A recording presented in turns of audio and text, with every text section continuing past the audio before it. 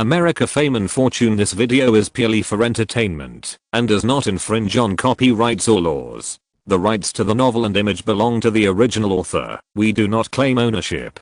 Don't like waiting and want to listen to this fanfic in full now? Subscribe to our Patreon, where you'll find the best fanfics. Chapter 551. It's so hard to be a good person. In Los Angeles, at the headquarters of Martin's fan club, Phoebe is counting the promotional materials that Jessica had sent. Rachel brought a large group of fans to pick up the event items for the afternoon. The crew of The Curious Case of Benjamin Button has a promotional event, and they are going to support it. Phoebe's handing out posters and banners. A male fan asked. Some media reported that Ben Affleck, Cassie Affleck and Brad Pitt were the three who instigated Tony Fairman to frame Martin for the illegitimate child incident. Is that true? Rachel nodded. Yes, what the newspaper reported is true. LAPD has arrested these three bastards. Someone immediately shouted, "They are going too far." I said that Martin must have been wronged, but many people on the internet still don't believe it. They want to discredit Martin and they can find any reason. With Martin's charm, does he need to force him? As long as he wants, he can have any woman he wants. My friend is a photographer in the fashion circle. I heard that the favorite male star of Victoria's Secret supermodels now is not Leonardo, but Martin. It is said that Martin is also the certification threshold for supermodels. How to certify? Hearing these people's discussions going down the three roads, Rachel hurriedly stopped them and said loudly, "For the afternoon event, we will not only support Martin, but also call on all parties to pay attention to this incident and severely punish the culprit who framed Martin." Phoebe continued, "If we don't punish them severely, next time a Bonnie or Jenny might pop up and claim that a baby is Martin's. Martin won't have to work to provide us with high quality films. We can't handle it." Others spoke out in support. Yes, the murderer must be punished severely. They must pay the price. We must put pressure on the Los Angeles judicial system. Rachel opened a box, took out various posters and banners prepared in advance, and distributed them to the leaders of various fan groups. Rachel and Phoebe organized hundreds of people to participate in today's interaction. At Los Angeles International Airport, Martin sent Elizabeth and Lily away and went to the Hollywood Bowl to participate in the promotion of The Curious Case of Benjamin Button. The Olsen sisters fashion promotion in Milan has not yet ended. After confirming that Martin is fine, Elizabeth returned to Europe to continue her busy brand promotion work.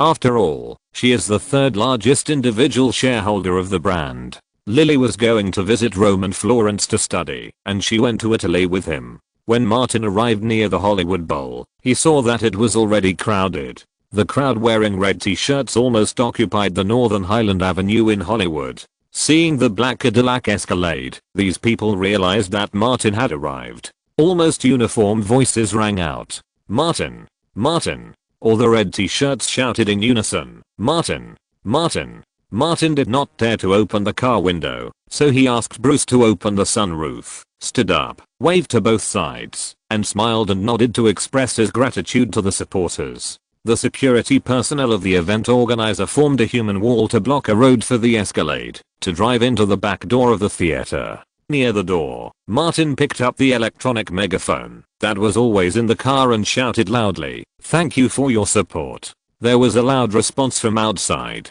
Until the back door of the theater was closed, thousands of people outside were still shouting Martin. The main entrance was opened, and a group of people wearing red t-shirts entered one after another. The cameras of hundreds of reporters in the media seats turned to the audience. Large pieces of banners and posters were held high. "Support Martin. Punish the real murderer. Let those who violate the law get the punishment they deserve. The law should protect our heroes." No one knows where it started, but soon everyone in the audience started shouting, "Protect the hero. Punish the real murderer. Protect the hero." The media's camera recorded this very faithfully, and then a huge pressure from public opinion would be formed. The voice reached the backstage, and Thomas was a little worried. "Will this affect your relationship with the Los Angeles authorities?" Martin smiled. "This is done after communication." Bruce whispered to Thomas, "Big Ben is not unrelated." McClane asked to create some public pressure. Thomas understood and said no more.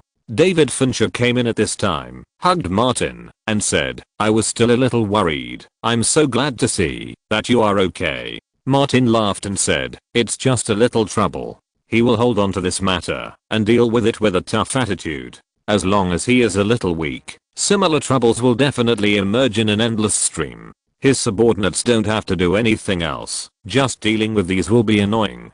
As for ordinary collaborators such as David Fincher, Martin could not ask too much. It was normal to see the wind direction before expressing opinions. In addition to David Fincher, Kathleen Kennedy also came over to chat with Martin. The promotional event kicked off immediately. Martin, David Fincher, Kate Blanchett and other main creative staff went on stage together. According to the process plan, they talked about some behind-the-scenes anecdotes and answered questions from the media and fans on the spot. When it got dark, the crew also screened some clips from the film.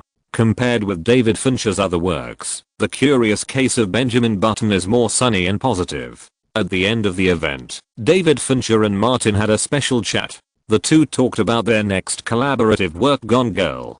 David Fincher focused on the casting. Gillian Flynn and I have reviewed the information of all the candidate actresses. Martin, there is one thing I need to explain to you in advance. Martin said, just tell me. Natalie Portman, the actress you and WMA jointly recommended, is not suitable for this role.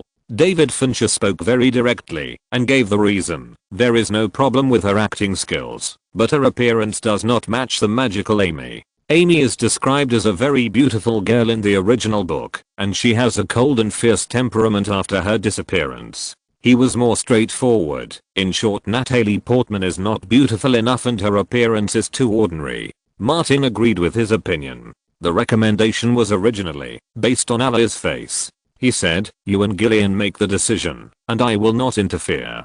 David Fincher was relieved to see that he had no objection, but he still had to take care of Martin and WMA's face. "I will notify her to participate in the third audition. Whether she is suitable for the magical Amy, I will see the results of the audition." Martin said, "Okay." That being said, Martin knew that Natalie Portman would most likely be eliminated because of her plain appearance. If it weren't for her appearance, David Fincher would have chosen his longtime friend Reese Witherspoon. The two chatted for a while about the movie they were promoting. Neither of them was too worried about the box office and market of The Curious Case of Benjamin Button. The Best Actor award at the Cannes Film Festival had a certain effect. Martin was now very popular and had great appeal. Warner Brothers and Paramount Pictures jointly distributed the movie, so there was no problem with publicity. Of course, this kind of movie can't compete with purely commercial movies in terms of box office. It was dark outside, and Martin got on the Escalade and went home. Bruce reminded him, "Don't forget, you have an appointment with Harvey Weinstein tomorrow and you have to meet him." Martin said, "Let me ask about the situation there first." He took out his cell phone and called Georgina. The scumbag and the playboy knew everything about Harvey's situation these days. Georgina even told Martin a room number and asked him to come to her after talking to Harvey tomorrow. She wanted to be tested again. The other party has sold her husband. How can a good man like Martin refuse? Refusing would be too bad, so he had to bite the bullet and agree. Bruce turned his head and saw Martin hanging up the phone and said, "You are really in a difficult situation. You sold yourself just to get someone." Martin sighed. "Old Bruce, it's not easy for you either." "Jody, do you have pelvic pain?" Bruce thought of Jody, who was safe and sound and couldn't help crying in his heart. "It doesn't hurt anymore." The two scumbags complained together, telling about their own difficulties. The car entered the northern part of Sunset Boulevard. When they were about to get home, Martin found that a van drove out of Cheryl's Theron's house next door, followed by a black Mercedes. The two cars were coming towards him. Under the light of the Escalade, Martin could see clearly that the one driving the Mercedes was Stuart Townsend. There were several bags piled on the passenger seat on his side. It seemed that the back seat was full. As the two sides were about to cross each other, Stuart recognized Martin's Escalade, lowered the driver's window, stretched out his hand, and raised his middle finger towards Martin. Bruce saw it. "Do you want me to hit him? I can knock him over." Martin shook his head. "Why hit him? He will go for a paternity test soon and face bigger troubles." Bruce thought of a question. Does the man need to be responsible for doing what Tony did? Not sure. Martin didn't have any similar cases in his impression. Perhaps this will become a typical precedent in the American judicial community. Bruce pointed back. He wouldn't be driven away by Cheryl Theron, would he? Let me ask. Martin called Cheryl and waited for the call to be connected. He said in a very concerned tone, "Hi, Sally, I found something. A van full of things drove out of your house. Did you know? If you didn't know, I would have called the police." "No need to call the police. I know what's going on." Cheryl still remembered Stuart's slanderous words about her and deliberately added, "I broke up with Stuart Townsend and asked him to move out today." Martin said, "I'm sorry." Cheryl said, "It has nothing to do with you. I know all the bad things he did. I actually stuck with such a scumbag for so many years." Martin comforted her. "Everything will be fine." She sighed deeply. "Do you have time on the weekend? Let's have a drink together." Martin replied, "On the weekend, yes. You decide the time and place. Call me anytime." When Martin hung up the phone, Bruce said, "Leo and Jack are right. This is what you like best." Chapter 552. The battle begins. Entering the Los Angeles Angels Club, Harvey saw guns of all kinds. This was not a leisure club, but a shooting and fighting practice range. Matt Damon whispered, "He asked us to meet here." "What does that mean?" Harvey said, "Demonstration." Georgina, who had come earlier, appeared at this time and said, "This way, they are waiting for us in the entertainment area." Harvey followed and whispered to Georgina. Matt Damon had an illusion that Harvey's wife came from there and took them over, just like the other party's people. But he thought about it and felt that it was impossible. The sound of gunshots suddenly came, and Harvey paused instinctively. Thinking of Martin Davis's killing spree at the Santa Monica Pier, he was a little panicked. However, he quickly stabilized his mind. Even if he had two guts, Martin Davis would not dare to attack him. Entering the entertainment and leisure area, Harvey and Damon followed Georgina to a lounge, where only Martin and Bruce were. Martin stood up and shook hands with Harvey and Damon, saying, "Sit anywhere." Georgina sat across the table from Martin. The waiter brought coffee and Bruce closed the door after he left. Harvey said, "This is the first time we've met since the Cannes Film Festival." Martin said, "I've been shooting a movie outside, and when I came back, I ran into some bad things. I wanted to visit, but I couldn't find the time." This was not a random statement, because Georgina did invite him to Harvey's mansion in Beverly Hills. Harvey tapped the table gently and said, "In my plan, Inglourious Basterds will win the Best Actor award at Cannes. I'm the best actor this year." Martin said without any guilt, "Harvey, we competed openly and fairly, and I won fairly." Harvey couldn't help laughing. "Fairly? Isabella Janney has nothing to do with you?" Martin remained calm and said, What does she have to do with me? I have heard of her, but I don't know her." Harvey was more direct. "You took advantage of the hostile relationship between Janney and Huppert for many years, calculated me and the crew of Inglourious Basterds, and took the Best Actor award with despicable means." Martin spread his hands to show that he was very innocent. Harvey was still as strong as ever. "You owe me a debt." Martin shook his head slowly and firmly. "Harvey, I don't owe you anything." If it were a year ago, he might have continued to show weakness, but with the help of his feet and face to this extent, there was no need. Harvey said, "We could have been partners, creating a new Hollywood. Then I'll be like Damon and the Affleck brothers?" Martin asked. As soon as he finished speaking, a foot stretched out from under the table, wrapped in stockings, and rested on Martin's ankle. Georgina took off her high heels and deliberately teased Martin, but her eyes were fixed on Harvey.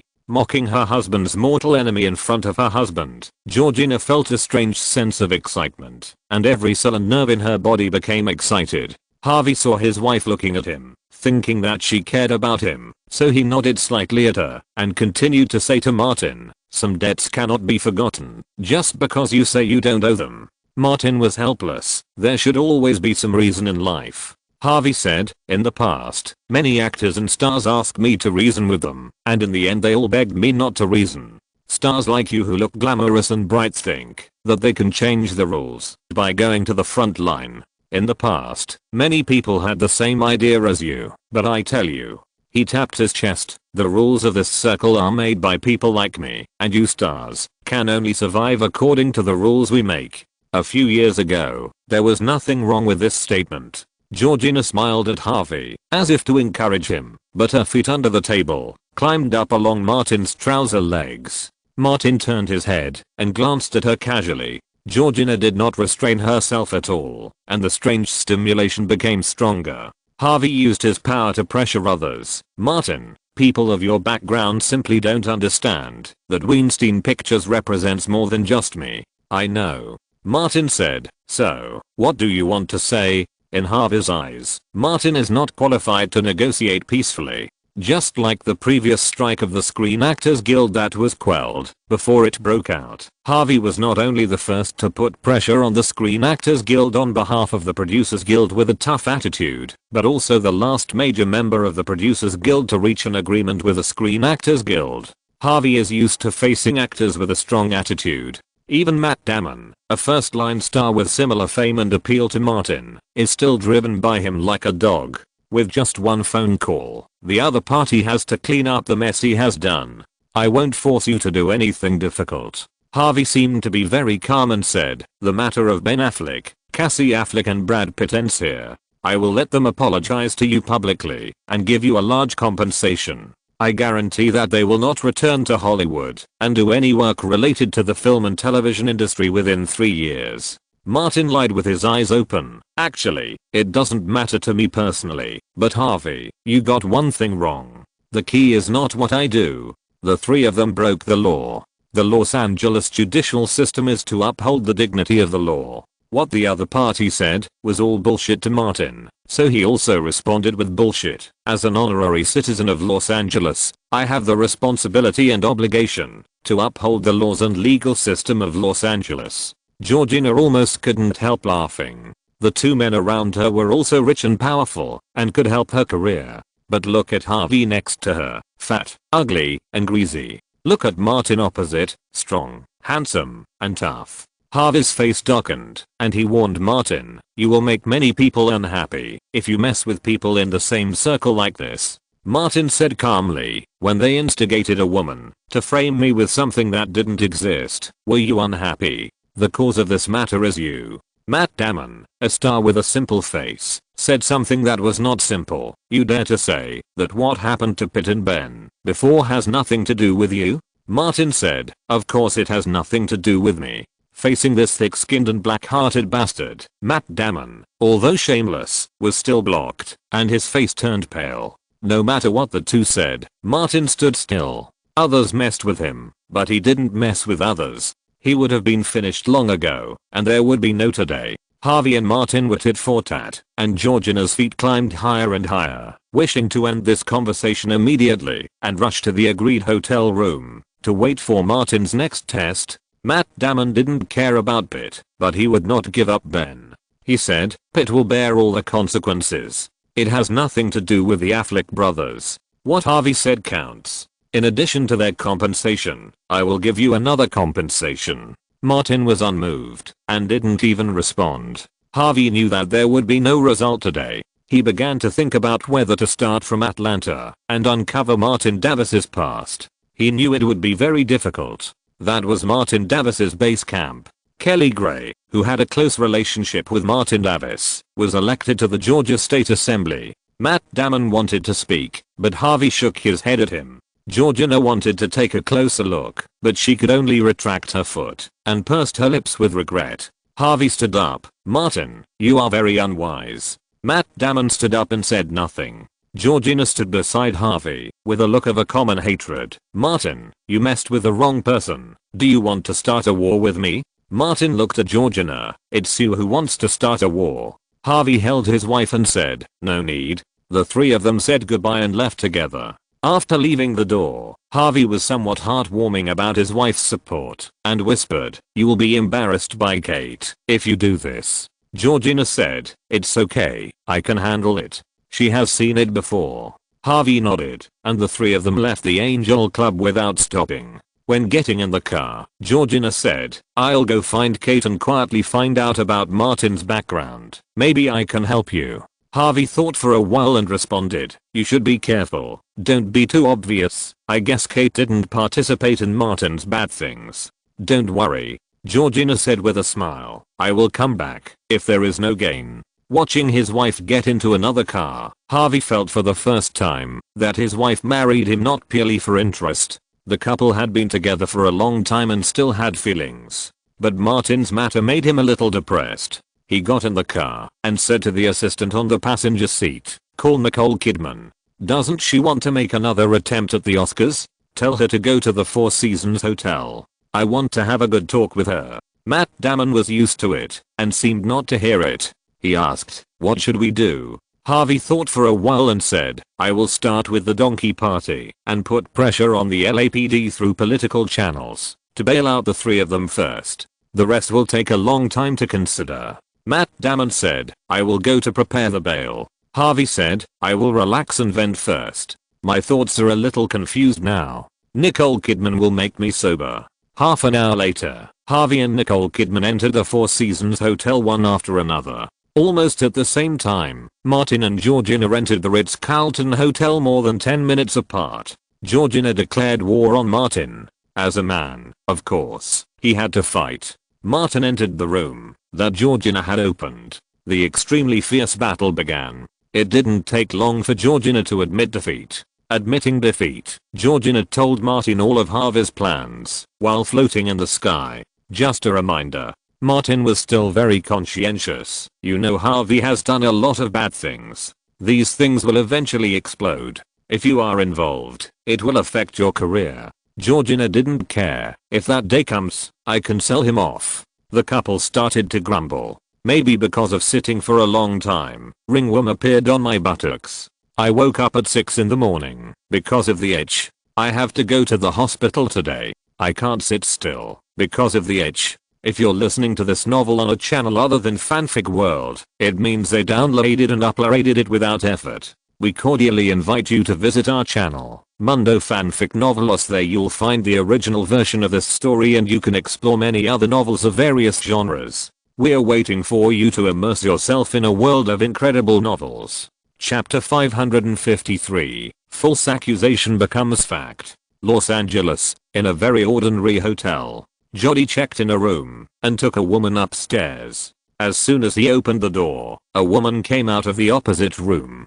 "Who is this?" The woman was a little surprised. "Emma O'Connor." Jody introduced the two, and Emma is also a victim like you. Angela Roy took the initiative to come over and hug Emma. Seeing that, she lowered her head and looked a little depressed. She said, "Sister, this is not our shame, but his shame." Emma didn't say anything, but nodded vigorously. Jody deliberately arranged for the two to live together, and also to stimulate the emotion of common hatred against the enemy. He said to Angela, "Emma will be left to you to take care of for the time being. I will go back to finish the manuscript. We will try to act one day earlier." Angela said, "Don't worry, I will take good care of Emma." The two entered the room that Jody had just checked in together. Jody gave a few more instructions, went downstairs and left the hotel, and got into a Ford sedan parked on the side of the road.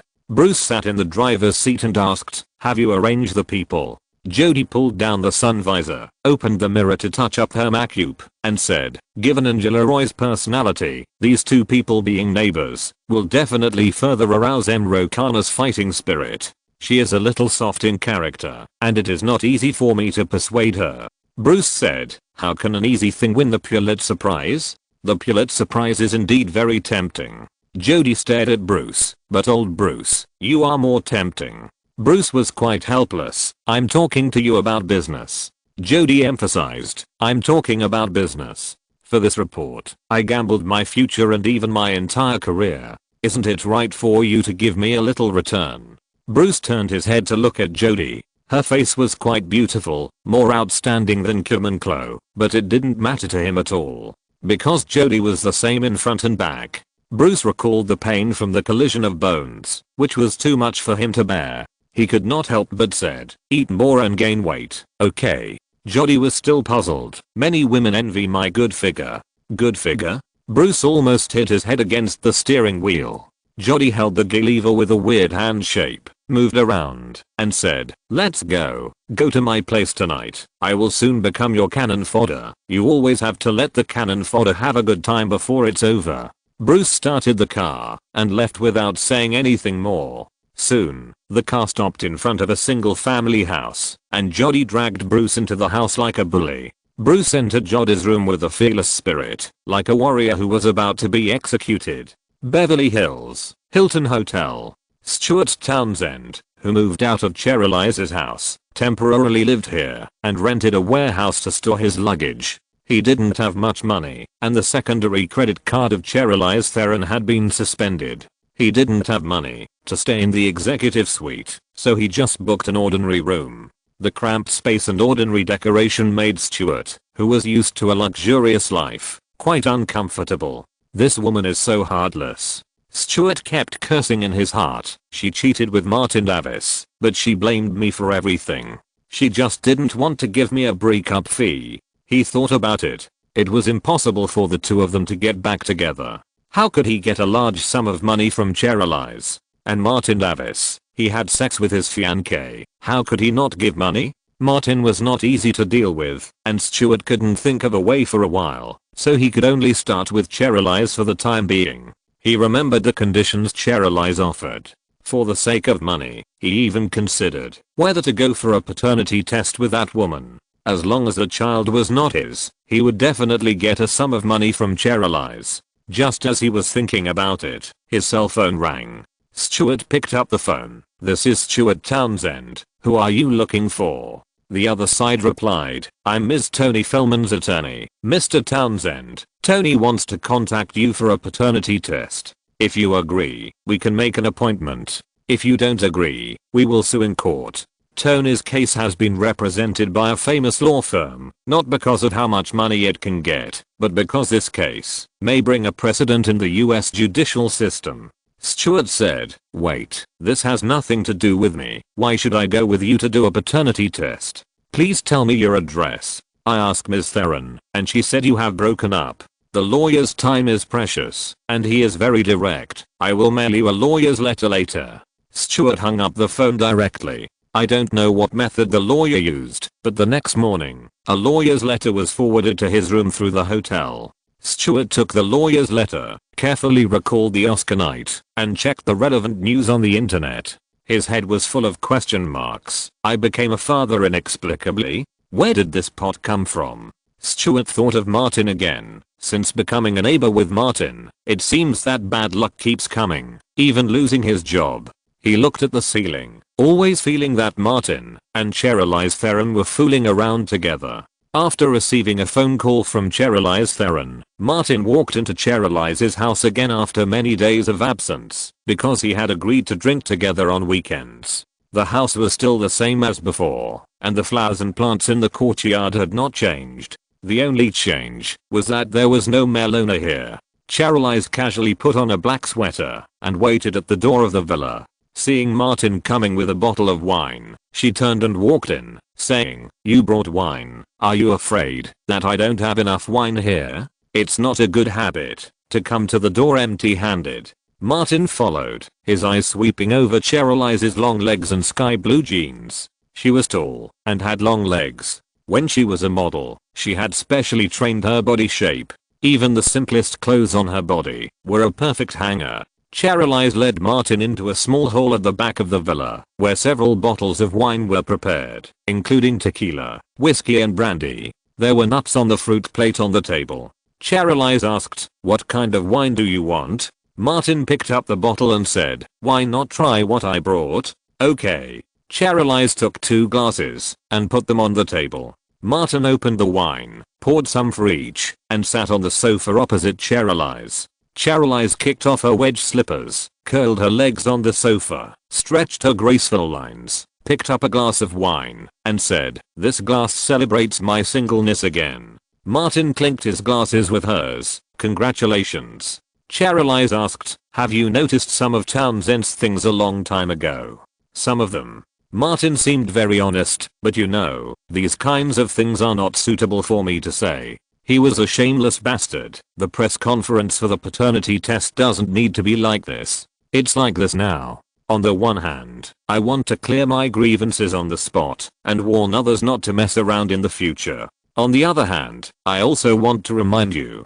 Charlize was half believing and half doubting, but she understood one thing in her heart. The man opposite her, like many people, was smitten by her charm. Thank you. Charlize picked up the glass again and drank it all. Martin also drank the remaining wine in the glass. Charlize took the bottle and poured the wine, saying, "We have been neighbors for almost a year, and I have never invited you to my home. On the contrary, you have invited me many times, and Lily often gives me small gifts." Martin said, "It's not that I don't want to come, it's just that it's not convenient, and I'm afraid people will misunderstand." Charlize smiled. "I drove that bastard away. You can come often in the future." Wow, am I not more powerful than Hawking? Martin deliberately pretended to be surprised. He can't get a date with Charlize Theron in many parallel universes. Charlize has been in the modeling and entertainment circles since the early 1990s and has seen everything. She said, "That's because I don't like him." The two people, who are extremely confident in their appearance, looked up at each other at the same time and laughed. Charlize had another drink with Martin. She could obviously drink a lot. After a few drinks, her face remained calm and she said, "Martin, this time you have made up my mind to get rid of that bastard." Martin could see that Charlize had a lot to say, but he just nodded slightly. Charlize poured wine and said, "In fact, I had noticed that he had cheated on me a long time ago, but I always hoped that he would come back for the sake of our years of relationship, but what I waited for was greater hurt. I persisted in this relationship for 9 years, 9 whole years, the best time of my life. I didn't enjoy life. There were no feasting and revelry, no high quality." She shook her head. "What I waited for was a false accusation without any basis or reason. Just because you and I are friends, neighbors, and get a little closer, that bastard slandered me for cheating." Martin vaguely grasped Charlize's emotions and said, "He's such a bastard." Charlize continued, "I stuck with him for 9 years, kept giving him for him, and gave him enough dignity as a man in public, but what I waited for was false accusations and slander. The main reason I broke up with him was because he slandered me." Martin took out his mobile phone and asked, "What's his phone number? I'll go and clarify. I can't let you suffer this injustice." "No need." Charlize shook her head. "Really no need." Martin didn't have Stuart Townsend's contact information. Charlize's eyes fell on Martin's face and said, "I will use my own way to clear this false accusation, but I need your cooperation." Martin nodded, glad to help. Charlize smiled. "My life in the past few years has been too tiring and depressed, and I have missed too many beautiful things. From today on, I want to change the way I live." When she broke free from the shackles of the previous period, she found that there were so many things worth enjoying in Hollywood, and life could become colorful. Chapter 554. This night is more enjoyable than 9 years. Charlize stopped drinking after drinking less than half of the bottle of wine on the table. Being tipsy is a mood, but being drunk can't do anything. She can't even clear up the injustice she suffered. Charlize Theron's words reminded Martin of the gossip news he had read in his previous life. Charlize had few scandals 10 years ago, and then she changed boyfriends as fast as Leonardo changed girlfriends. And she was not as loyal as Leonardo, but tried all the old, middle-aged, and young. Martin continued the previous topic and said, "Sally, he not only framed you, but also me. Then let's do everything we didn't do." Charlize stared at Martin. "Make the false accusation a fact, and the false accusation will no longer exist." She stood up and walked over, sitting directly next to Martin. "This is the fastest way to clear up the injustice. Why didn't I think of it?" Martin hugged Charlize. "Sally, you are a genius." The two of them both had the legitimate intention of clearing up the injustice as soon as possible, and quickly entangled together. Charlize has a big frame and broad shoulders, and ordinary people can't control her. But today she met Martin, the real #1 hunk in Hollywood. Dire goddess vs coke god of war. This is a battle for justice. After an unknown amount of time, Martin made a request. "I want to go upstairs to your room." Charlize said, "Okay, but you have to carry me all the way up." This is a woman who is nearly 1.8 meters tall. Most people can't do it, but Martin is not an ordinary person, so he can do it. He carried Cheryl's up the stairs and passed by the corner of the stairs. There was a photo hanging on the wall that had not been taken down yet. It was a photo of Stuart Townsend and Cheryl's Theron when they got engaged. While Cheryl's was seeking justice, she caught a glimpse of the crystal photo frame, raised her long legs, and kicked it.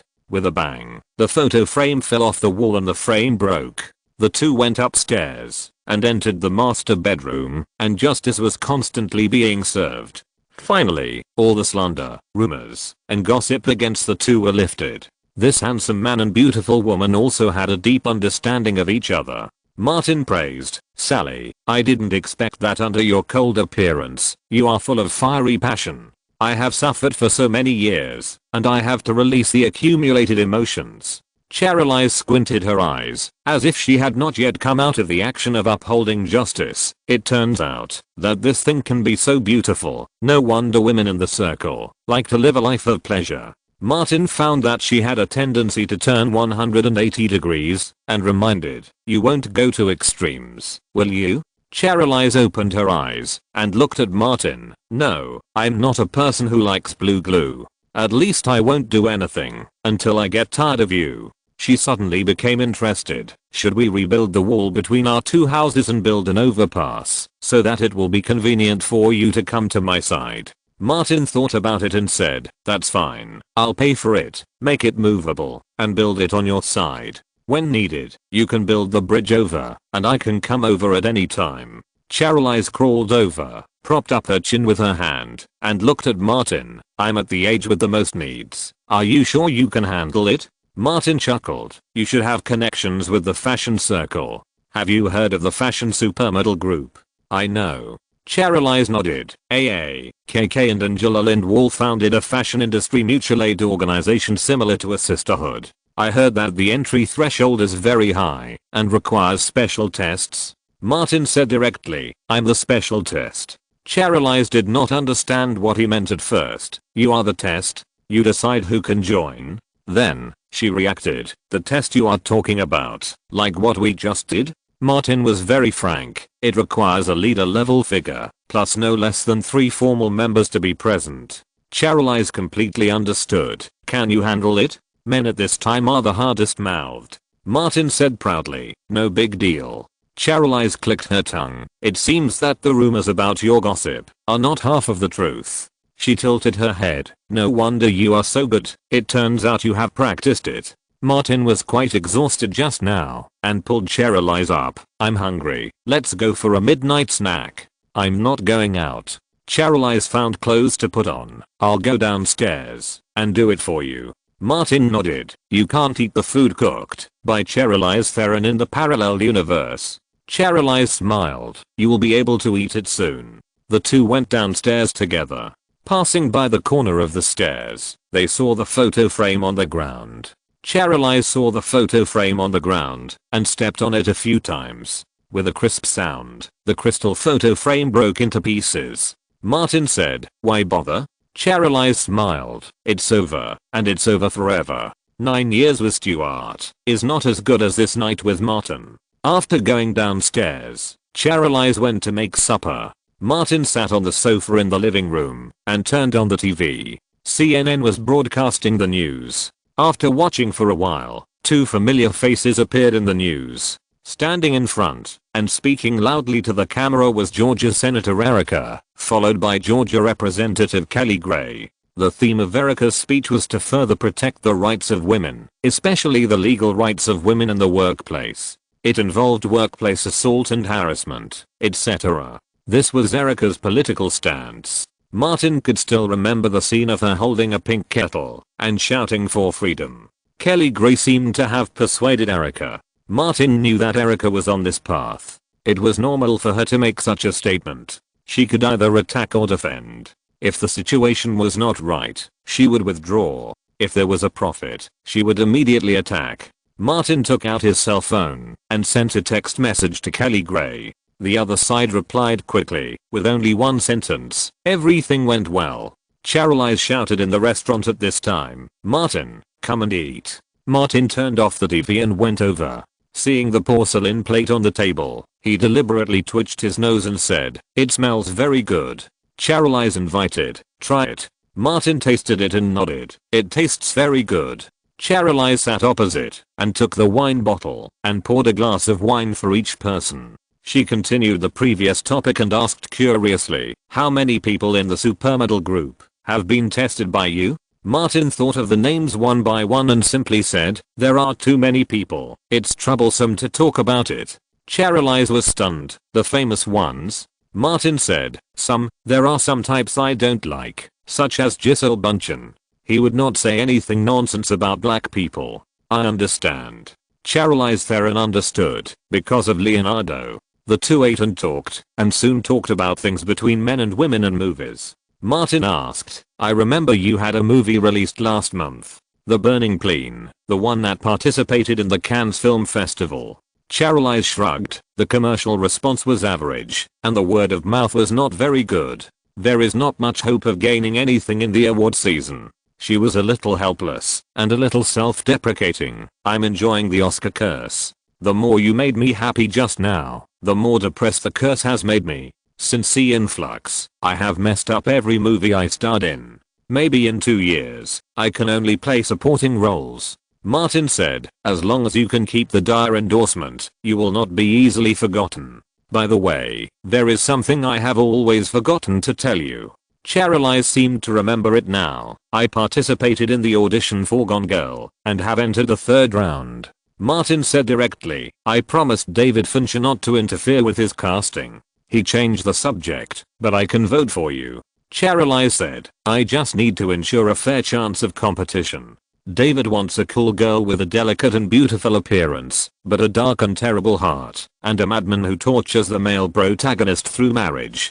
She was extremely confident. "Among those who entered the 3rd round of auditions, no one is more suitable for the magical Amy than me." Martin said, "Believe me, Sally, David Fincher chooses people based on the audition results."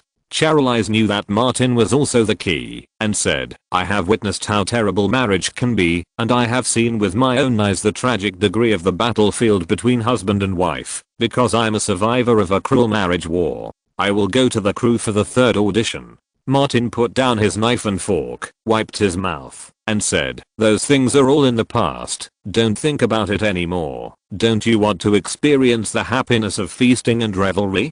Come on, I'll take you to wash your face." When he went out, Martin called Leonardo, Nicholson and Christopher Nolan again. The latter has participated in the collective face washing activities of the Face Gang many times. It was the first time for Charlize to enjoy this kind of service. Although it came from the same six, she was still refreshed and sighed that the bastards in the Face Gang really knew how to play. Martin and the other two talked about movies for a while, but they didn't discuss anything too extreme. After washing her face, Charlize Theron was full of energy and ready to go back to wash Martin's face for the 2nd time. Martin found her and said, "You drive ahead first. I'll talk to director Nolan for a few words."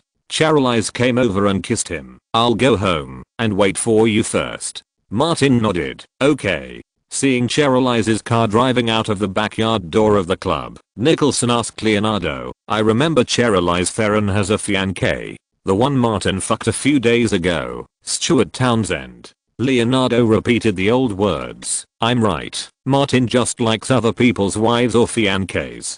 Nicholson said, "What a pervert." Martin pretended not to hear what the two idiots said and asked Nolan to get in his Escalade. The car drove out, and Nolan smiled and asked, "Is there anything you want to talk about privately?" Martin's face was serious. "It's related to the Moroccan kidnapping case and the shooting on the crew." Nolan put away his smile. "Do you have the latest news?" Chapter 555. Who is next? Nolan has always been bothered by the Moroccan kidnapping and the shooting on the set, and has told Martin more than once that he suspects the incident is related to the Mossad, a notorious agency that has done countless dirty work. Martin spoke a mixture of truth and lies. "A few days ago, I heard some relevant news from Harvey's wife Georgina Chapman. Chris, I have a special relationship with her." Nolan nodded to show that he understood. "I understand. There is no evidence for these things," Martin said seriously, "but it involves you and me. I think you have the right to know." Narlan himself never thought of gently turning the page. Actually, I have some guesses. Martin said directly. Georgina told me that Harvey instructed Pete and Ben to find someone to do this. Although I don't know who they found, and there is no evidence, Georgina occasionally heard them call. Narlan frowned. I have nothing to do with Harvey.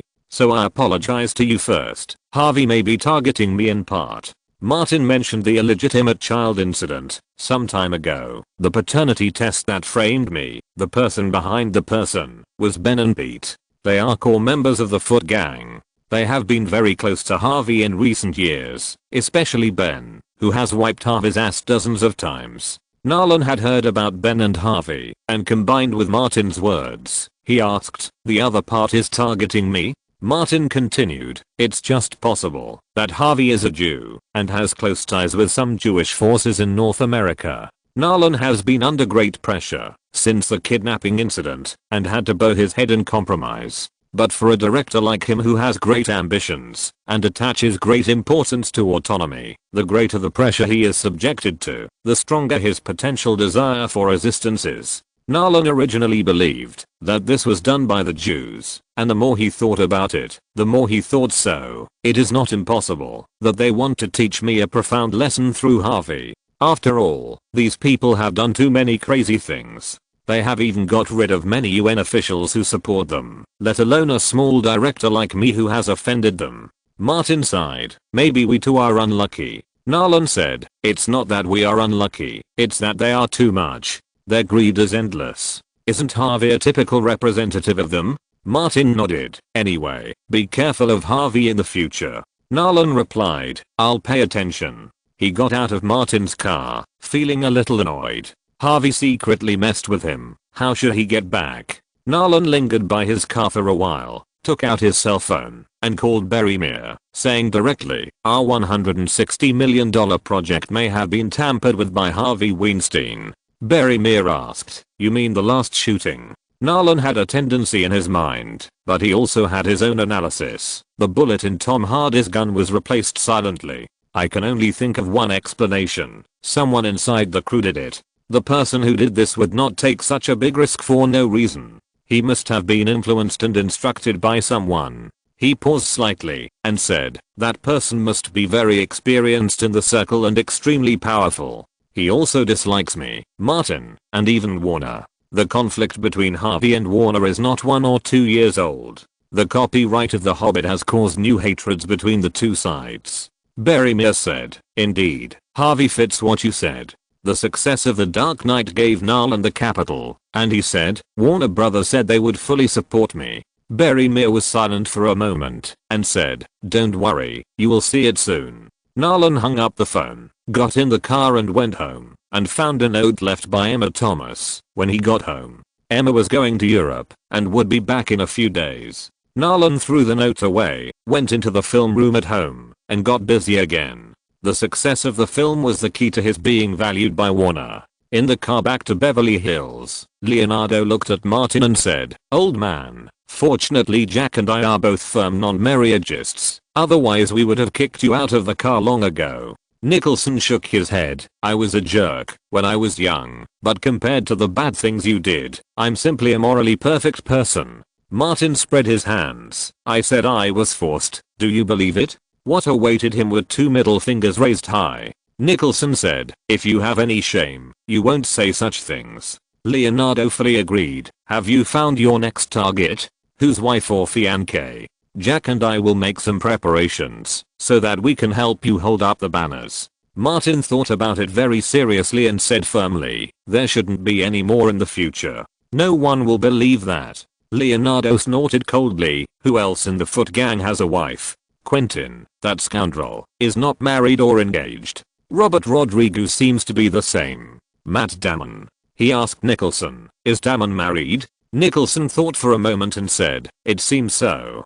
Can you two behave like human beings? Martin pointed at them and said disdainfully, thinking about plotting against other people's wives all day long. Even if you throw them into hell, Satan will be suffocated by the stench of assholes you emit. The car had entered Beverly Hills. Leonardo pointed to the north side of Sunset Boulevard and said, okay, be a human being. Swear that you won't look for Charlize Theron tonight. Martin hit back. Envy and jealousy have twisted your mind, Leo. I'm looking for Charlize Theron, who Hawking couldn't date in countless parallel universes. I'm not like you, who always likes to find some ugly girls. Leonardo was about to ask her if she had blonde hair and long legs. He realized in time and said, "You don't understand. True love is only for those under 25 years old." Nicholson didn't want to pay attention to these two idiots and asked Bruce to stop the car. "I'm going back to sleep." Leonardo said, I'm going back to recuperate so that I can prepare for the next war."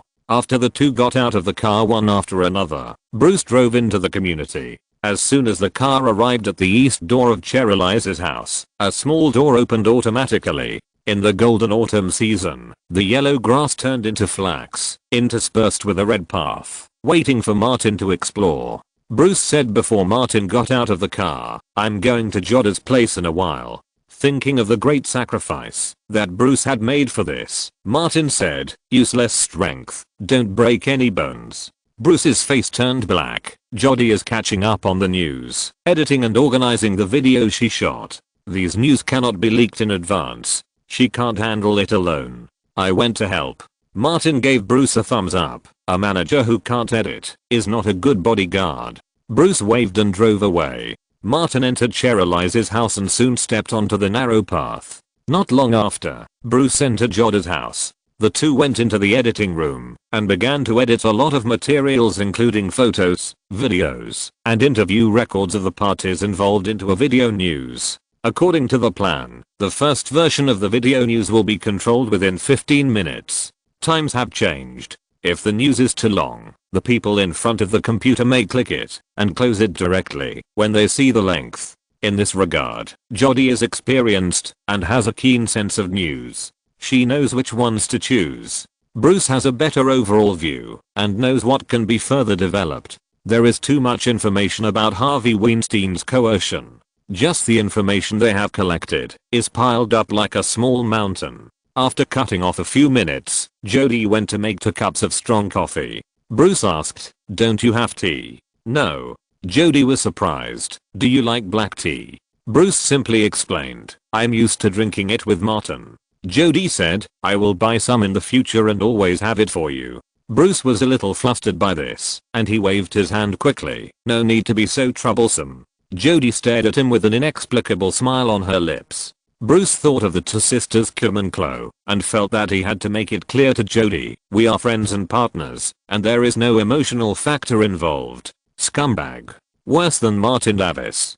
Jodie almost spat directly. Bruce had been with Martin for a long time, so he learned from him, and was very familiar with the 3 no principles. He could come up with excuses easily. "Let's get this straight. I just wanted to comfort you, because I saw you were very tired, and had a hard time." Jodie said directly, "I still need to comfort you after today's work is done." She gave him a heads up. "Can you be a little gentler? Are you going to break my bones every time?" Bruce had become accustomed to bumping into the other two. No matter how hard they hit, they would have enough cushioning, and didn't have to worry about these things. "I'll try my best." He could only say this. Jodie stopped discussing these, and returned to the main topic of work. "Soon, I will be your whistleblower. Are you sure you have enough strength to deal with Harvey?" It was precisely because they were not 100% sure that they asked Jodie, the cannon fodder, to rush to the front. Bruce certainly wouldn't say that.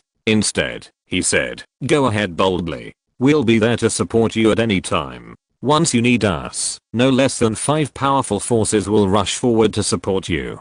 Jodie couldn't turn back at this time, nor did he plan to turn back. He asked, "Who are the 5 forces?" "I can't tell you for now." Bruce answered vaguely. This was not empty talk. It was enough to put it in the open. He secretly calculated in his heart that Martin's side was one side. There was also the political force launched by Kelly Gray. Louise was said to have to persuade her father. After all, she was deeply bound to Martin's interests.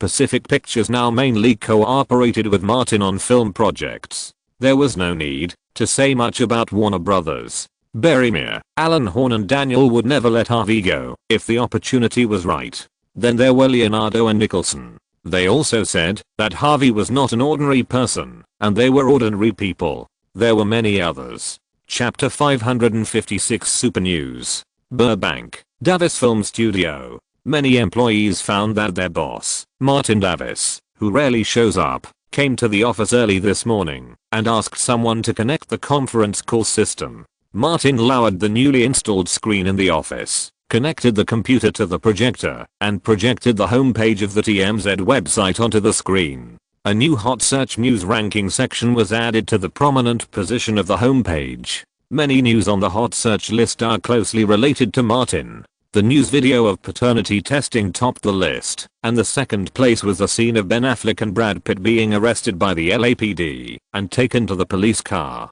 Further down, the sixth place was related to Martin again. A paparazzi took a photo of him and Charlize Theron going out together late at night. Martin refreshed the webpage again, and the homepage of TMZ did not change much. Bruce checked the time and said, "It won't be that fast. Jodie will release relevant news before getting off work at noon. She is the deputy editor-in-chief of TMZ and has the power to promote and pin the news to the front page.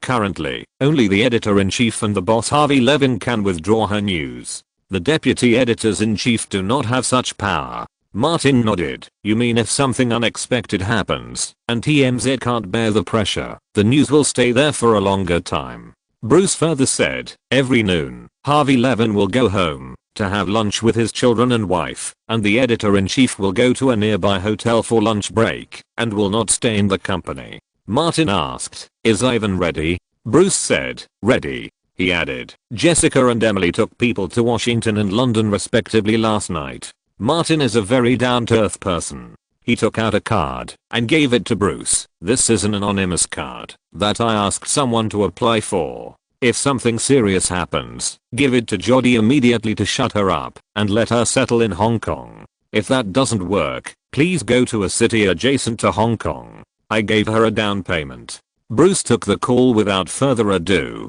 His phone vibrated. He glanced at it and answered it, chatted for a few words, and said to Martin, "Leah Sedaux has checked into the Ritz-Carlton Hotel." Martin called Leah Sedaux and asked her to adjust to the time difference first and go for the audition in a few days. There are several more important female roles in Gone Girl. Which one Leah Sedaux is suitable for depends on the audition results. Thomas knocked on the door and came in, took out a bottle of water from the refrigerator, unscrewed it and took a big sip, and said, "I just got the news that the Los Angeles District Attorney has decided to prosecute Ben Affleck, Cassie Affleck and Brad Pitt. What are the chances of them going to jail?" Martin had no sympathy at all and wanted these three bastards who instigated the illegitimate child scandal to go to jail together to pick up soap. Thomas told the truth. "If our next action is successful, those three bastards will definitely go to jail." Martin asked Bruce, "I remember that meme came from the black community. It seems that quite a few of his dark friends are in jail?" Bruce nodded. "Among Mean's childhood friends, there are very few who did not go on the road of crime. Just like you in the Clayton community, you are an alternative." Martin said naturally, "Once the results are confirmed, let Mean send some soap to his friends in prison."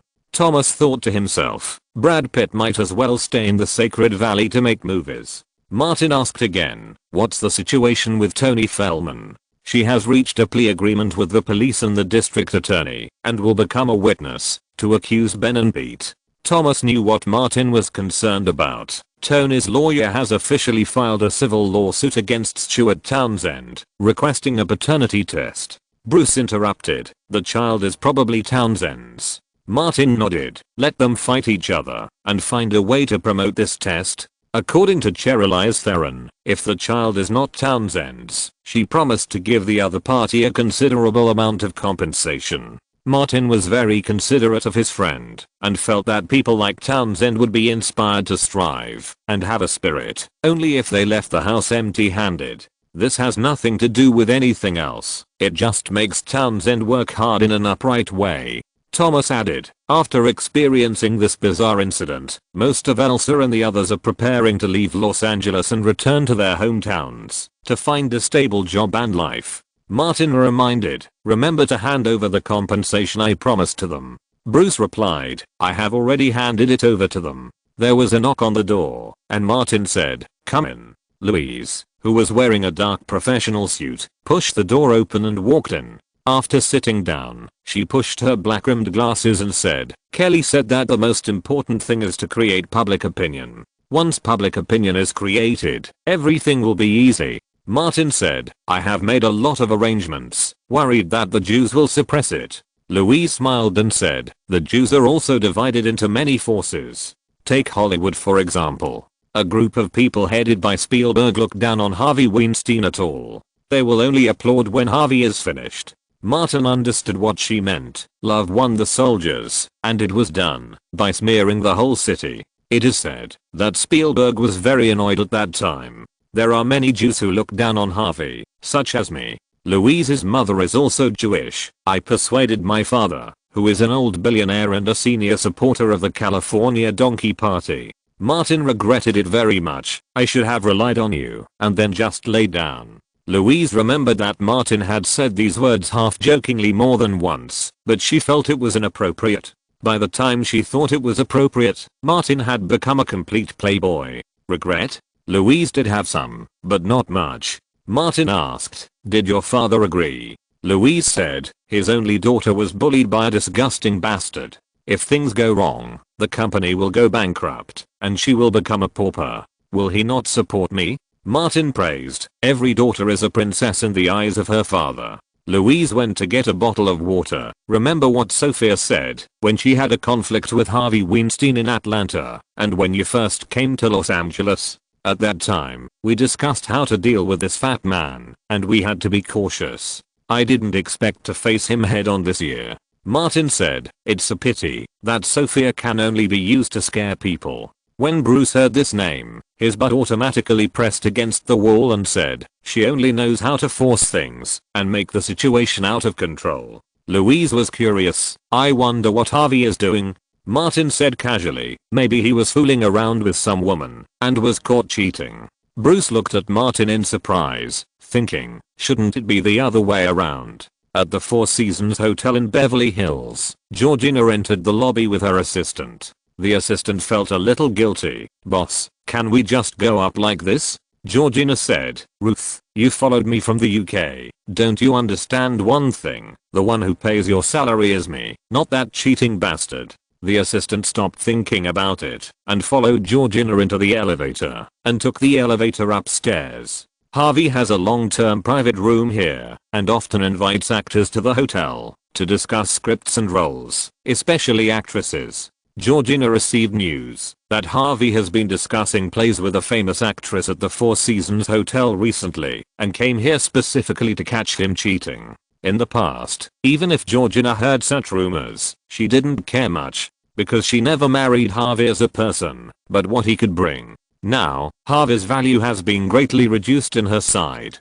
Georgina also understands one thing, paper can't cover fire, especially she likes to play exciting things. What should I do? Occupy the moral high ground first. Georgina took the elevator upstairs and quickly found Harvey's long-term private room. She took out the suite door card that she had found at home earlier and nodded to the assistant. The assistant opened the bag, looked at the hidden camera, and said, okay. Georgina swiped the card to open the door, gently opened the door, and flashed into the room. As soon as she turned out of the entrance, she saw Harvey wearing a short nightgown and lying on the long sofa. Nicole Kidman, who was also wearing a short nightgown, was massaging Harvey's body. The scene was unbearable to watch. Georgina forced herself to get angry and shouted, Harvey, what are you doing? The two people also noticed her. Harvey turned over and said, why are you here? Georgina pointed at Nicole Kidman and said, what is she doing? What are you doing? Is this what you said about negotiating work? Where do you put our marriage? She asked sternly, is this your promise to me? Nicole Kidman said nothing.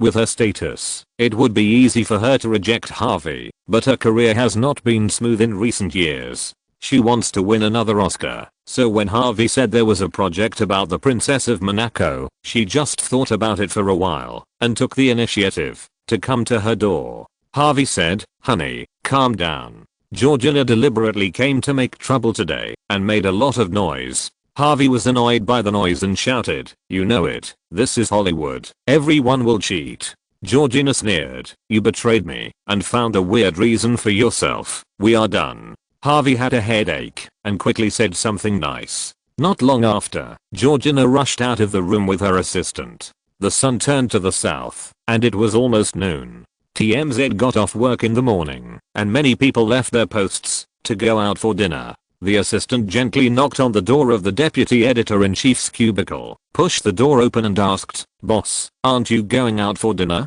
Jody opened her wallet, took out $2 and gave them to the assistant. "Please pack one for me and bring it back. I'm not feeling well, so I won't go out." The assistant asked with concern, "Are you okay?" Jody forced a smile. "There are always a few days every month." The assistant said no more and left the office with the money. Jody waited for a while, and it was completely quiet outside. She took out the storage disk, connected it to the office computer, uploaded the edited video, copied and pasted the written manuscript, and clicked upload. As the deputy editor-in-chief, Coyote had great authority. After passing the news review, he first put the video news on the front page, and then selected it as the top of the front page. Super News appeared.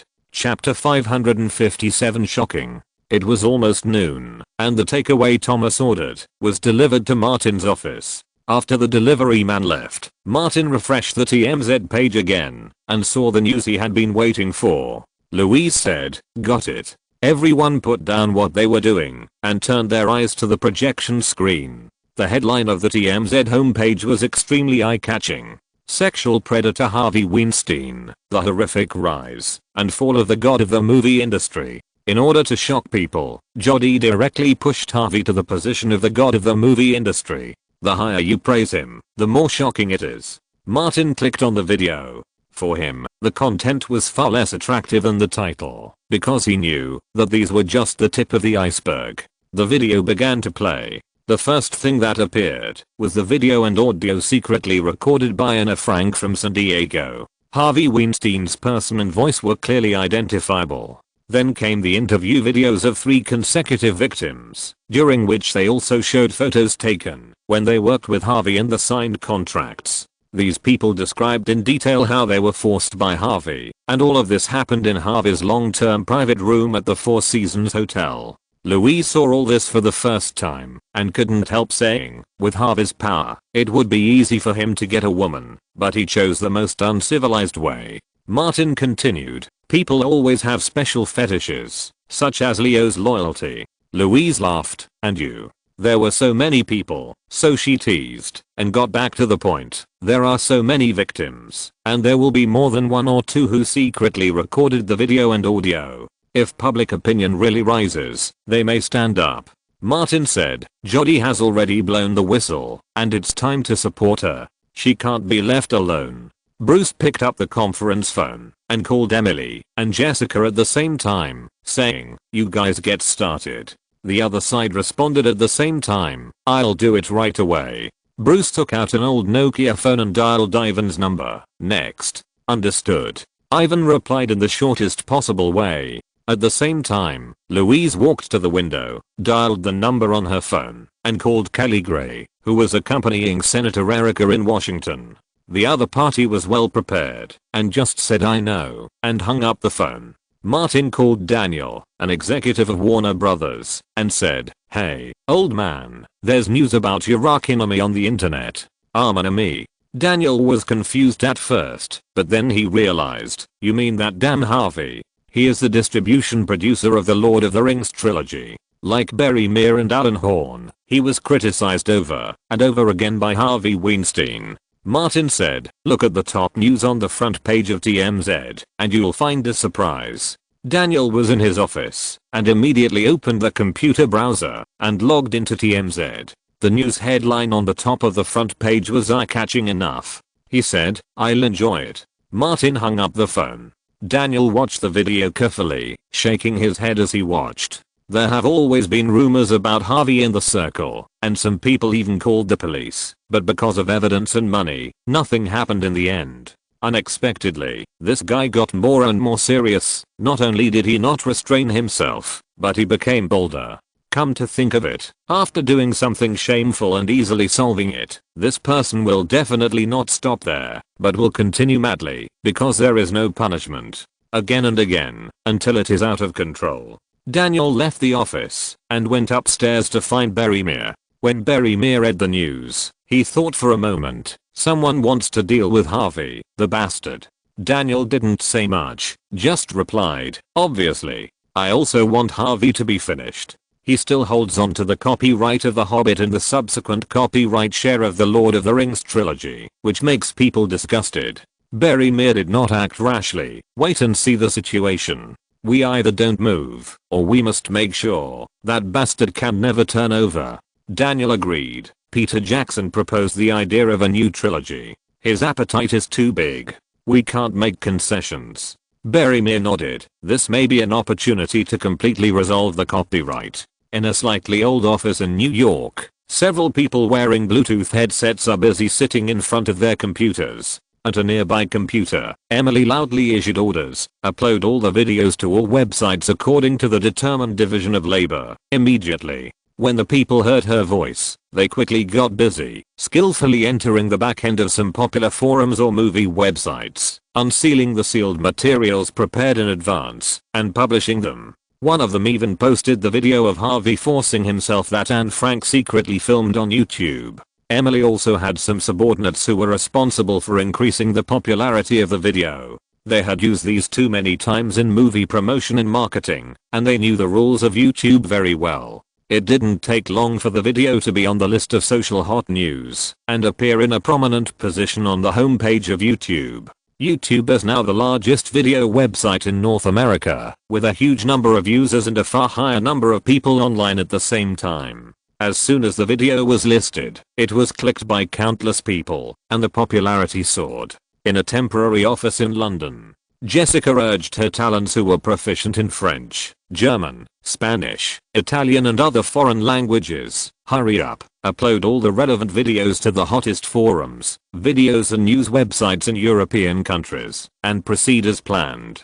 The 6 or 7 people present took out the file bags and unsealed them, connected the storage disk to the computer, and, like Emily, knew that they were doing something very important, but they didn't know who they were targeting.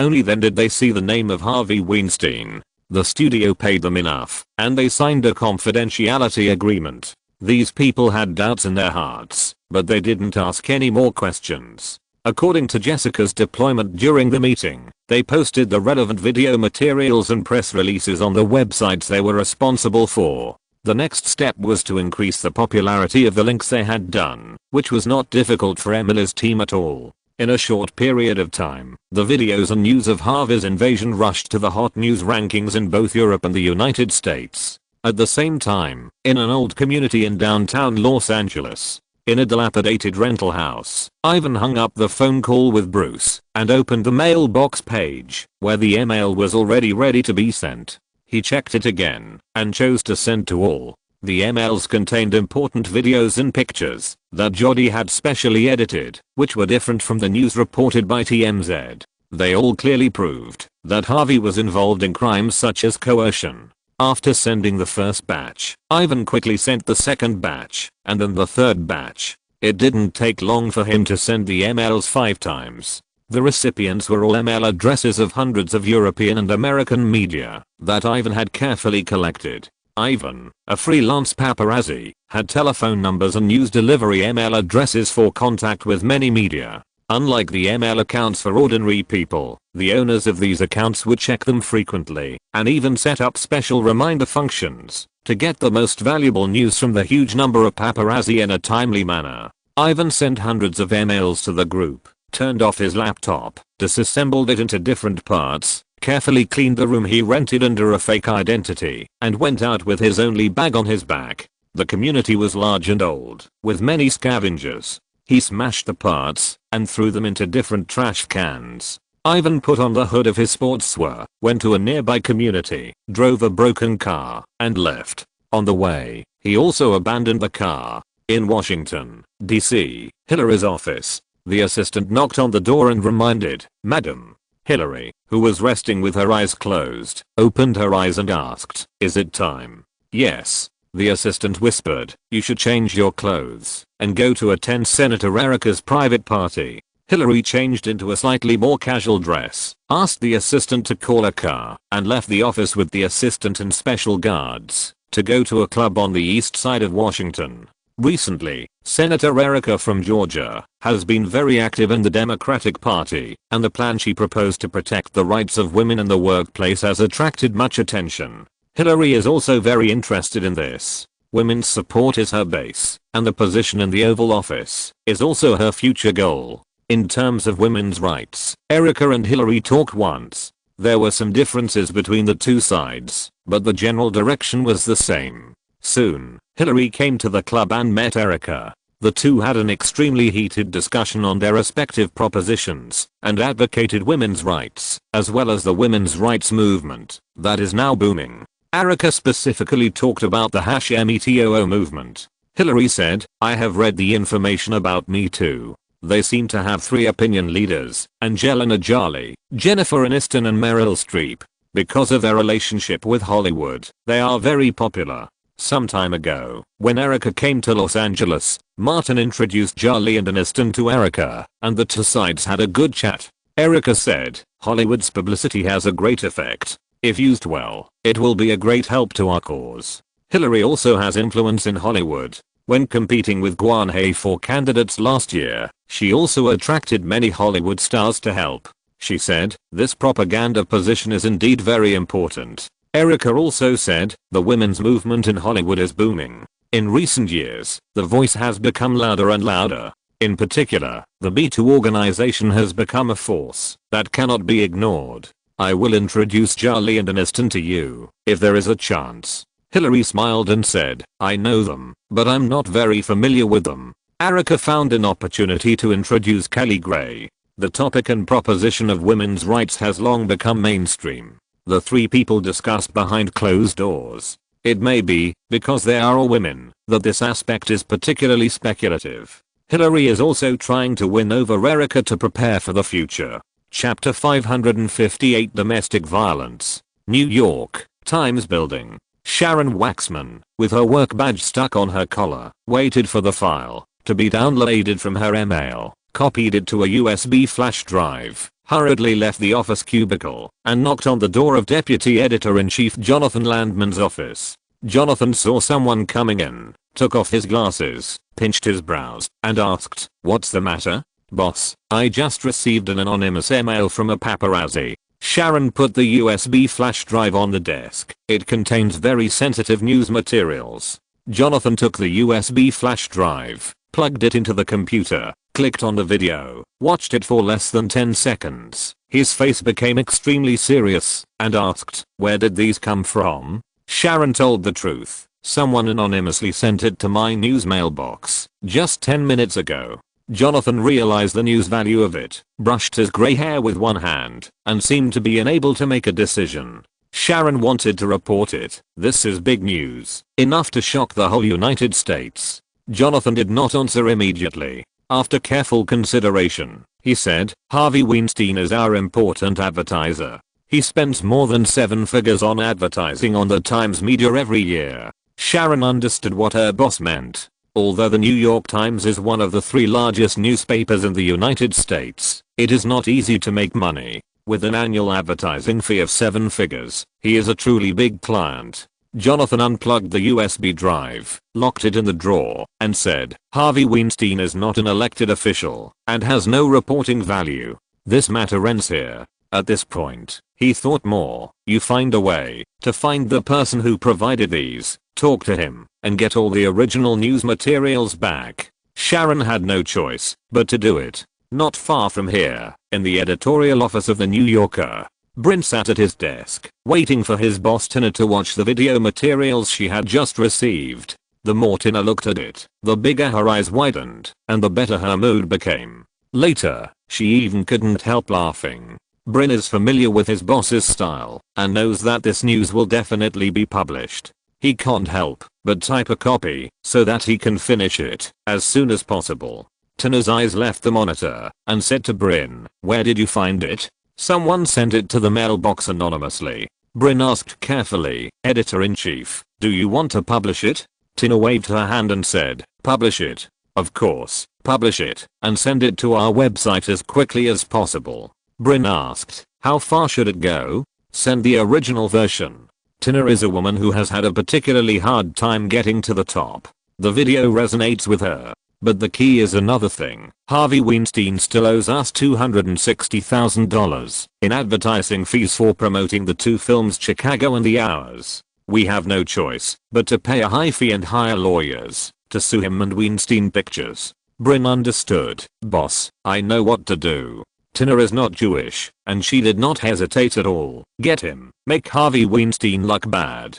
Not only in New York, but also in major cities across the United States such as Los Angeles, Chicago, and San Francisco. All editorial offices of newspapers, radio stations, or TV stations with a little influence have received similar news clips. Martin's strategy is simple. At this time, you must cast a wide net to catch more fish. Among these media, many of them first reacted to temporarily suppress it, and some of them even contacted the parties involved. But among the total of more than 500 media, there are always some media that are influential enough and do not care about Harvey Weinstein, and they choose to publish the news. Harvey Weinstein's influence has its limits after all. After TMZ, YouTube, The New Yorker, Hulu, Yahoo News and other websites all published news related to Weinstein, the enthusiasm of netizens who read the relevant information was ignited. In the news comment column of TMZ, the netizens left more than 1,000 messages in less than half an hour. Shocked. In our civilized society, a successful person who looks righteous would actually do such a disgusting thing. Harvey Weinstein is committing a crime. Where is 911? Where is the FBI?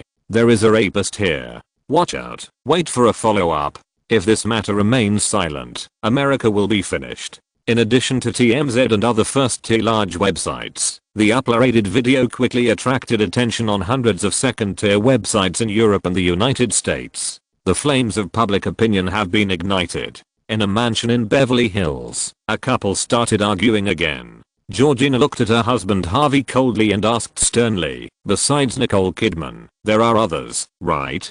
Harvey spread his hands. No, no one else. You still don't admit it at this time. Georgina looked extremely angry. You used the role to lure Nicole Kidman, and you must have lured other people too. Harvey said with a stiff face. Nicole Kidman is the first one. After I married you. Georgina asked, before marrying me, have you done a lot of this kind of thing? No. Harvey is not stupid. How could he admit it? Absolutely not. I'm an investor and producer, and I disdain to do such things. Before he finished speaking, there was a sound of a car door being slammed shut outside. Harvey's deputy Lombardo ran in from outside with hurried footsteps. He ignored Georgina's presence and said, something happened. Check the news on the front page of TMZ. Harvey asked, what happened? Someone took a video at the Four Seasons Hotel. Lombardo said quickly, it's now on the TMZ website. Harvey was completely furious when he heard this and asked Georgina, did you secretly take the video? Georgina was stunned at first. Her head turned quickly, and she deliberately raised her chest and head, and said arrogantly, yes, I took it. Harvey didn't say anything, raised his hand and slapped her. This time, the slap was hard enough, and made a crisp sound. Georgina's head shook to the side. She was not simple either. When her head was buzzing, she also reacted instinctively. Her legs softened, her feet twisted, and she fell to one side. Georgina hit the shelf next to her with a bang, screaming, and her left forearm hit the edge of the wood, turning red quickly. Lombardo was stunned. What was she doing? But he quickly reacted and said, it's not now, it's a few years ago. Harvey was also stunned for a moment, and was so angry that he wanted to kick Lombardo, but what happened a few years ago made him take it very seriously, so he hurried to the computer room on the side of the living room. The two left quickly. Georgina's face was burning with pain, and she knew it was swollen without looking in the mirror. She stared at Harvey's fat and ugly back, and her teeth were clenched tightly with hatred. She didn't think so before, but after getting together with Martin, she looked at Harvey more and more unpleasantly. Comparison is always easy to cause harm. Georgina got up from the ground and looked at a teddy bear on the cabinet. The thing was placed relatively high and in a special position, overlooking the entire living room. Georgina's side face was facing the eyes of the teddy bear, and she showed her arm. Because her skin was white enough, the red mark on her arm was very obvious. This was not enough. She was prepared, took out the Apple phone that Martin gave her, and slapped her face and arms. Georgina remembered that Martin said that there are only 0 times and countless times for a man to hit a woman. As long as there is a first start, it will be done frequently later, and it will never stop. Georgina thought it made a lot of sense. After putting away her phone after filming, she thought about what Lombardo had just said, and immediately went upstairs to take out her notebook and log on to the TMZ website.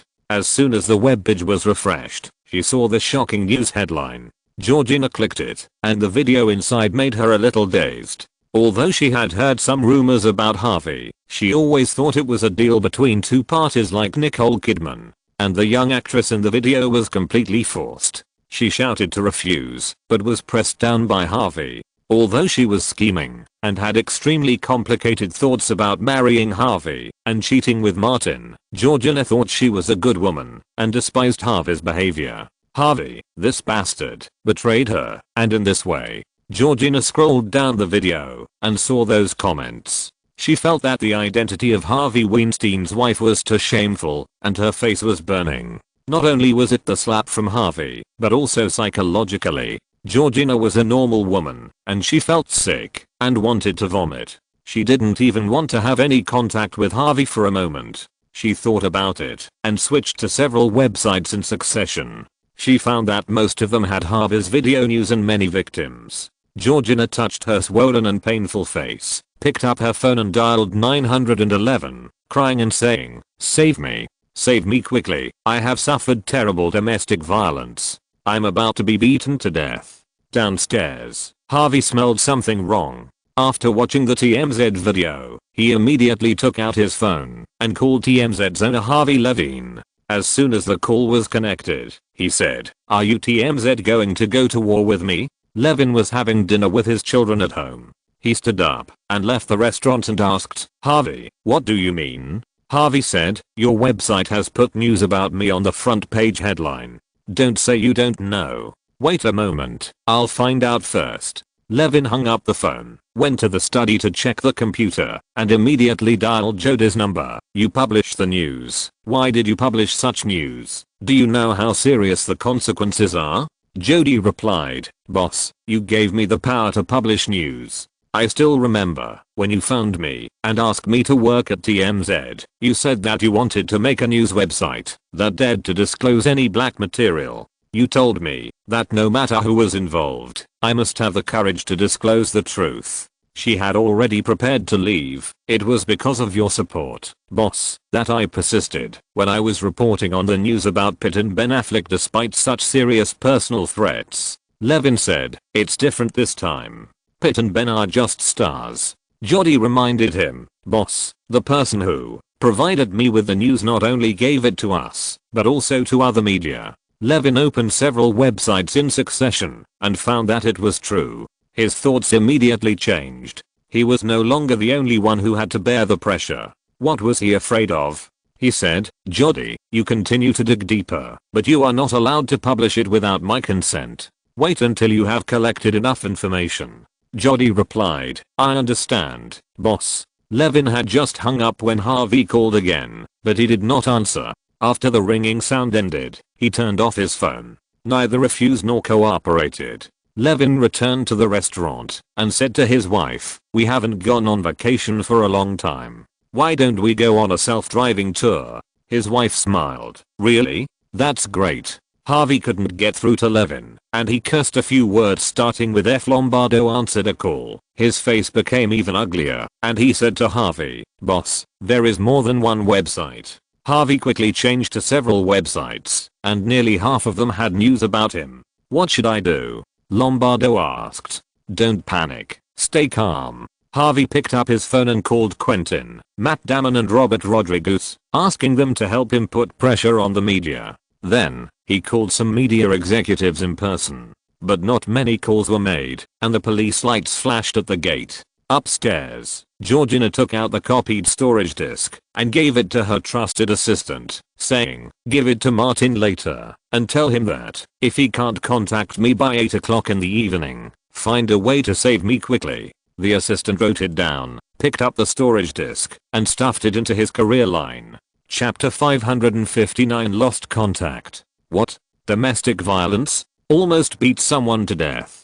Facing the police officer who came to the door, Harvey denied it flatly. "No, absolutely not. I didn't." Upstairs, Georgina ran downstairs with tears in her eyes. "You are finally here. Finally here. Save me. I'm almost beaten to death." The slap marks on her face are clearly visible, and the purple scars on her arms are shocking. Harvey turned to look at Georgina, his face full of disbelief. Whether she continues to be a couple with Harvey in the future, or makes other plans, Georgina thinks it is very necessary to call the police, which will protect her interests. The police officer saw the injuries on Georgina's face. Georgina took advantage of Harvey's lack of reaction, and hid behind the police officer. Her words were full of tears. "I want to examine the injuries. Take me away from here quickly. If I don't leave, I will be beaten to death. Really beaten to death." "Officer, he is committing a crime involving rich and famous people. Things are particularly troublesome." The police officer checked Georgina's injuries and said, "Sorry, Mr. Weinstein, according to normal procedures, you and Ms. Chapman need to go back with us. Going back will also have to go to the boss." Harvey stared at Georgina with burning eyes, like a beast that was ready to eat. The police officer stopped between the two and reminded, "Mr. Weinstein, please don't make things difficult for us. I'll make a phone call first." Harvey called his lawyer. Georgina notified her lawyer when she came downstairs. Two LAPD officers took the two out of the house and returned to the police station. Lombardo didn't know what to do for a while. When Georgina arrived at the Beverly branch, the lawyer was already waiting for her. Women are scary when they act up. Georgina did it on purpose. She immediately accused Harvey of intentional injury and showed the photos and videos she took as evidence, asking the police to take more severe measures against Harvey to prevent him from colluding with others. The lawyer followed up immediately according to the client's request. The head of the Beverly Police Department received a call and briefly asked about the specific situation. It involved violent injury. According to normal procedures, the police were asked to temporarily detain Harvey for 24 hours. Harvey's mobile phone and other items were also temporarily confiscated. Robert Rodriguez rushed to Quentin's house next door and asked, "What should we do?" Quentin didn't want to get involved in this mess, but he was brought up by Harvey, and the situation was still unclear, so he said, "I'll call Harvey first." He called his cell phone number, but no one answered. He called the landline at home, but the servant said he was not at home. Quentin called many times in half an hour, but couldn't get through. He said, "Robert, let's not do anything for now, let's see what happens." Rodriguez also didn't want to get involved in this mess, so he said, "Then wait a minute." Quentin said, let's go have a drink." At home in Brentwood, Matt Damon was making a frantic phone call. Without Harvey, he couldn't get his good friend Ben Affleck back by himself. Damon called the editor-in-chief of a familiar media and said, "The content about Harvey on your website is seriously inaccurate. It was fabricated by someone. You should fully verify it before publishing it, instead of just publishing it casually. You are hurting an outstanding film artist and entrepreneur. This is irresponsible behavior." The other side clearly expressed a refusal. Damon raised his voice, "If you do this, you will lose more. You will never get all the inside information about me, Weinstein Pictures, and even more crews." Ben used to do similar pressure tactics. Matt Damon didn't do it often, but Ben didn't have the persuasiveness now, so he had to do it himself. In just 1 hour, Damon made more than a dozen calls. Some media outlets temporarily agreed to delete the news about Harvey under his pressure. But more media outlets are reprinting it crazily. The two teams led by Emily and Jessica under Martin have been doing this for the past few years to increase popularity and create eye-catching effects. They are very good at it. By mid-afternoon in Los Angeles, the relevant news had already topped Google's hot search list. San Francisco, City Hall. Jennifer Siebel Newsom parked the car and walked towards the door of City Hall. Like most times, there are always many protesting crowds gathered near City Hall. No matter what the policy is, there are always people who are dissatisfied. Many people express their dissatisfaction in a simple and direct way, holding posters and banners to protest at City Hall. This round of Teamsters protests may have lasted too long. The protesters were listless and gathered together to chat. The old drivers were generally loud and vulgar, and Jennifer kept hearing them. Jennifer was indifferent and walked straight to the City Hall. Suddenly, a name came into her ears. Harvey Weinstein. There's more fun to watch in Hollywood. A fat truck driver holding a BlackBerry showed the people next to him. TMZ broke the news about Harvey Weinstein forcing an actress. It's a real video. Weinstein is really too much. He's tall and fat, but he just presses on people. Isn't he afraid of breaking people's bones? Ordinary people were watching the fun, and another person came over and exclaimed, "It's really Harvey Weinstein. I've seen him in newspapers and on TV. He's surprisingly strong." The fat truck driver said, "Isn't Harvey Weinstein the boss of a film company? He wants to play with any kind of female star he wants. Why do you do this?" Another person said, "Maybe he likes this kind of tune. Celebrities always have some special hobbies." These words fell into Jennifer's ears. She paused slightly, said nothing, and left here quickly. When Jennifer entered the City Hall, the fat driver said to his companion, "I'm going to the bathroom." He turned to the side of the road nearby and said to an ordinary looking man, "I did what you said." The man saw everything just now, took out an envelope, and handed it to him. "This is the final payment." The fat driver then opened it and took a look and prepared to return the BlackBerry phone. The man waved his hand casually. "It's for you." Jennifer entered the City Hall, raised her head, and looked up to the sky to avoid tears from flowing and smudging her eyeshadow. What she said just now reminded her of 2005, when she was just an unknown little actor who had only played supporting roles in a few plays, but she met Harvey Weinstein. Jennifer went to a nearby lounge, turned on the computer in the lounge, and logged into the TMZ website. The news and videos about Harvey Weinstein were extremely eye-catching. Jennifer saw the actresses in them and couldn't help but think of herself back then. But she is no longer a little actor, she is already a mother of several children. In the past, she could only endure it for the sake of her husband's election. Now, this account should be settled. Jennifer picked up her phone and dialed her husband's number. "Can you come over for a moment?" Gavin came over quickly. "Honey, what's wrong with you?" Jennifer pointed to the computer screen. "Do you remember? I told you that I had encountered misfortune. You asked me who I was, but I never told you, because I was worried that he would affect your career." Gavin saw clearly. Harvey Weinstein? It's him. Someone exposed him, and someone rushed out first. Jennifer closed her eyes and said in a deep voice, "In 2005, he asked me to go to the Four Seasons Hotel to rape me on the pretext of discussing his acting career." She faced the pain head on. "He can ruin my career. After the incident, I did not call the police or tell anyone else. This is not your fault. He should pay the price for it." Gavin first comforted his wife, then picked up the phone and dialed a number. "It's me, Gavin. There is a news video about Harvey Weinstein on the homepage of TMZ. Contact the media that support us and ask them to help forward it. Don't mention any political connections to me. I won't listen to these now. Push hard and create public opinion." Seeing her husband hang up the phone, Jennifer said, Thank you for doing this for me. I heard that he has supporters in Washington." Gavin said very seriously, "You must get a fair and just result." He smelled something that Jennifer didn't even notice. Perhaps this was a good opportunity to make his reputation soar. Burbank, the lobby of Davos studio. A girl handed a box to Martin in person and said, "This is what Georgina Chapman asked me to pass on to you. She said that if you can't contact her by 8 o'clock in the evening, you should find a way to save her." Martin took it and said, "I know." The girl left immediately. Martin took the things and went back upstairs. Only Thomas and Bruce were left in the office. He took out the storage disk in the box, connected it to the computer, and played the video in it. It was a video of Harvey's domestic violence against Georgina, and a recording of Georgina calling the police. Thomas asked, Has Harvey been taken to the police station? He is temporarily detained by the LAPD because of suspected violent assault. Martin said slowly, I have had a brief discussion with McLean.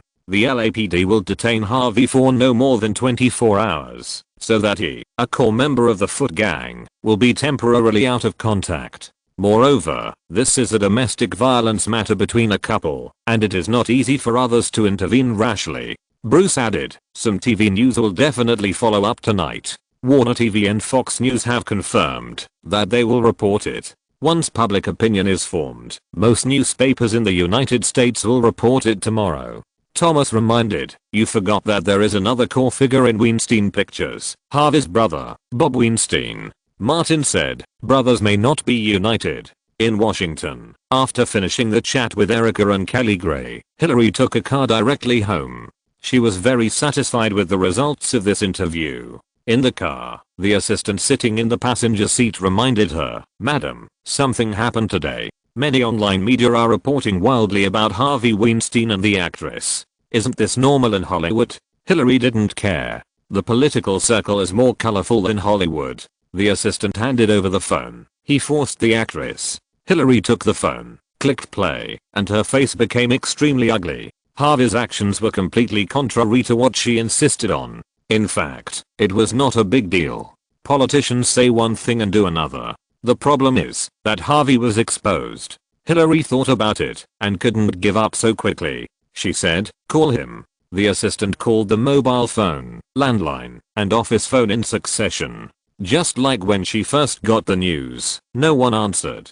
I can't get through. The assistant talked about the previous 2 calls. Hillary said, call Bob. The assistant called Bob Weinstein and asked about the details. He quickly hung up and said to Hillary, Bob said the situation is under control and they can handle it. Hillary didn't want to get involved in this kind of mess, so she threw it behind her mind.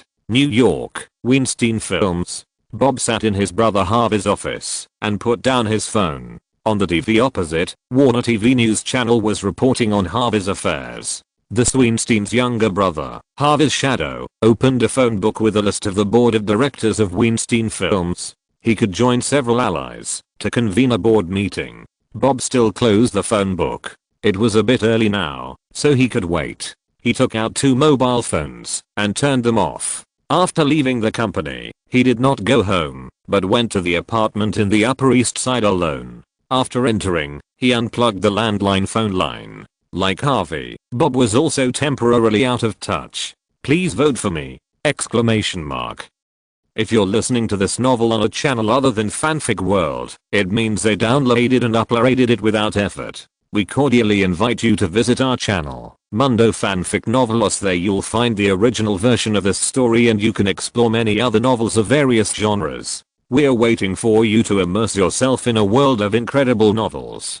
Chapter 560 People Can't Get Out. After leaving the police station, Georgina found 4 missed calls on her phone, all from Martin, and she felt warm in her heart. But the pain in her arms and face reminded her of the bastard who was temporarily detained by the LAPD, and she couldn't help but spit a few times. Women are very strange creatures. When they look down on a man, they only see his shortcomings. Georgina said goodbye to the lawyer, got in the car and called Martin. As soon as the call was connected, she said, I'm out of the police station. I'm fine. Martin said nicely, I couldn't get through the phone for several times in a row. I've been worried. I asked McLean of the LAPD to keep an eye on your situation. Georgina thought that the chief here would come to comfort her personally, and said, thank you, Martin. Martin said, go back and have a good sleep. Don't worry, everything will be over. Georgina touched her face and said, I've decided to divorce him. I can't stand that disgusting bastard anymore. Martin is a good man and said, don't rush to make a decision. Wait until you calm down, okay? Georgina responded and found that there were paparazzi around. She said, let's not talk about it for now. I'll go back. The LAPD can detain Harvey for up to 24 hours, or even shorter. Georgina didn't plan to go home, and went directly to the hotel. She needed someone to think quietly. The lawyer just told Georgina about some of the situations in the media. Georgina felt that Harvey, this high quality stock, couldn't hold up. There was no need to continue this marriage. How could she maximize her benefits? Although the two had signed a prenuptial agreement, Georgina had other ideas, especially the evidence of domestic violence in her hands. If it was made public, it would arouse widespread sympathy and might even win greater benefits. This alone was not enough. More ideas popped up in Georgina's mind, one of which even made her feel incredible. This divorce must be sued. Given Harvey's current situation, it would definitely attract a lot of attention. If she could appear in front of the public and in court while pregnant, would it be more advantageous? The more Georgina thought about it, the more excited she became, and she felt that it was highly feasible. As for the father of the child, isn't Martin an excellent choice? Georgina applied cold compresses to her face and went to bed early to rest. She threw all the quarrels and pains of the day behind her and laughed in her sleep. Burbank, Davis Film Studio. Martin's office on the third floor was brightly lit, and Martin, Thomas and Bruce had not yet left work. The LCD TV hanging on the wall was turned on, and the news program was reporting Harvey's incident. Warner followed up as expected. The sexual assault of Hollywood tycoon Harvey Weinstein is currently fermenting on the internet. From the public video, we can see. With the voiceover, a fat man appeared on the news screen. This man is undoubtedly Harvey Weinstein. We have contacted Harvey himself and his office, but Harvey has never responded positively. Bruce looked at the text message just received on his mobile phone and said, CNN has also reported it. Thomas immediately switched to CNN. This professional news station headquartered in Atlanta was also reporting on Harvey's related events. At 10 o'clock in the evening, when the news was broadcast, the 5 major TV networks reported the relevant news without exception. The internet was already full of news, and the news of the incident has been ranked first on Google's hot search. Seeing that it was late, Martin said, "Let's stop here today, go back and have a good rest, keep in touch if there is anything, and we will continue tomorrow." Thomas said, "Many people will not sleep well tonight." Bruce replied, "We can get a good night's sleep." The three went downstairs and left into cars. As soon as the car started, Martin asked, "What's going on with Jody?" Bruce said, "TMZ's boss Harvey Levine left Los Angeles for a road trip this afternoon, and the editor-in-chief went to the Caribbean for vacation. Jody will be in charge of the website's daily affairs for the time being." Martin understood what these words meant. If the situation is favorable, they can come back at any time. If the situation is not favorable, Jody will be responsible for all the blame. Bruce said, "This is also in line with our expectations. Jody now has considerable autonomy." Martin had been using his mobile phone to browse the news on the internet.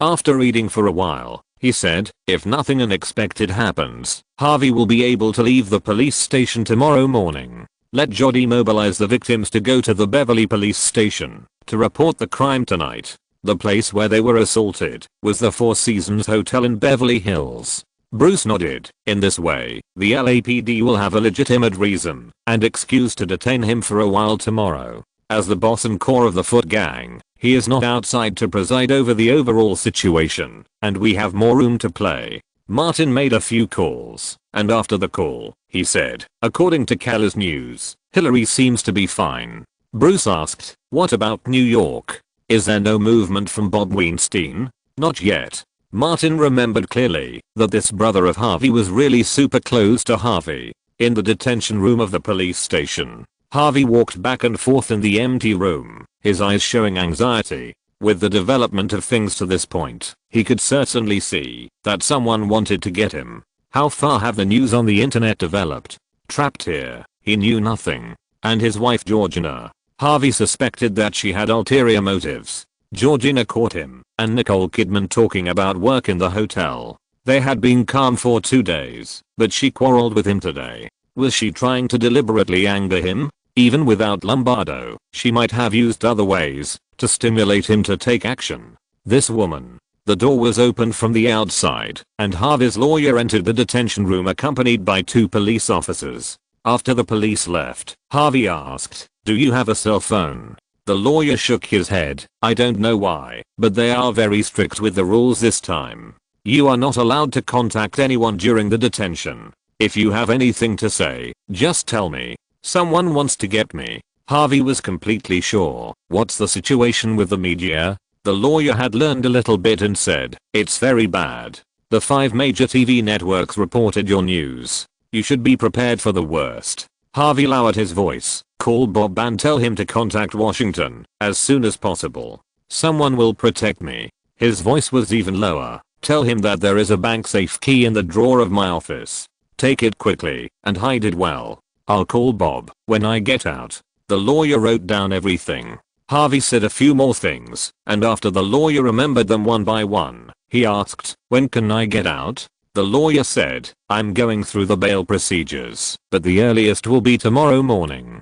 Harvey urged, as soon as possible. The lawyer asked a few more questions, came out of the detention room, and after putting routine pressure on the police, he took back his cell phone and went out of the police station to make a call. Bob's cell phone and landline were unreachable, but fortunately someone answered the phone at home, and the lawyer asked Bob's wife to find Bob and call him back. A car was parked in the distance, and Jody, who was driving, turned off the lights. The car fell into darkness, and the faces of Anna Frank, Angela Roy and Emma O'Connor were looming. Jody said, you go to the police now, don't worry, the police will definitely accept the case. Emma O'Connor asked, Jody, aren't you going with us?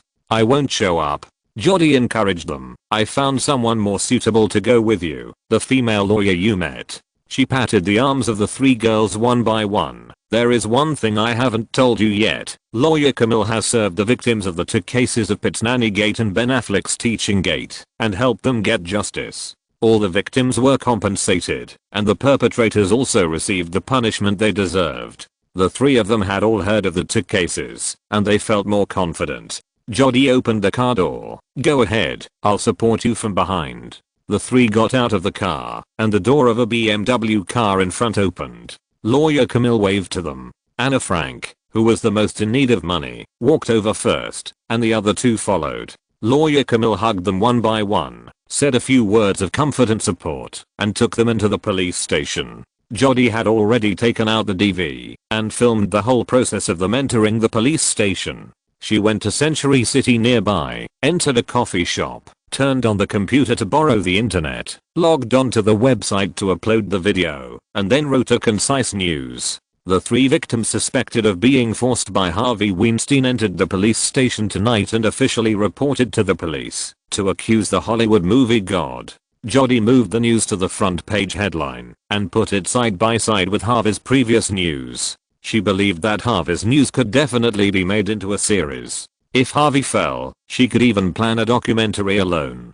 The night was deep, but Jody was not sleepy at all, as if she saw the Pulitzer Prize beckoning, and a large sum of money was about to fall into her account. In the police detention room, Harvey did not sleep all night. When the sun rose, his eyes were full of bloodshot. The lawyer came again. Bob had just called him back. He first told Harvey the news. I contacted Bob. He said he had a phone call with Washington yesterday afternoon. Yesterday afternoon, Bob did have a phone call with Washington. Harvey was somewhat relieved and asked impatiently, have the bail procedures been processed? When can I get out? The lawyer looked grim and said, they rejected the bail application because you are involved in another case. Harvey's eyes widened. What? The lawyer quickly explained. In the early hours of yesterday morning, Camille, a famous women's rights protection lawyer, brought the 3 women who appeared in the video to the police station to report the crime.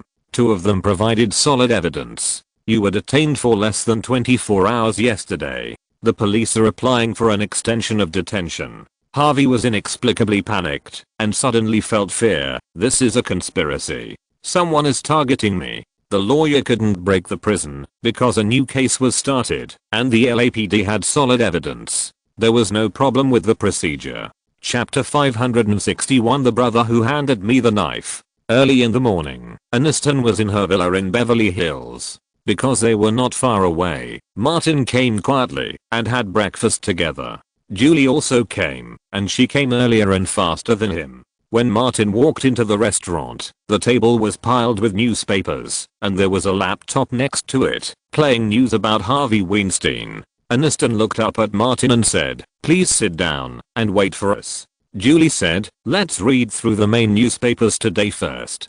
Don't worry, take your time. Martin took out a few newspapers they had finished reading and quickly browsed through them. Mainstream newspapers including the Los Angeles Times, the Washington Post and the New York Times, the three major newspapers in North America, all published news about Harvey's invasion on the front page. Variety and Entertainment Weekly under Warner even published a special issue. This incident is also widely reported in Europe.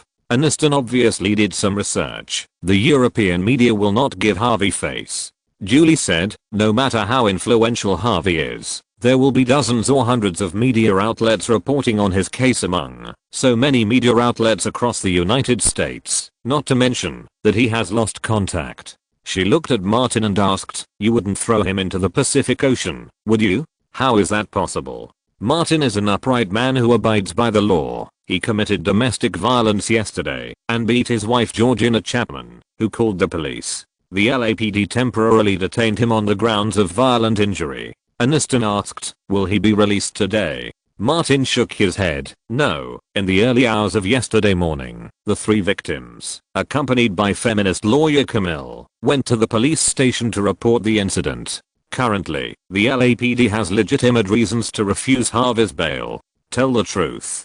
Julie and Aniston have completely different concerns. Did you mess with Harvey's wife Georgina? It can't be such a coincidence. Martin spread his hands helplessly, but he didn't say the rebuttal after all. Julie covered her forehead. Oh my god, I actually saw a stab in the back of love. Martin could easily find reasons and excuses, and gently tapped Julie's chest. I have made such a great sacrifice to help you. Aniston exclaimed. Excuse me, is your face made of steel? Who knows? Julie, who prefers to mock Martin for fun, did not laugh at all, but leaned in front of Martin and kissed him hard. If it were not for the wrong time and place, and there were more important things to do, Julie would even be willing to squat down and let Martin feel her technical progress. Martin patted Julie's shoulder comfortingly. Julie hugged him again and said, I know you didn't do this entirely for me, but I still want to thank you. You helped me get rid of the biggest anger. Martin asked, when are you going to appear? It's safer to wait. Aniston and Julie have already discussed, no need to wait any longer. As Hollywood women's rights defenders, it's time for us to stand up. I have contacted the media reporters and will be interviewed with Julie at the Hilton Hotel today. Martin told them, the number of victims this time may be terrifying. If you operate well, the influence of the Me Too organization will go beyond North America and spread to Europe and even the entire Western world. The phone rang at this time, and Martin took out his mobile phone to answer it. The caller was Helen from Warner TV. She said directly, do you have the victim's phone number? Help me communicate as soon as possible. I want them to be on this episode of Helen's show. Time is too tight to record, so this episode will be broadcast live directly. By the way, there is also the whistleblower. It would be best if she came together.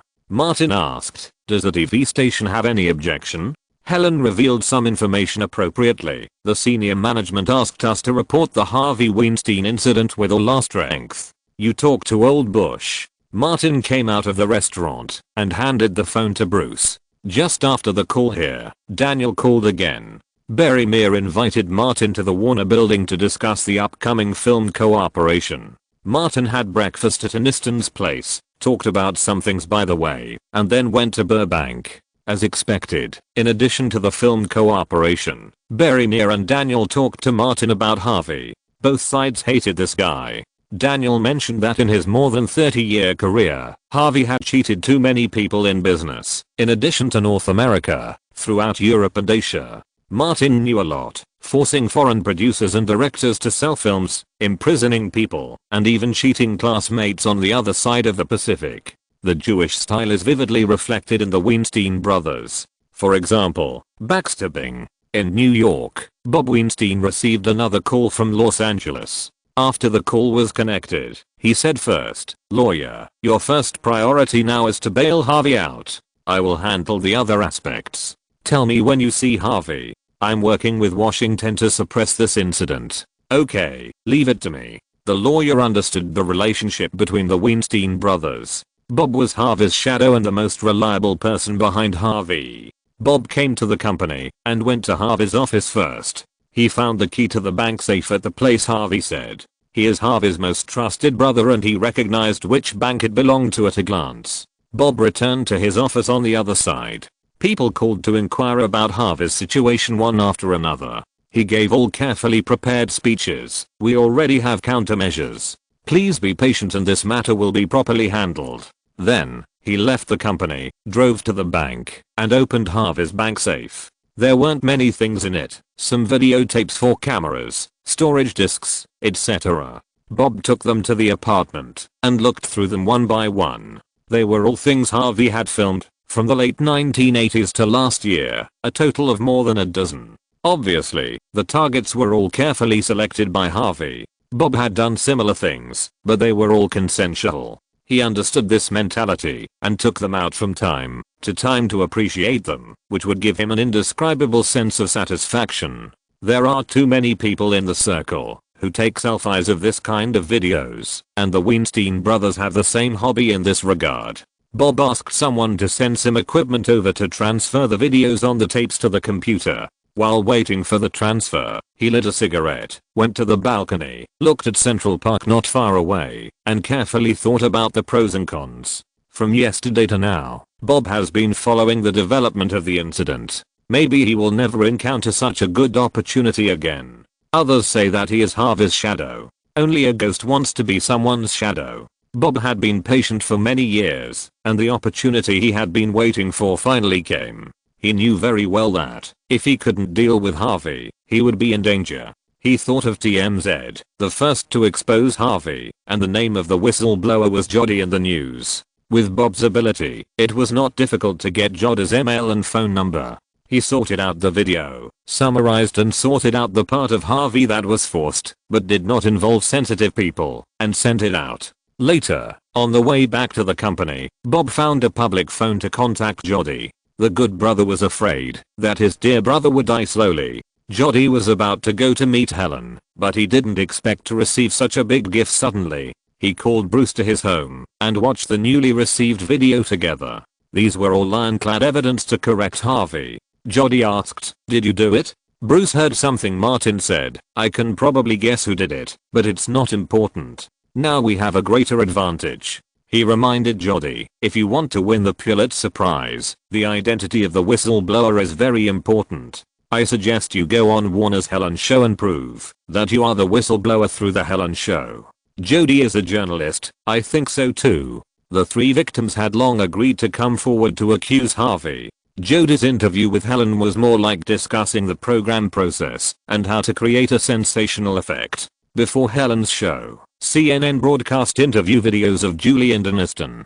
Aniston had relatively little dealings with Harvey, and the topic was more focused on the incident itself. She faced the camera and said loudly, "I'm shocked by Harvey Weinstein's shameful behavior. I can't imagine that such a heavyweight investor and producer in Hollywood would do such a terrible thing. I will do my best to support the women who exposed this matter. They are our heroes." She also called, "If there are other people who have been persecuted by Harvey Weinstein, please stand up bravely and declare war on these despicable and shameless acts. I promise to help you as much as I can." Later, Julie, another opinion leader of Me Too, also appeared in the interview and talked about how, when she was acting in Come On in the 1990s, she was lured to a hotel room by Harvey on the pretext of discussing work and was almost forced. No matter how strong a person is, he or she has weaknesses, and I'm no exception. This happened more than 10 years ago. If I hadn't shouted and alarmed the hotel waiter, the consequences would have been disastrous. Julie, standing in front of the camera, had the temperament of a saint. "I have never dared to speak out, fearing that Harvey would destroy my acting career, but the courage of Anne, Emma and Angela inspired me. Faced with Harvey's extremely shameful and appalling behavior, I decided to stand up and bravely say me too. I'm also one of the victims." That night, The Helen Show was broadcast on time, and because of the prior publicity, the popularity of Harvey's incident has been explosive. This talk show set a record of over 30 million viewers. Whistleblower Jody appeared with 3 victims and told their respective stories. In addition, Jody also provided new video evidence to prove that they were not the only victims. Although all the victims were censored, Harvey's appearance was clearly visible. Public opinion exploded completely, and the rolling trend could no longer be stopped, so they could only go with the flow. In Washington, Hillary was greeting Erica and Kelly Gray, who came to visit at the door. Erica said, "Our chance has come. California is brewing a violent movement to protect women's rights, and we must join in." Hillary is a qualified politician. She has a detailed understanding of the situation in Los Angeles. Not only has the incident become known to everyone, but public opinion has also put Harvey Weinstein on the opposite side of the United States and even the entire civilized society. It is too easy to make a choice at this time. When it is time to give up, Hillary will never hesitate and say, women's rights must be protected, and Harvey Weinstein's behavior must be punished as it should be. Chapter 562, The End of the Game. After the interviews of the two opinion leaders of Me Too were exposed, and the Helen Show was broadcast, anyone with a keen sense of smell could see the direction of public opinion. The incident between Pitt and Ben Affleck seemed to be a preview of this, letting people know what to do next. Unexpectedly, Gwyneth Paltrow was the first to jump out. After punching Pitt and kicking Ben Affleck, two ex-boyfriends, she jumped out and angrily criticized Harvey Weinstein, telling the story of how he harassed her several times and forced her to go to the hotel for massage, and how she escaped wittily in fear. From traditional newspapers to television, from the internet to emerging social media, news about Harvey Weinstein is everywhere. Entertainment is completely on the opposite side of Harvey. Hollywood's #1 villain. Sexual assault Harvey Weinstein. Harvey, the cancer of the industry. Similar news is endless. At Los Angeles International Airport, Rose McGowan left the terminal, called a taxi, and went straight to the police station. The heroine of Planet Terror has been waiting for this day for too long. Harvey not only fucked her, but also mocked her for not being pretty enough, not having good skills, and having body odor. Unbearable. The road in front of the Beverly police station was extremely crowded, with hundreds of media reporters gathered here, and the TV broadcast vehicles of Warner TV, NBC and CNN were parked nearby. Rose McGowan called a taxi to stop early, and after getting out of the car, she opened her throat and shouted loudly, "I'm a victim of Harvey Weinstein. Me too. I was raped by Harvey Weinstein." The cameras in the hands of the reporters reacted faster than their brains, and they turned around at the first time. Rose McGowan shouted the slogan of the Me Too, and walked towards the police station. Although she was not even a second-tier star, she was not a strange face to entertainment reporters. Many people knew who she was, and she had worked with Miramax and Weinstein Company many times. Surrounded by reporters, Rose McGowan walked into the police station and called the LAPD to report that she had been raped by Harvey. Harvey's lawyer and his assistant were going through the bail procedures to get Harvey out, to take charge of the situation. The procedures were almost completed when someone from the police station suddenly informed them, "Sorry, there is a new development in the case. Mr. Weinstein cannot be released on bail for the time being." "Why?" Lombardo questioned. The lawyer took a tough attitude. "This is infringing on the legal rights of my client. Please let me finish." The police officer interrupted him. "Just now, another victim came to the police station to report the case and provided solid evidence. Mr. Weinstein needs to stay temporarily and cooperate with our investigation." Another one. The lawyer knew that the situation was not good and said some harsh words, but he could do nothing about it. Lombardo contacted the politicians they had funded in California again, but the personal phone number could not be reached. When he called the office phone, they said that the person was out traveling or something like that. In the past, he felt that there were good people around the Weinstein brothers. Now all the good people have disappeared. Beverly Hills, Ritz-Carlton Hotel. Leah Seydoux checked her personal belongings for the last time and confirmed that the storage disk with the video and audio recordings was in her bag. Martin was answering the phone by the window. He hung up and said, "Today, two victims came to the police station to report the crime, Rose McGowan and Aisha Argento." Lee Seydoux asked, "Italian model and actress Aisha Argento?" Martin nodded. "Yes, they accused Harvey Kyangian." Lee Seydoux picked up her bag and said, "It's my turn now." Martin said, "The hotel car is waiting for you at the door. Don't worry, he can't turn over this time." "Thank you."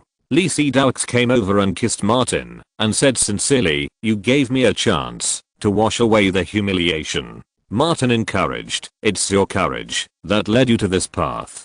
I'm going." Lacey Dowks left the room without hesitation, went downstairs, got into the car, and went straight to the Beverly Police Station. Martin returned to the Davis studio in Burbank. Not long after, Louise entered Martin's office and brought good news. "Kelly just informed me that Senator Erica was interviewed and expressed her views on Harvey's incident. It's almost time. Watch CNN." Bruce took the remote control, turned on the TV, and switched to CNN. When it was time, CNN's news started, and Martin soon saw Erica on the TV screen. The senator from Georgia, who started out as a women's rights defender, focused on Harvey Weinstein at a rally. "These past few days, I've been very sad watching the news being updated in real time. Harvey Weinstein's behavior is unforgivable.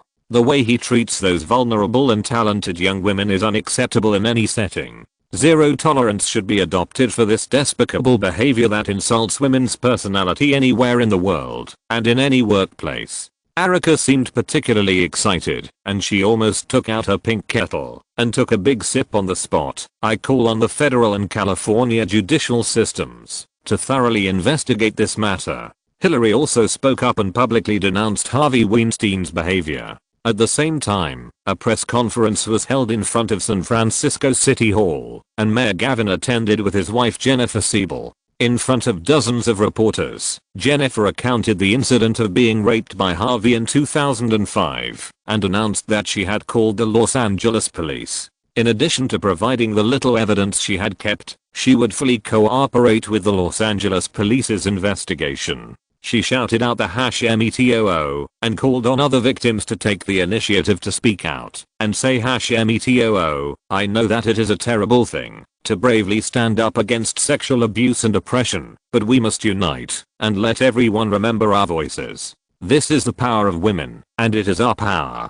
Gavin hugged his wife tightly and said to the media camera, "I support my wife unreservedly and face difficulties and pain with her because I believe that justice will come. I will do my best to help her and all victims to get back the fairness and justice that belongs to them." In the past, he gave people the impression of a playboy and a promiscuous cheating man. This time, he fully supported his wife and showed an image of being brave, upright, family-oriented and responsible. There was extremely warm applause at the scene.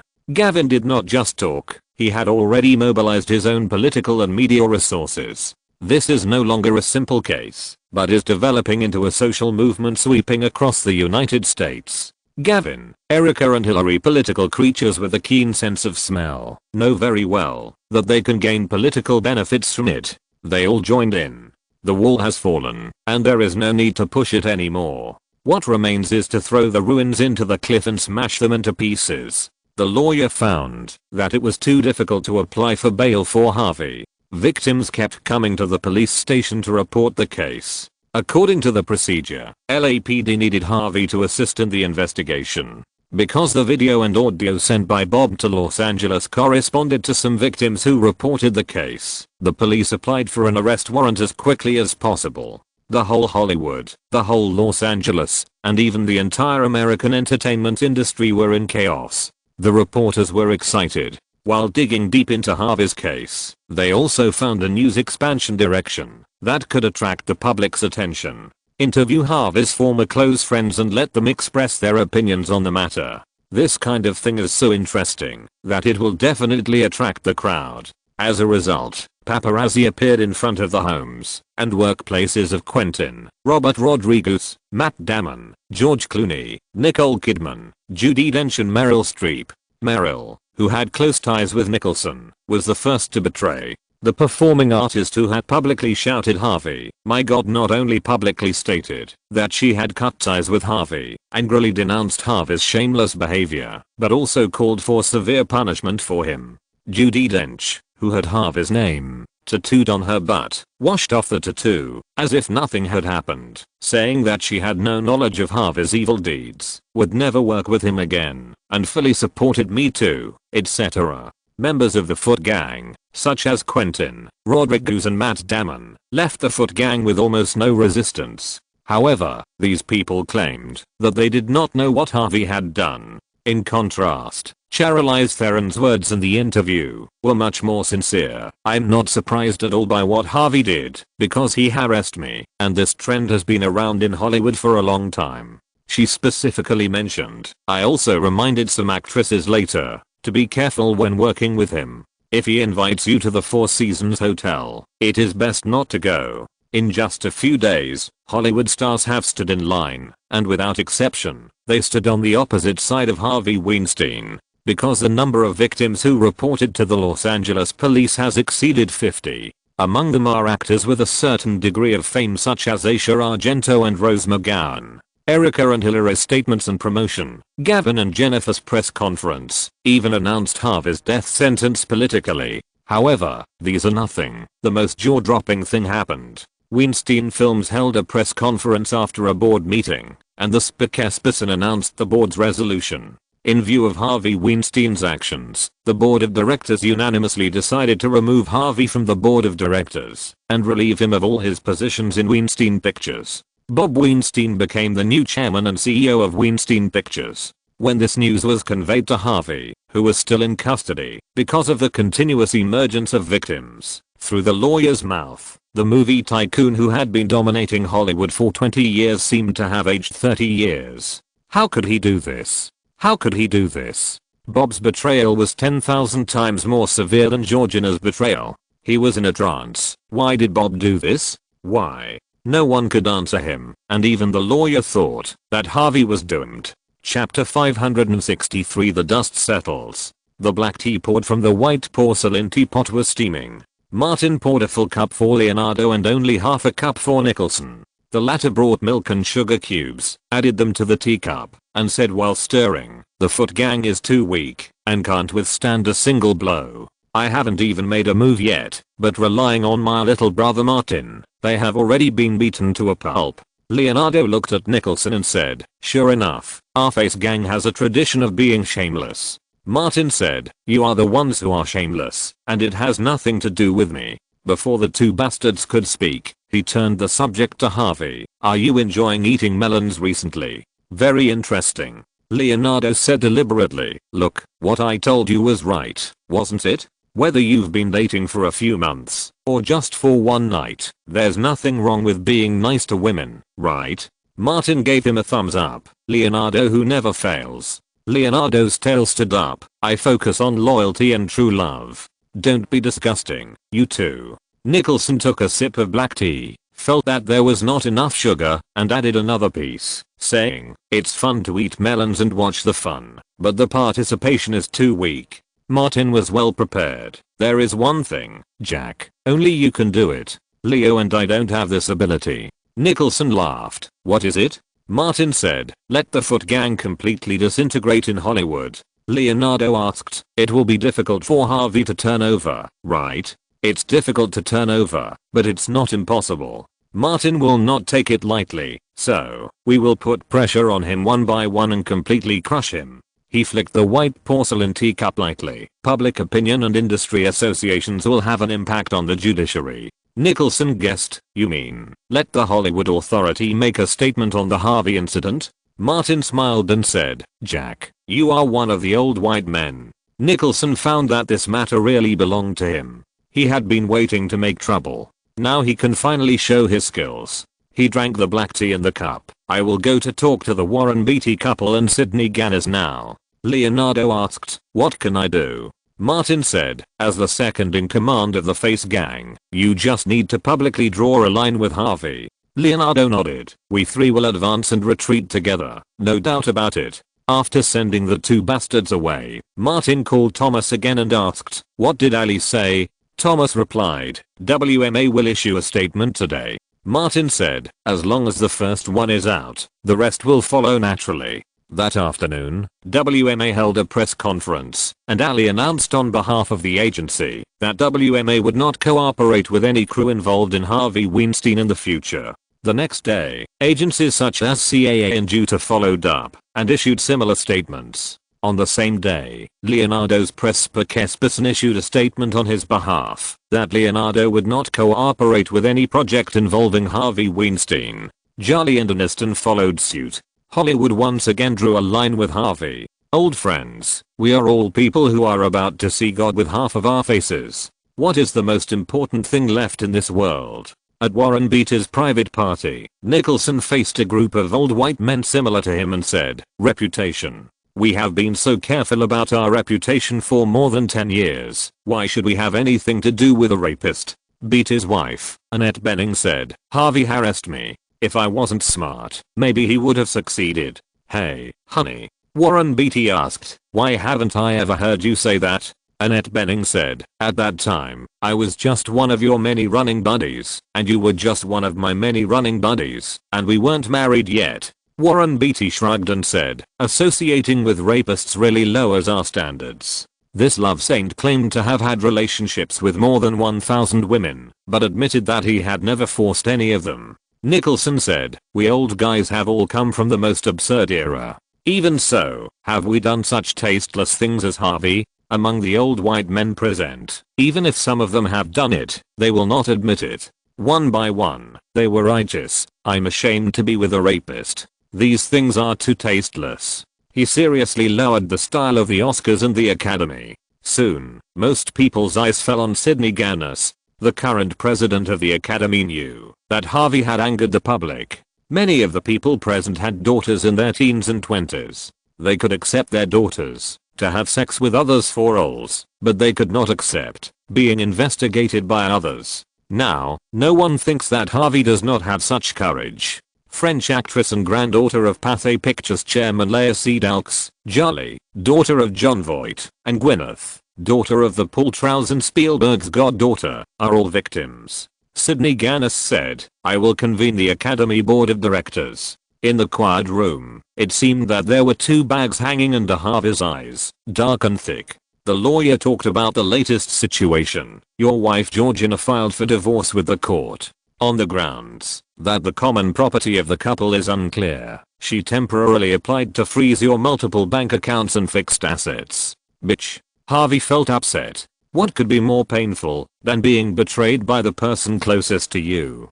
He looked at the lawyer. I can still afford the lawyer's fees. The lawyer was very professional. Harvey, I'm always on your side. Harvey repeated his old words. Then get me out of here quickly. Several people come to the police station to report the case every day, and there are new cases and evidence every day. In addition, the California Donkey Party has been putting pressure on him, so it is too difficult to get bail normally. The lawyer said, there is only one way now. Harvey, you should pretend to be sick.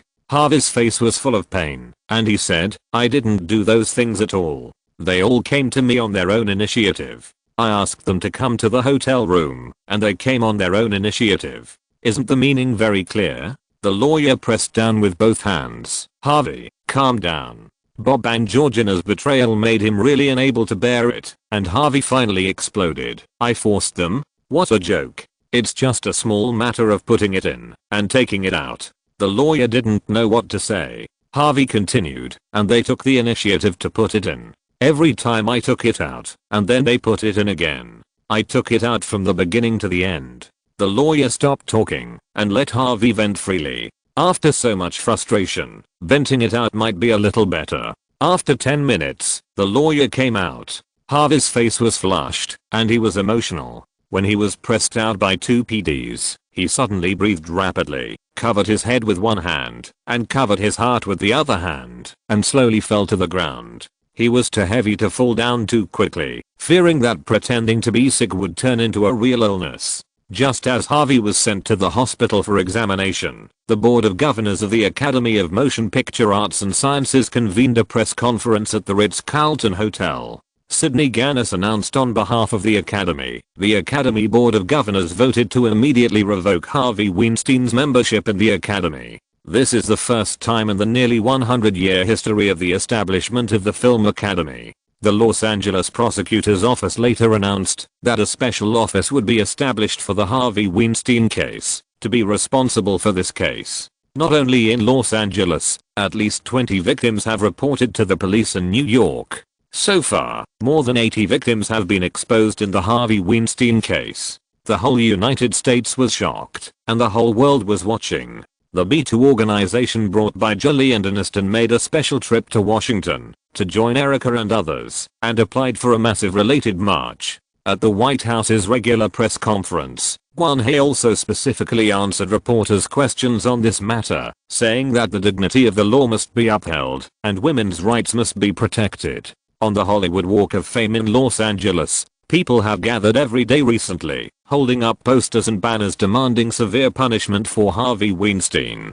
Georgina Chapman announced that she had filed a lawsuit in court to divorce Harvey Weinstein before the media and the internet could publish similar remarks like kicking someone when they are down. TMZ released a video of Harvey Weinstein beating Georgina. Not only sexual assault, but also domestic violence. All the pressure fell on Harvey. Georgina's lawyer also beat the dog when it was down, helping her take the opportunity to make more property demands. By the end of November, the traditional Hollywood awards season had kicked off, but there were few people paying attention to various awards. Everyone's attention was focused on this incident. Harvey was temporarily released on bail, but his travel was restricted, and he was not allowed to leave Los Angeles. On the day he came out of the hospital, media reporters and various social activists gathered, and the abuse was endless. Harvey's old face was full of fat, and when he came out of the hospital and walked to the car, he held the wheelchair with both hands and moved towards the car door step by step, looking like he couldn't take care of himself. He got in the car, looked at the driver in surprise, and asked the lawyer, "Where is my original driver?" The lawyer could only tell him the truth. He accepted a large sum of money from World News Weekly, and it is said that he wants to expose the secrets he has seen and heard while working with you for more than 10 years. Harvey clenched his fists and then unclenched them and found that his right-hand man was not there either. Don't tell me that Lombardo also broke the news to the media. No. The lawyer was exhausted. Several girls produced evidence of Lombardo's coercion. Lombardo reached a plea agreement with the LAPD and wants to become a witness to corroborate you. Harvey's heartbeat was frighteningly fast, and he quickly took out a medicine bottle, poured out 2 pills, and swallowed them. In the past, there were only good people around him. Now, all the good people have become bad guys. Harvey waited until his heartbeat stabilized and said, "Scott, we have been friends for 10 years. Tell me the truth about how serious my situation is." The lawyer was silent for a long time before he slowly said, "It is very serious. All we see when we look up our enemies, those who supported you the most in the past are now the ones who want you to die the most." Someone also asked me to pass on a message saying that you should not say anything you shouldn't say and that you can get out and retire peacefully in the future. Harvey understood what this meant. Get out? How many years can I stay? The lawyer said, optimistically speaking, 10 years. Harvey didn't know who planned all this, trapping himself in a cage and taking the opportunity to launch the most violent offensive to make the forces that supported him abandon him. But there were some things he didn't dare to say more about because he would commit suicide. Chapter 564 No Trouble, No Warner. The number of victims who have reported to the police has reached 90, and it won't be difficult to exceed 100. On the way to Warner Studios, Thomas told Martin the latest situation. This does not include famous actresses such as Gwyneth and Nicole Kidman who did not report to the police. Martin whispered, they won't call the police, nor will they admit that they have been molested by Harvey. They will only say that they have been harassed. Bruce interrupted, I guess they don't want to think about having had sex with a rapist and a man with such a disgusting appearance. Thomas brought the topic back to the point of being off track with the Academy's statement, Harvey is officially dead in the industry. That's not enough. Martin would not give Harvey a chance to make a comeback. He must go to jail and stay there for 10 years. Thomas asked, why not 20 years? Martin said, he will most likely die in there in 20 years. If he doesn't care and says all kinds of nonsense, it will be disadvantageous to us. It's better to leave him some hope. Because of the time, he still had a rough impression that a billionaire who committed suicide seemed to be involved with Harvey. Martin never thought of getting involved in such a mess. There are many cases in America where people were shot 8 times in the back and were diagnosed as suicides. Thomas could roughly guess what Martin meant and said, after being cut off from society for 10 years, he will be useless when he comes out. Bruce added, Georgina Chapman divided his property in the divorce, and there will be civil lawsuits for compensation. He was also stabbed in the back by his own brother. He will be just an ordinary person when he comes out. Martin said, wait until Harvey's verdict is announced and ask someone to bring something to him. Thomas was surprised. You still want to give him a gift? Martin said directly, can't you give him soap? Bruce thought of the great sacrifice he made when facing Jodie in order to get rid of Harvey and said, I want to give him soap with feng gouging. Martin said, go to Chinatown and find someone to make it for you. If you pay enough, you can get double the feng gouging.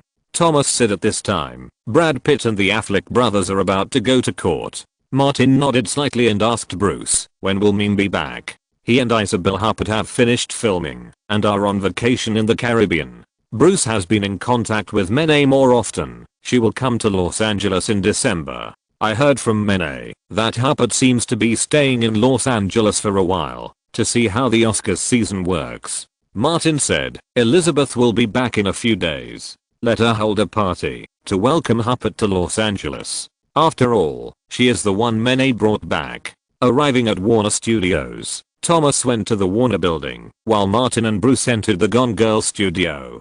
David Fincher's projects are always slow and meticulous, and the casting of this film has just entered the final stage. In the front hall, Lea Seydoux found Martin, smiled with a pair of small rabbit teeth, and said, the crew just gave me a reply. I got a heavyweight role. Martin asked, which role? Lea Seydoux said, Marga Dunn, Nick's sister. Martin smiled and nodded. Congratulations. This role has a lot of scenes. As long as you open the door to Hollywood, it will be easier later. Lea Seydoux last starred in Quentin's Shameless. Harvey Weinstein exploited her and finally became a farmer's daughter, one of 3 daughters. Generosity is all about comparison.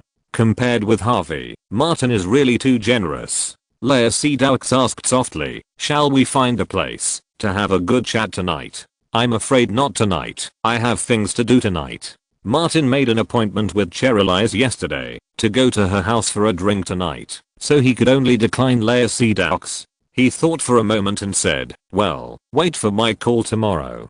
People were coming and going in the studio lobby, and many people were looking over here. Lea Seydoux achieved her goal and said with a smile, it depends on your time. I can do anything. I'm going in. Martin said, and went to the film room. Lea Seydoux watched Martin leave. She came here with her agent today to discuss contract matters with the crew and stayed in the lobby to wait for Martin. Hollywood is also xenophobic. If she has a relationship with Martin, she will have less trouble in the crew. In the film room, director David Fincher and original author Gillian Flynn arrived almost at the same time as Martin. The 3 of them exchanged a few simple greetings and watched the audition video of the heroine together.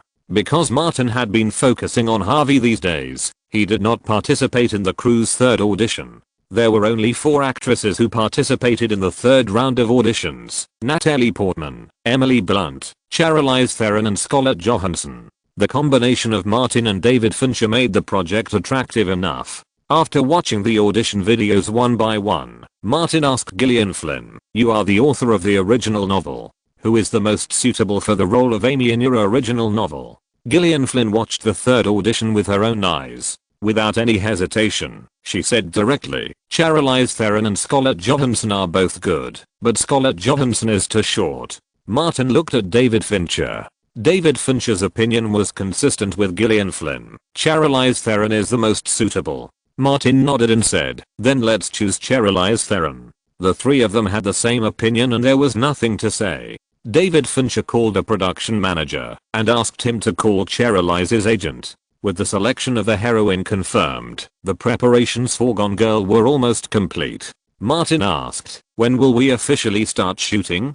David Fincher said, The Curious Case of Benjamin Button is going to be released soon, and I have to cooperate with the crew to do some publicity and public relations. The earliest we can start shooting is February. Martin understands the obsession with the Oscars in many people's hearts. After all, his biggest obsession with the Oscars is that they are best friends. He said, okay, my schedule is fine. David Fincher deliberately joked, be prepared to be a scumbag. Martin couldn't help laughing. It's too easy. The two left the film room and went to the office. When they met Daniel, who came out of the producer's office, the latter called Martin. "Let's talk for a while." Martin asked, "Has the copyright issue of The Hobbit been resolved?" "Basically," Daniel said roughly. "Bob Weinstein is much easier to communicate with than Harvey. He accepted Warner's offer of $8 million and took the initiative to end this dispute." Martin smiled and said, "Congratulations, you have solved the biggest obstacle to the project." Daniel said, "Without Harvey, a bad guy, many things are easy to solve." He changed the subject. "By the way, do you have time? Let's go to Warner together. Barry Meir mentioned you this morning and wanted to have a good chat with you." Martin would not refuse such an invitation. "Of course I have time." The two left the studio and went to the Warner building together. In the office on the top floor, Martin met Barry Meir. The two sides inevitably talked about Harvey. This tacit move can be said to be the key to Harvey's fall. Barry Meir was also surprised by the power that Martin could mobilize. He thought Martin would rely more on Warner, but who would have thought that before Warner really made a move, the wave of public opinion was already surging. Harvey, not to mention fighting back, had lost contact. All Warner had to do was to step on him hard and give him no chance to turn over. Daniel mentioned one thing: Warner is sorting out its old film library recently and intends to remake some films. "I will give you a list someday. If you are interested in remaking, you can take a look." This is a win-win situation. Martin has always had a good eye for selecting films. Barry Meir said, "If you like any old film, just communicate with Daniel directly. Warner will cooperate with you." Martin would not refuse such kindness and said, "No problem. After you sort it out, give me a list of films, preferably with a plot introduction." Daniel agreed. When leaving, Martin told Bruce to keep a note of this and ask Daniel for it someday. There may be works worth remaking in Warner's film library. After all, there are successful precedents. I'm Legend starring Will Smith is a remake of an old film in Warner's film library. There are too few people in Hollywood who really make original movies.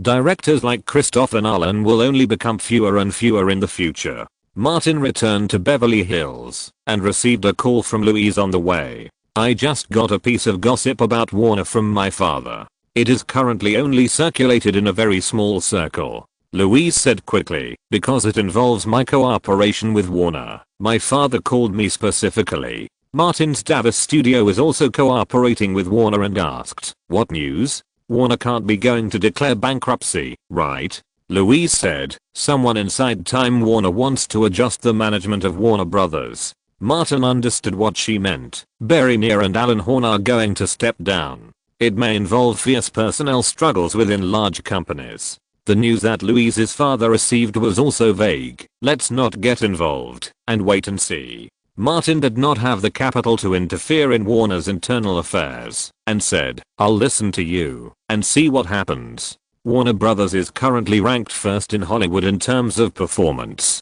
Projects such as the Lord of the Rings series and the Harry Potter series are very popular from the box office to the surrounding areas. But it is not surprising to change the leader. After all, there is no Warner without trouble. Martin originally wanted to go directly to Cheryl's, but he received a call from Charlie and Aniston on the way, asking him to meet at the old place. These two people jumped up and down in the recent Harvey Gate incident. Through the identity of opinion leaders of Me Too, they frequently made comments in the media and influenced the direction of entertainment. They can be said to have made great contributions. Martin is a man with conscience. It is impossible for him to forget his old mistress just because he has a new lover. He immediately went to the hotel and went to the meeting alone. When it got dark, he left the hotel and rushed to Cheryl's house. Who can understand the pain of being a man? Chapter 565, The Ultimate Freeloader. At 8 o'clock in the morning, in the dining room of Cheryl's house, Martin sat at the dining table and enjoyed the breakfast made by Cheryl herself. Cheryl was reading a Los Angeles Times, put down the food in her mouth, and said, "There are hundreds of victims who have reported the case." Martin said, "Hollywood will probably change because of this." Cheryl was curious, "I don't know who is behind all this. All Hollywood actors, and even people in other professions, should thank him." Martin asked, "What do you mean?" Although this incident cannot fundamentally change the industry's atmosphere, it will make the ecological environment in the industry better to some extent. Charlize is a star who has worked hard from the bottom, and she is deeply touched by this. If it is a little better, there may be fewer victims. Martin nodded slightly. What you said makes sense. Charlize looked at her watch. Do you have time this morning? I will definitely have time if you ask. Martin put down his knife and fork, picked up the napkin, and wiped his mouth. Sally, have you arranged any special activities? Charlize stood up and said, accompany me to see something. The two quickly left Beverly Hills and drove to the vicinity of the Los Angeles Forensic Identification Center. Some media reporters gathered at the entrance of the identification center. There weren't many people, but most of them were entertainment reporters. Charlize didn't want to be seen, so she parked the car far away. Martin had been here some time ago and was familiar with the place. He said, Tony Furman and Stuart Townsend are going to do a paternity test. Charlize asked, you haven't paid attention to it recently. Martin's energy during this period was completely focused on the Harvey incident, and he didn't pay much attention to anything else. I thought there would be a result a long time ago. Charlize looked over there through the front windshield and said, if the child is not Stuart's, I will give him compensation as a breakup fee. Martin patted her hand gently. Charlize took out her mobile phone, dialed a number, and asked, Silver, has the identification started? The other side replied, the results will be out soon. Charlize said, when the results come out, remember to tell me. This is the last connection between her and Stuart Townsend. After jumping out of the pit of Stuart, Charlize has decided to enjoy life and enjoy the bright lights and wine that belong to Hollywood stars. Inside the identification center, Stuart was completely stunned when he saw the identification report. Even though he was mentally prepared, the DNA was highly matched, up to 99.9999%.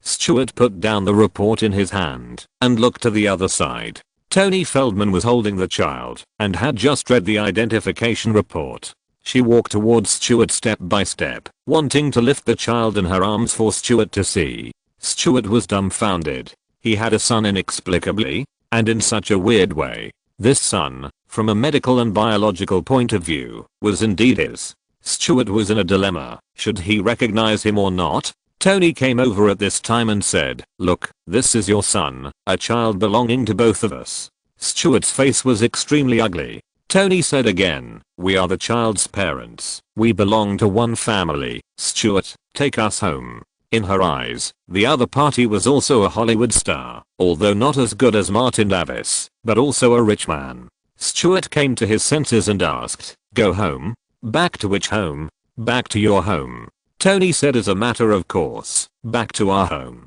Stuart said, I don't have a home. I'm currently living in the Hilton Hotel. Tony was surprised and asked, don't you live in Beverly Hills? If we don't have a mansion in Beverly Hills, a detached villa in Sherman Oaks will do. My son and I don't have higher requirements and we can accept all of these. Stuart also wants this kind of life, but the problem is that it doesn't exist at all. The mansion in Beverly Hills belongs to my ex-fiancée and has nothing to do with me. Stuart had nothing to hide, and speaking directly could avoid the other party's entanglement. I don't have much assets. I usually use my ex-fiancée's credit card. Tony's eyes widened. She couldn't believe it, and said, it doesn't matter. You are famous and can work. My son and I fully support you. Hearing this, Stuart suddenly had an idea, which he thought was particularly reliable, and said, it's not impossible for me to take you back, but you have to go out and make money. Why did Tony work so hard? Wasn't it just to find a long-term job filled with US dollars? She asked, why do I make money? Stuart said as a matter of course, you make money for me to spend. Let me think about it. This matter has been a sensation for a while. You can find a publisher to publish a book and expose it in a newspaper, all of which can make a lot of money. Tony hugged the child and stepped back step by step. Why did her son have such an excellent father? Stuart said, I can help you take care of the child while you go to work. Tony didn't dare to do that. She was worried that the gigolo would sell her son for money. That's it. Tony gave up this idea. I will continue to sue the court. You must pay child support. Stuart had no money, so he said directly, I advise you not to waste your time. I'm a poor guy and can't afford child support. You are wasting the lawyer's fees in vain. Tony couldn't give up like this. The lawyers who wanted a judicial precedent would not let her give up. Outside the identification center, Charlize received a call from Silver and got the results of the paternity test. Seeing her hang up the phone, Martin asked, is there a result? It is. That's right. Charlize laughed happily. At this moment, she completely got rid of the gigolo and said, I can save a lot of money. I'll treat you to a big meal at noon. Martin, I'll treat you to a big meal. Martin replied, then I won't be polite.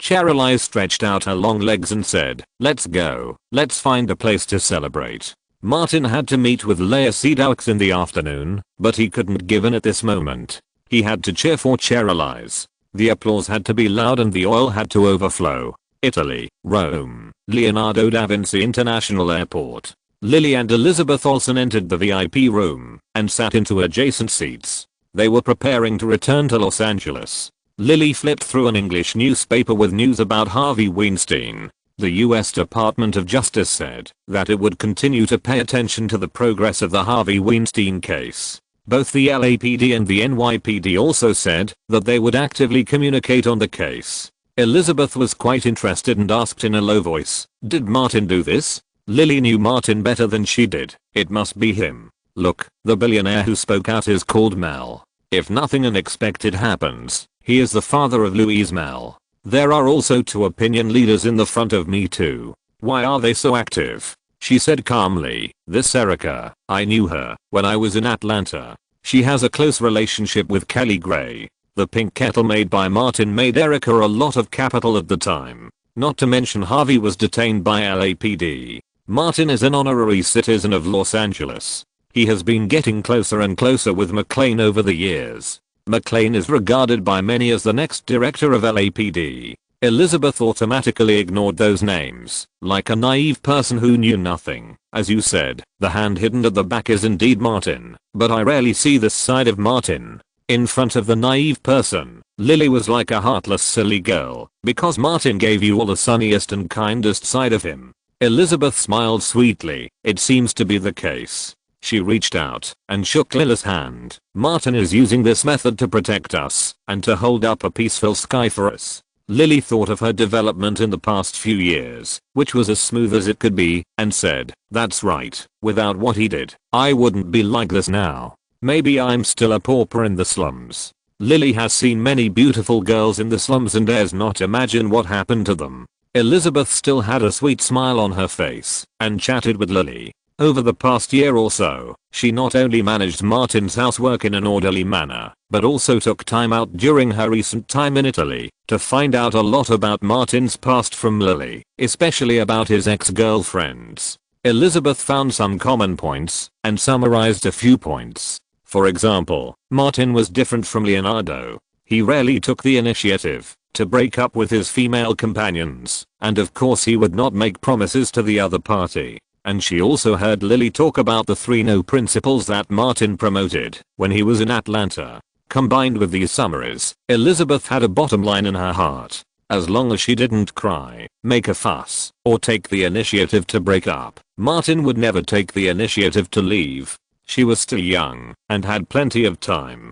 Those who danced happily were particularly capable and were old. She didn't have to do anything. Time would solve the problem. Elizabeth also had her own 3 no principles. Besides, she also won over a strong supporter, Lily. The flight reminder sounded. Elizabeth pulled Lily up and said, let's get on the plane. We are going back to Los Angeles.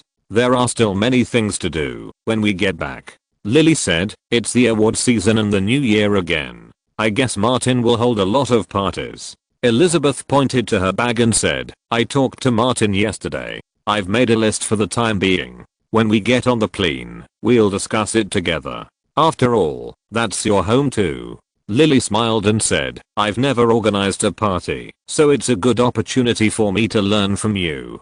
The 2 boarded the plane together and entered the first class cabin of the plane. There was still a long journey ahead, and discussing these things was a good way to kill time. Lily looked at the preliminary list made by Elizabeth and sent out the content that interested her. Brad Pitt and the Affleck brothers are going to have a trial soon. That Cassie once cheated me. I must go to the scene to see it. Elizabeth said, this case involves Martin, and Martin wants to go together when the time comes. Harvey's remarks in the first few chapters and the second half of this chapter. Thanks to the big guys in the group for providing inspiration. Real life is the source of creative inspiration. Chapter 566 looking for you to take over. In the courtroom, Martin, Elizabeth and Lily sat upright, waiting for the verdict of the case. On the other side of the aisle, Charlie and Aniston attended as the leaders of the Me Too movement. They wore a red painted fist collar badge on the collar of their black business suits. This is the Me Too logo.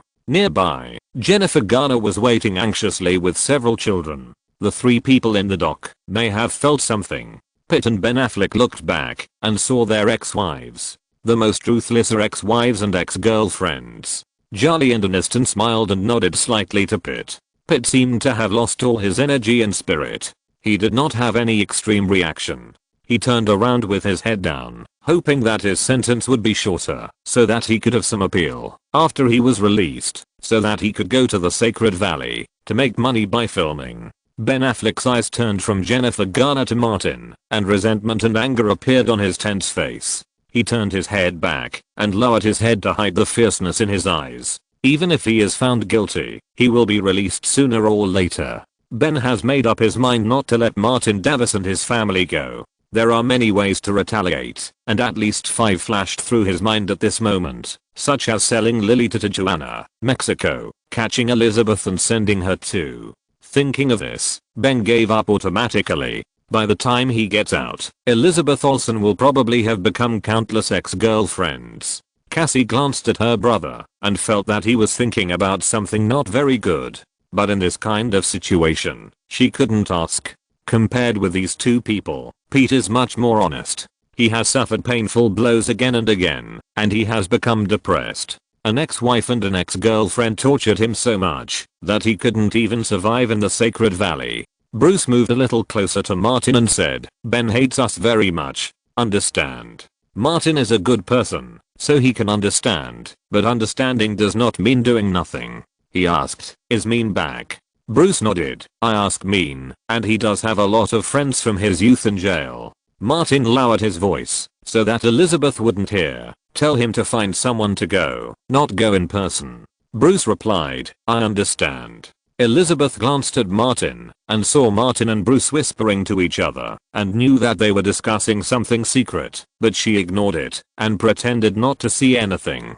The judge and the jury came back at this time, and the latter stood up and pronounced the verdict on the case in court. When an American national hero is slandered and framed, the impact is not only on the case itself, but also fundamentally shakes the legal system and the spirit and beliefs that this country upholds. The jury has ruled that the defendants Brad Pitt, Ben Affleck and Cassie Affleck are guilty. The scene was as silent as water, and everyone was no exception to this result. Then, the judge announced the verdict. Pete, Ben and Cassie were convicted of extortion, conspiracy to defraud, and inducing others to commit crimes. They were sentenced to 7 years in prison with no parole for 5 years. In the audience, the victims of Ben and Pete clapped their hands, which immediately triggered warm applause. For dozens of spectators, they were of course happy to receive compensation from Ben and Pete and to see the two go to jail. The trial ended here.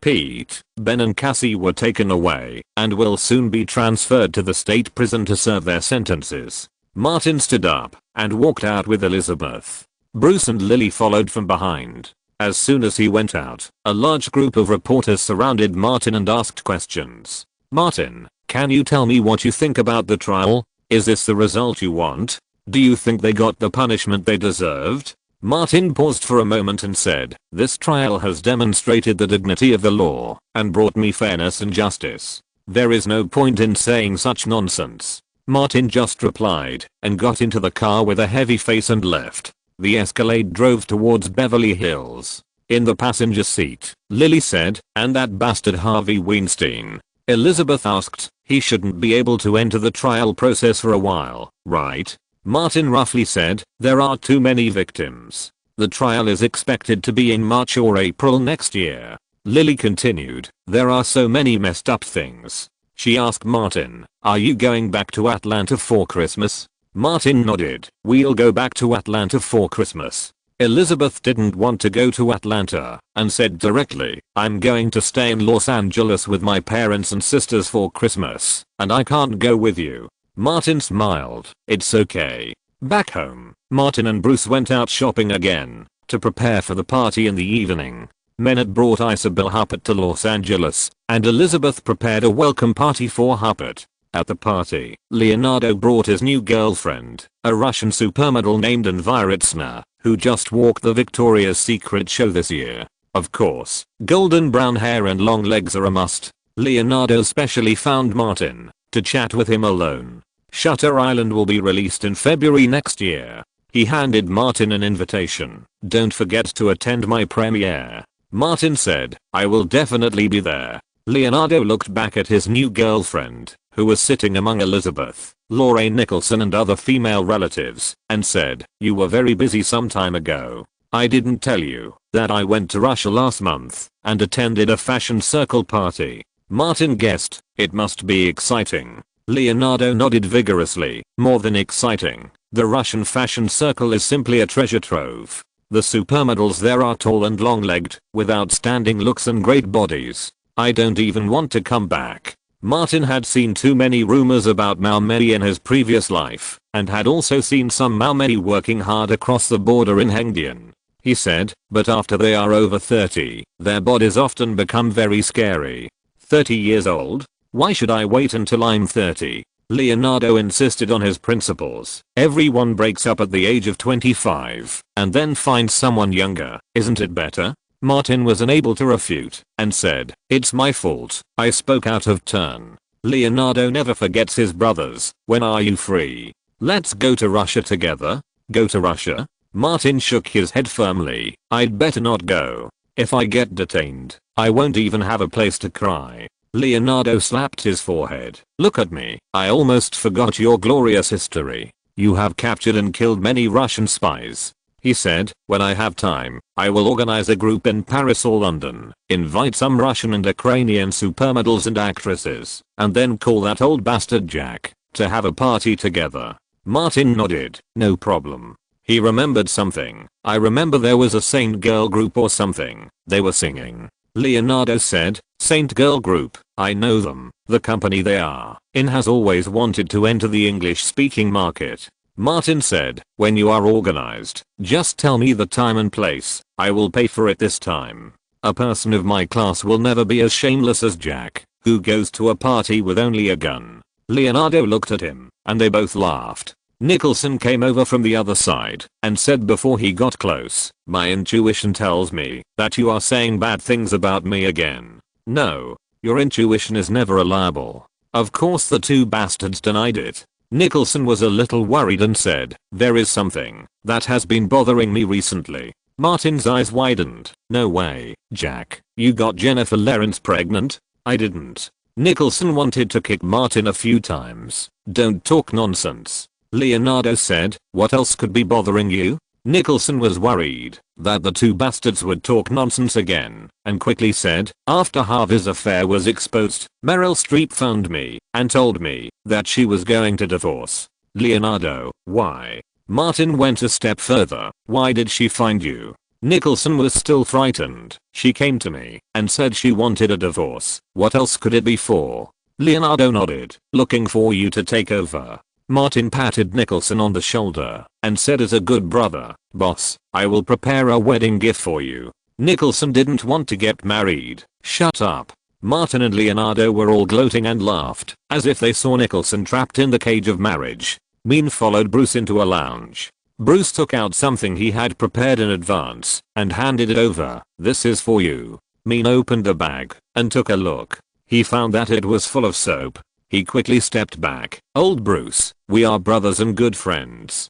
Don't joke with me. I'm not funny at all. Really? Bruce gave him a middle finger and said, this is not for you. You are not qualified to enjoy these. Min remembered. What did you say last time? Bruce nodded slightly. This morning, Pete, Big Ben and Cassie were sentenced and will be transferred to the state prison soon. Don't worry, I will take care of the rest. Mean took charge. In the community where I used to live, many brothers are either still in there or have contact with them after they get out. It's a small matter. Bruce warned, don't go. Find someone reliable. Money is not a problem. Mean said, don't worry, old Bruce. I'm not the brainless little actor I used to be. Bruce put his arm around Mean's shoulders and sincerely admired. How can a brainless person hook up with Celine Dion, Isabel Huppert and Emma Thomas? Mean laughed. No, Kim and Chloe are sisters. Bruce pushed him away. Mean didn't mention it anymore, carrying her handbag out of the villa, put it in the car first, and called 2 guys who grew up with her to meet later. If you're listening to this novel on a channel other than Fanfic World, it means they downloaded and uploaded it without effort. We cordially invite you to visit our channel, Mundo Fanfic Novelos. There you'll find the original version of this story and you can explore many other novels of various genres. We're waiting for you to immerse yourself in a world of incredible novels. Chapter 567. Cherish your life and stay away from Martin. California State Prison, visiting room. Manning sat in front of the explosion-proof glass window, listening to the black boy talking across from him. The black boy said, old man, we have been helping you take care of your sister and mother, and they are living well. They came to visit last month, and Manning nodded. Thank you. Brothers, there is no need to be polite. The black boy said again, I have found a way to bring you a few new soaps, and I will hand them over to you after the inspection. 3 tender bastards just came, and the tallest one among them. After listening to the description, Manning said, I recognize him. Brothers haven't had sex for a long time. You came at the right time. The black boy saw that the time was almost up. I will talk to you in detail next time I come to see you. The two ended the visit, and when Manning left, he took a checked bag from the prison guard, which contained several boxes of opened soaps. These soaps have some strange fragrances, which are refreshing and clear, and are very different from the past. Manning returned to his room, waited for the iron door to close, and immediately called a few younger brothers. This day was very peaceful, but during the exercise, many black men gathered together. They are extremely energetic, and do certain things without restraint, forming their own faction in the state prison. These people quickly reached a consensus, and 6 of them decided to participate directly. Among them, several with strong capital could be brought to the Holy Valley to become male artists. The next day, it was bathing time in the prison. Pete, Big Ben, and Cassie, who had just transferred here, entered the open bathroom and deliberately chose a deserted place to take a shower. The faucet had just been turned on, and some black men came over from the opposite side. They were chatting about something, and some of them even glanced over here. Pete glanced across and said to Big Ben, I found a friend and will be able to get preferential treatment soon. Don't cause trouble in there. Find a way to slip some money and you'll be able to get out early. Big Ben's face has been gloomy these days. When I get out, I will not let Martin Davis go. He said in a harsh voice. Martin's sister, her name is Lily Carter, right? You will see her into Joanna Red Street then. Let's stay away from Martin. Cassie has been scared recently and doesn't want to get entangled anymore. Martin is not easy to mess with. Pete was deeply touched. Cherish life and stay away from Martin. Big Ben looked around. Are you scared? Cassie lowered her head and said nothing. Pete sighed and said, haven't you heard about Harvey? Harvey will probably come in too, and he will be worse off than us.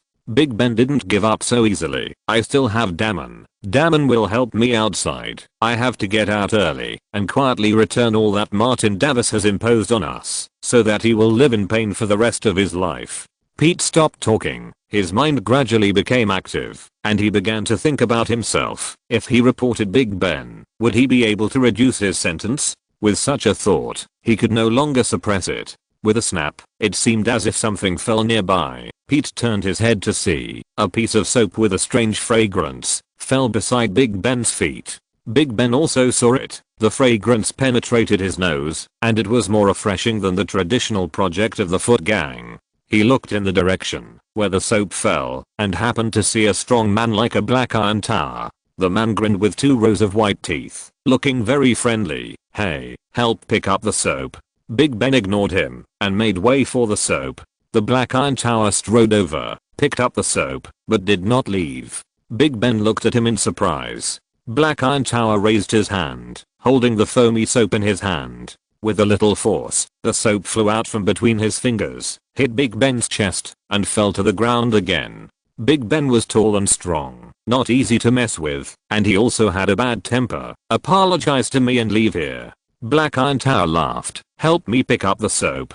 Big Ben had just clenched his fists when footsteps were heard around him. All the old blacks nearby surrounded him, as many as 30 people. Black Iron Tower snapped his fingers. Are you going to pick it up on your own initiative, or are we forcing you to pick it up? Cassie quickly pulled Big Ben and said, let's talk, let's talk. He's Ben Affleck. Black Iron Tower pushed Cassie away, a big Hollywood star. It's too rare here. The surroundings laughed, and the old blacks were eager to try. Cassie quickly pulled Pete. Think of a way. A dozen old blacks looked over. Pete could see clearly that these people were not targeting him.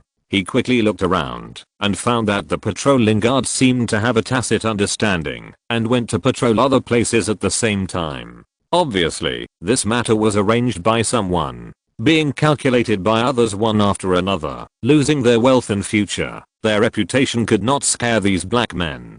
Pete knew what would happen next. Although he had similar experiences before he became famous, he definitely did not want to experience it again. He quickly raised his hand and said, I'm not familiar with them, not at all. Black Iron Tower shook his head, and Pete hurried away and ran behind him. Although he was in prison and abandoned and spurned by the entire Hollywood, Pete was still very persistent. If he wanted to do these things with him, he should at least pay him a large sum of money like the film producers in the Holy Valley. When he was far away, Pete looked back and saw that several black men controlled Cassie, and the remaining dozens of black men surrounded Big Ben.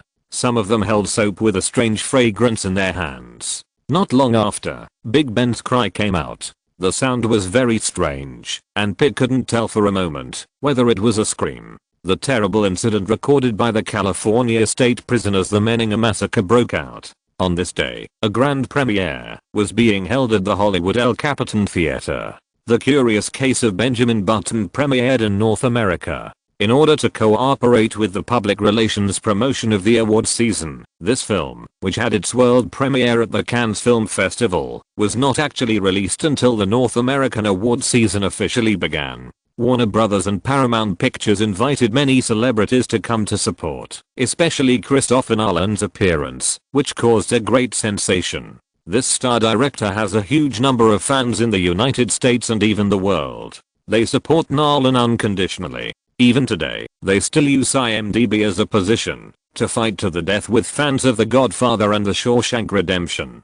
In the words of Warner Brothers and Nolan himself, as long as the discs of The Dark Knight are still on the market, this war without gunpowder will not stop. Inception, which will be released next year, has a patch advertisement in The Curious Case of Benjamin Button. Tom Cruise, Paramount Pictures' current Ace co-star, also came to cheer and brought a special gift to Martin. Martin and Elizabeth walked on the red carpet together and came to the area where the Coca-Cola cult gathered. After signing autographs and drinking Coke together, they entered the media area. Tom Cruise was waiting for him in the media area. Martin was somewhat surprised and didn't know what Tom Cruise was going to do. In front of many media reporters and cameras, Tom Cruise strode over, stretched out his arms, and hugged Martin tightly, then waved to the back. Katie Holmes brought a small cake over. Tom Cruise took it and handed it to Martin. This is for you. Thank you. Martin kept it and solemnly handed it to Elizabeth. We must try Tom's cake later. Tom Cruise saw that Martin understood what he meant and said, my cake is very special. I will give you a few more later. Without Martin waving, Bruce had already taken out a gift box from his bag and quietly put it in Martin's hand. Martin handed the sculpture hand carved by Lily to Tom Cruise. I just happen to have a gift for you. Tom Cruise accepted it. The two stood together, looking like close friends. A reporter asked, Tom, Martin, when did you become so close? Tom Cruise said first, in the filming of Mission Impossible 4, Martin gave me a lot of suggestions on action design, which helped the crew avoid many detours. The filming of Mission Impossible 4 went so smoothly, and Martin contributed a lot. In the past few years, the film market has not been going well, and even Tom Cruise has started to take advantage of the popularity. Many relationships in the circle are sometimes made this way. Martin didn't mind, and said with a smile, "I became a die-hard fan of Tom as early as when Top Gun was released. I have seen Mission Impossible more than a dozen times. It is a classic among classics. It is my honor to help Tom a little." Tom Cruise bumped his fist with Martin when Top Gun was released. "I should have invited you to the premiere." Martin laughed cheerfully. "I was just a little kid at that time." He is good at creating topics. "Tom, there is something I have always wanted to ask you. Seeing that these two drama queens were performing a good show without their questions, the reporters simply stopped asking questions and concentrated on shooting the news." Tom Cruise asked, "Anything, just ask.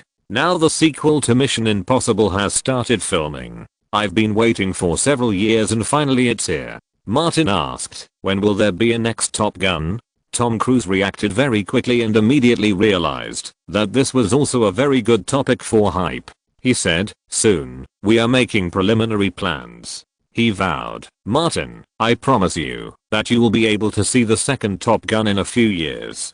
Martin said, "This is good news." The reporters were all excited. This news could be hyped for at least several days. Martin left the media area and joined other main creative staff of the crew. After taking a group photo in front of the sponsor's background board, he entered the theater lobby. Elizabeth handed the cake to Bruce and came over to ask, "Why does Tom Cruise send a cake on this occasion?" Martin explained simply, "This is Tom Cruise's symbol of friendship. He sends cakes to people he has a good relationship with before Christmas every year. This is also Cruise's traditional program. The book is not finished yet. It will take at least until next year. If it is really finished, I will notify you half a month in advance." Chapter 568. Only look at the standpoint. There are many strange things in the Hollywood circle. Tom Cruise's cake is not as famous as Martin's statue.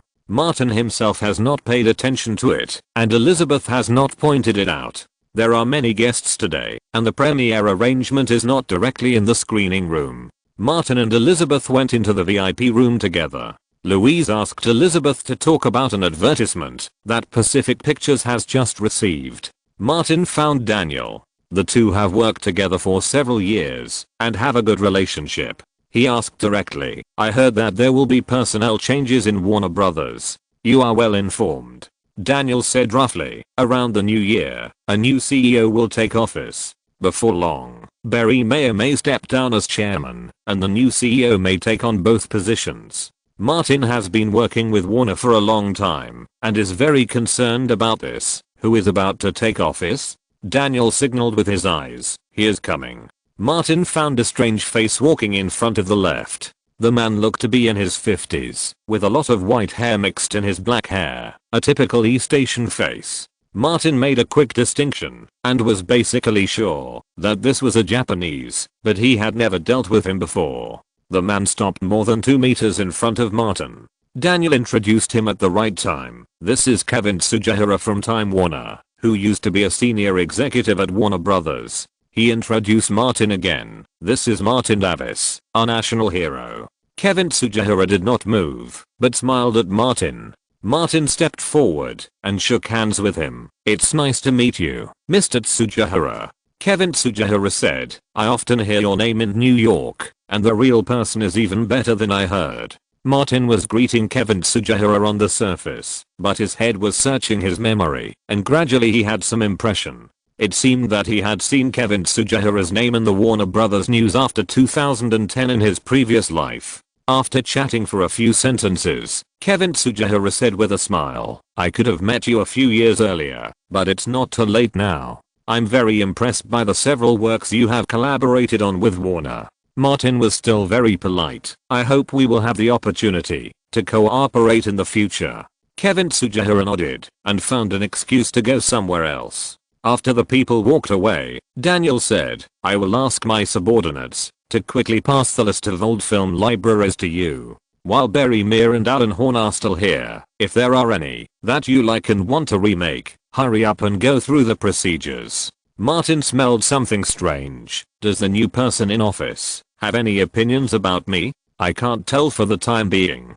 Daniel reminded, this personnel change involves extremely fierce personnel struggles within the entire Time Warner Group. You often deal with political circles, and you should understand one thing. Some struggles do not look at ability and performance, but only at positions. This kind of thing is too common. Whether in the past life or now, Martin has seen it countless times. He said, I worked closely with Warner Brothers in the past few years, and have a good personal relationship with Berrymeer, so.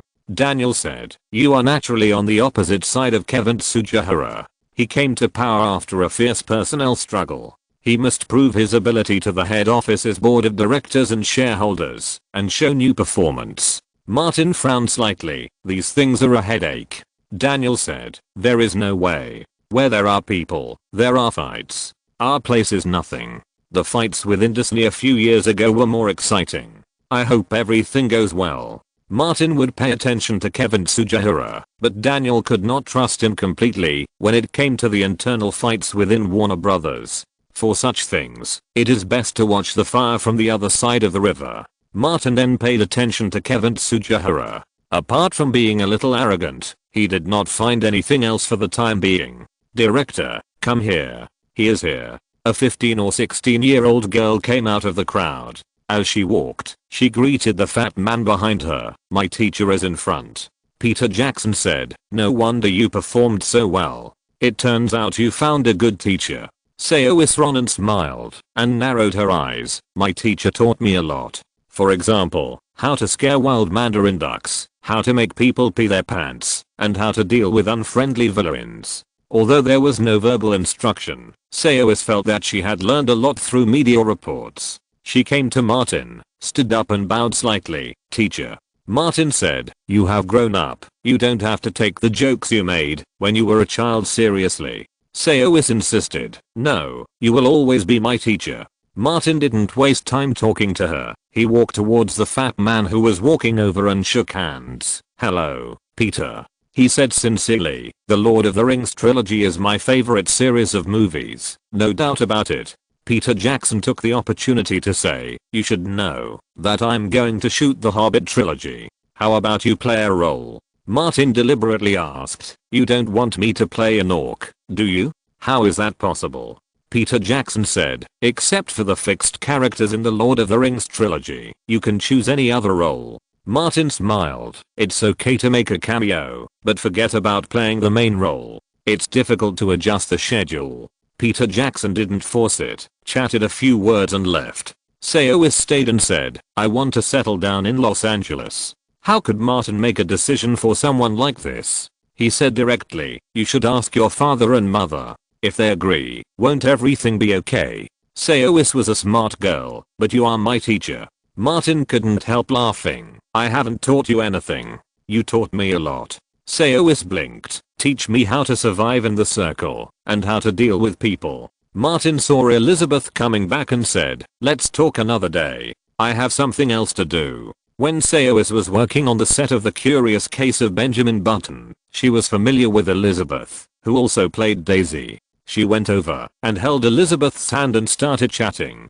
Soon, producer Kathleen Kennedy invited everyone to enter the theater together. Martin and the crew waited at the end. The theater, which can accommodate thousands of people, was full. When David Fincher and Kathleen Kennedy led Martin and other main creative staff into the theater, thunderous applause broke out. After some routine media activities, the premiere screening is about to begin. Martin and David Fincher's seats are next to each other. After sitting down, the latter whispered, there will be several screenings next, don't forget to attend. Martin just won the Oscar for Best Supporting Actor last year. Unless the role and the social environment explode, it will be difficult to win another acting award this year. Martin said, I will strive for a nomination, and I will definitely go. He knew that with this role, that used a lot of CGI generation technology, it was impossible to win the best actor, so he simply sold a favor. I have discussed with Catherine, and the crew resources are mainly used for your best director.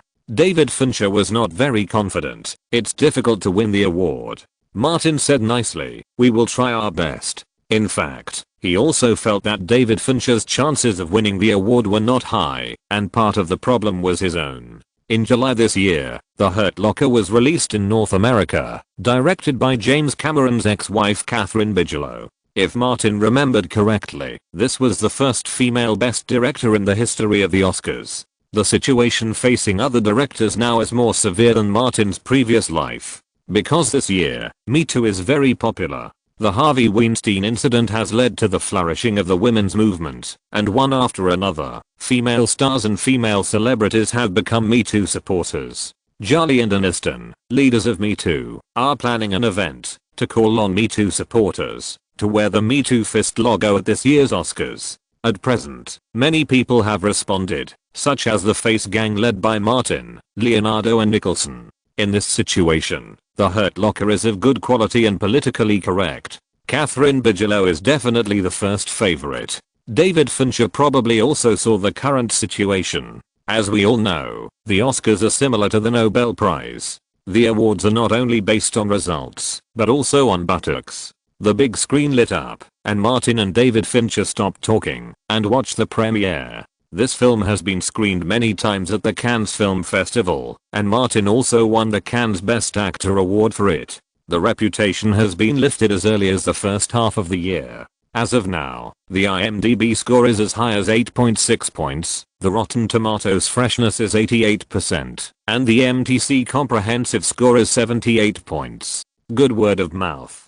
David Fincher's last film, The Black Dahlia, had a very poor box office, and its current market appeal can only be said to be average. Fortunately, Martin is in a similar stage to Will Smith a few years ago. Although the type of film has an impact on the box office, his appeal also has a great bonus to the market. On the first day of its release in North America, Benjamin earned $17.85 million, surpassing The Blind Side, which was released in North America last week, and topped the single-day champion of the North American box office chart. With good word of mouth, the film's box office trend is relatively stable. After this weekend, it earned $46.68 million. The movie starring Martin once again won a North American box office champion. But this only lasted for a week, and too many popular films were concentrated in this holiday season. James Cameron's Avatar is released. This epic super blockbuster, because it is an original movie, did not have such a strong box office in the first week, with only $77.02 million in revenue. Even as strong as James Cameron is, he still cannot break the curse that original non-sequel movies cannot exceed 100 million in North American weekends. Hollywood, which emphasizes commercial profits, naturally doesn't like original movies. Although Avatar is powerful enough, the audience of Benjamin is different from it. The latter maintains a healthy trend and earned $26.85 million in the North American box office in the second weekend. The North American box office has accumulated $94.25 million. At the same time, in more than 50 countries and regions where it was released overseas, it also earned nearly $60 million. The global box office of the film easily exceeded $150 million. Chapter 569 La La Land. The personnel changes at Warner Bros. Gradually revealed chaos. Rumors were spreading everywhere. Martin got more reliable information that Alan Horn, the boss of Warner Pictures, was about to leave and was about to join Disney Pictures under Walt Disney as co-chairman and CEO. In the first decade of the new century, Warner Bros. Dominated Hollywood. In the next decade, it is very likely that Disney will dominate. Martin held an internal meeting in the studio and discussed with Louise several times to make preparations. Every time there is a change of power, there are always prominent figures of the previous generation who fall. No one wants to be the one who falls. On this day, Ari Emanuel called and asked Martin to meet.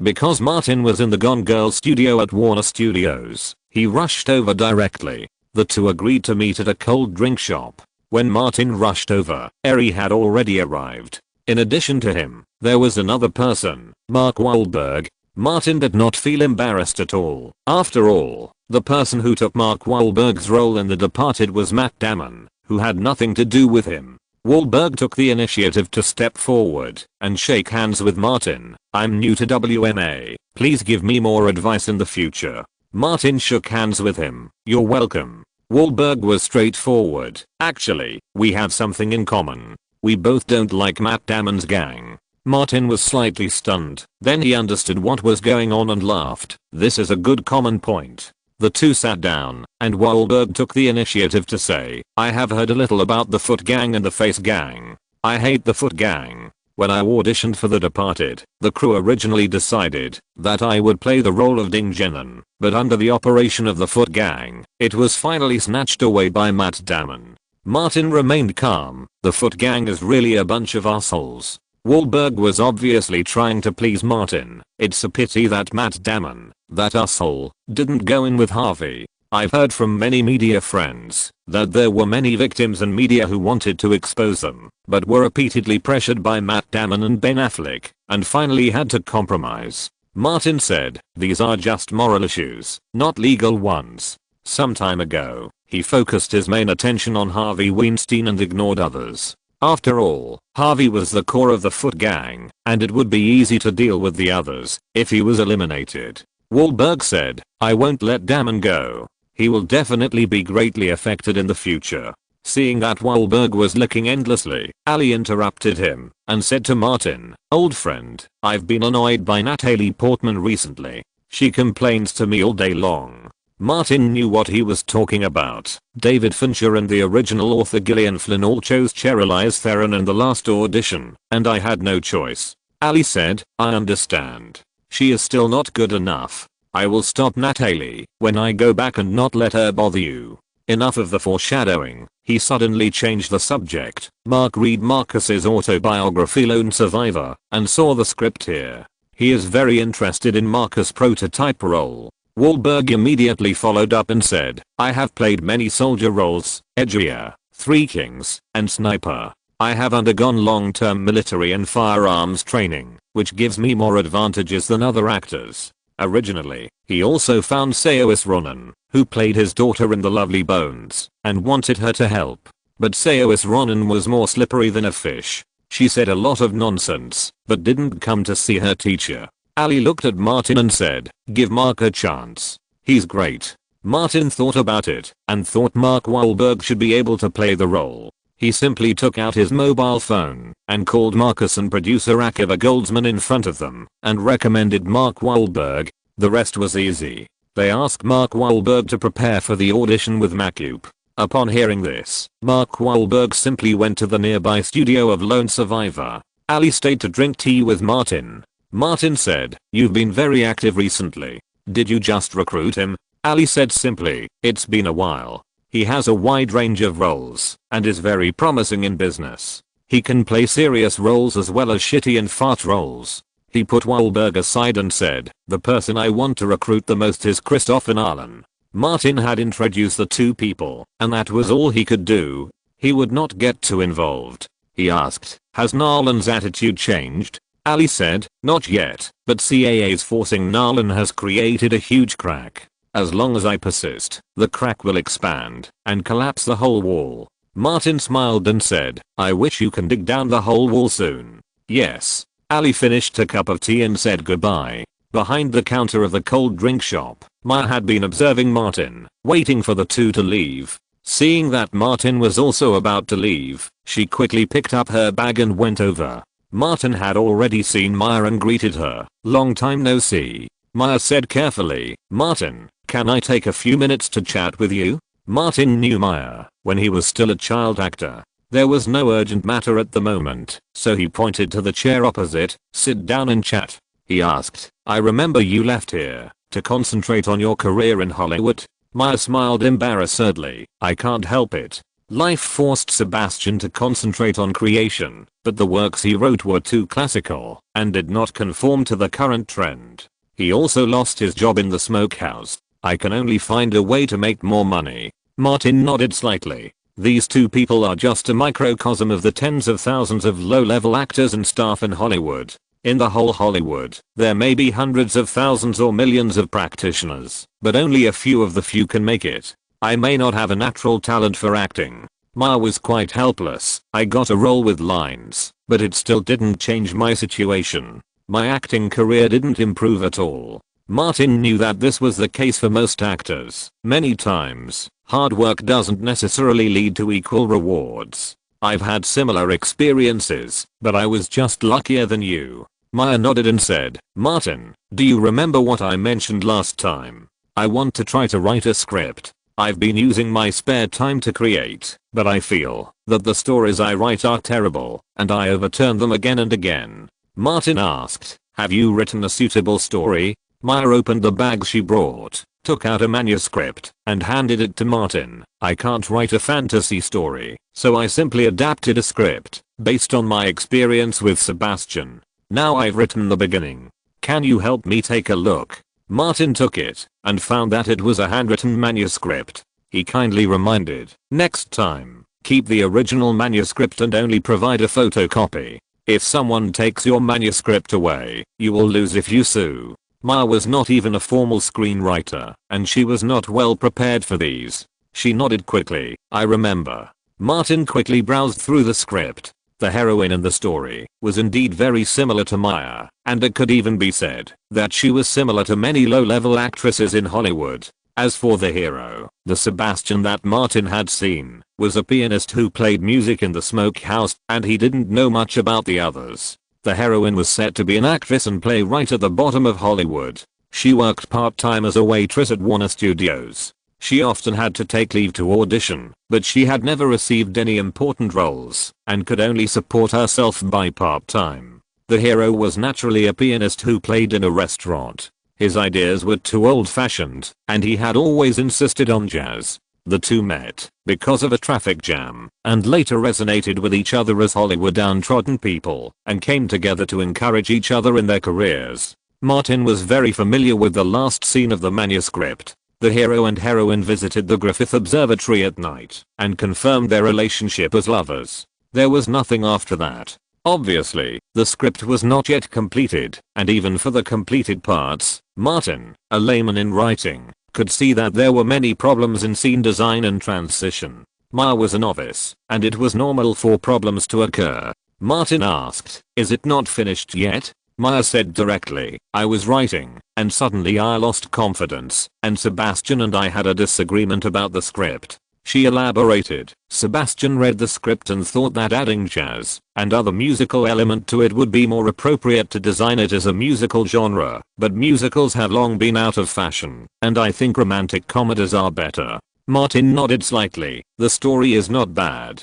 Because of his experience of working at the bottom, the story Maya wrote resonated with Martin. Martin also saw the shadow of a movie he once remembered, La La Land starring Emma Stone and Ryan Gosling. Martin was deeply impressed by that movie. On the one hand, it was relatively close in time, and on the other hand, it caused a huge mistake at the Oscars Best Picture award. The Black Lives Matter gay movie that won the best movie was said to be La La Land when the guests announced the award results. Was there any insider information? Martin didn't know. He had forgotten the names of the gay movies about Black Lives Matter, but he always remembered La La Land. Seeing that Martin was silent, Maya asked, is it worthless? Martin thought for a moment and said, you wrote a very rough script, and many places need to be revised. Maya lowered her head, wondering whether to leave Los Angeles and return to her hometown. Martin continued, well, Maya, you finish writing the entire script first. Maya raised her head, her eyes full of brilliance again, and promised, I will insist on finishing it.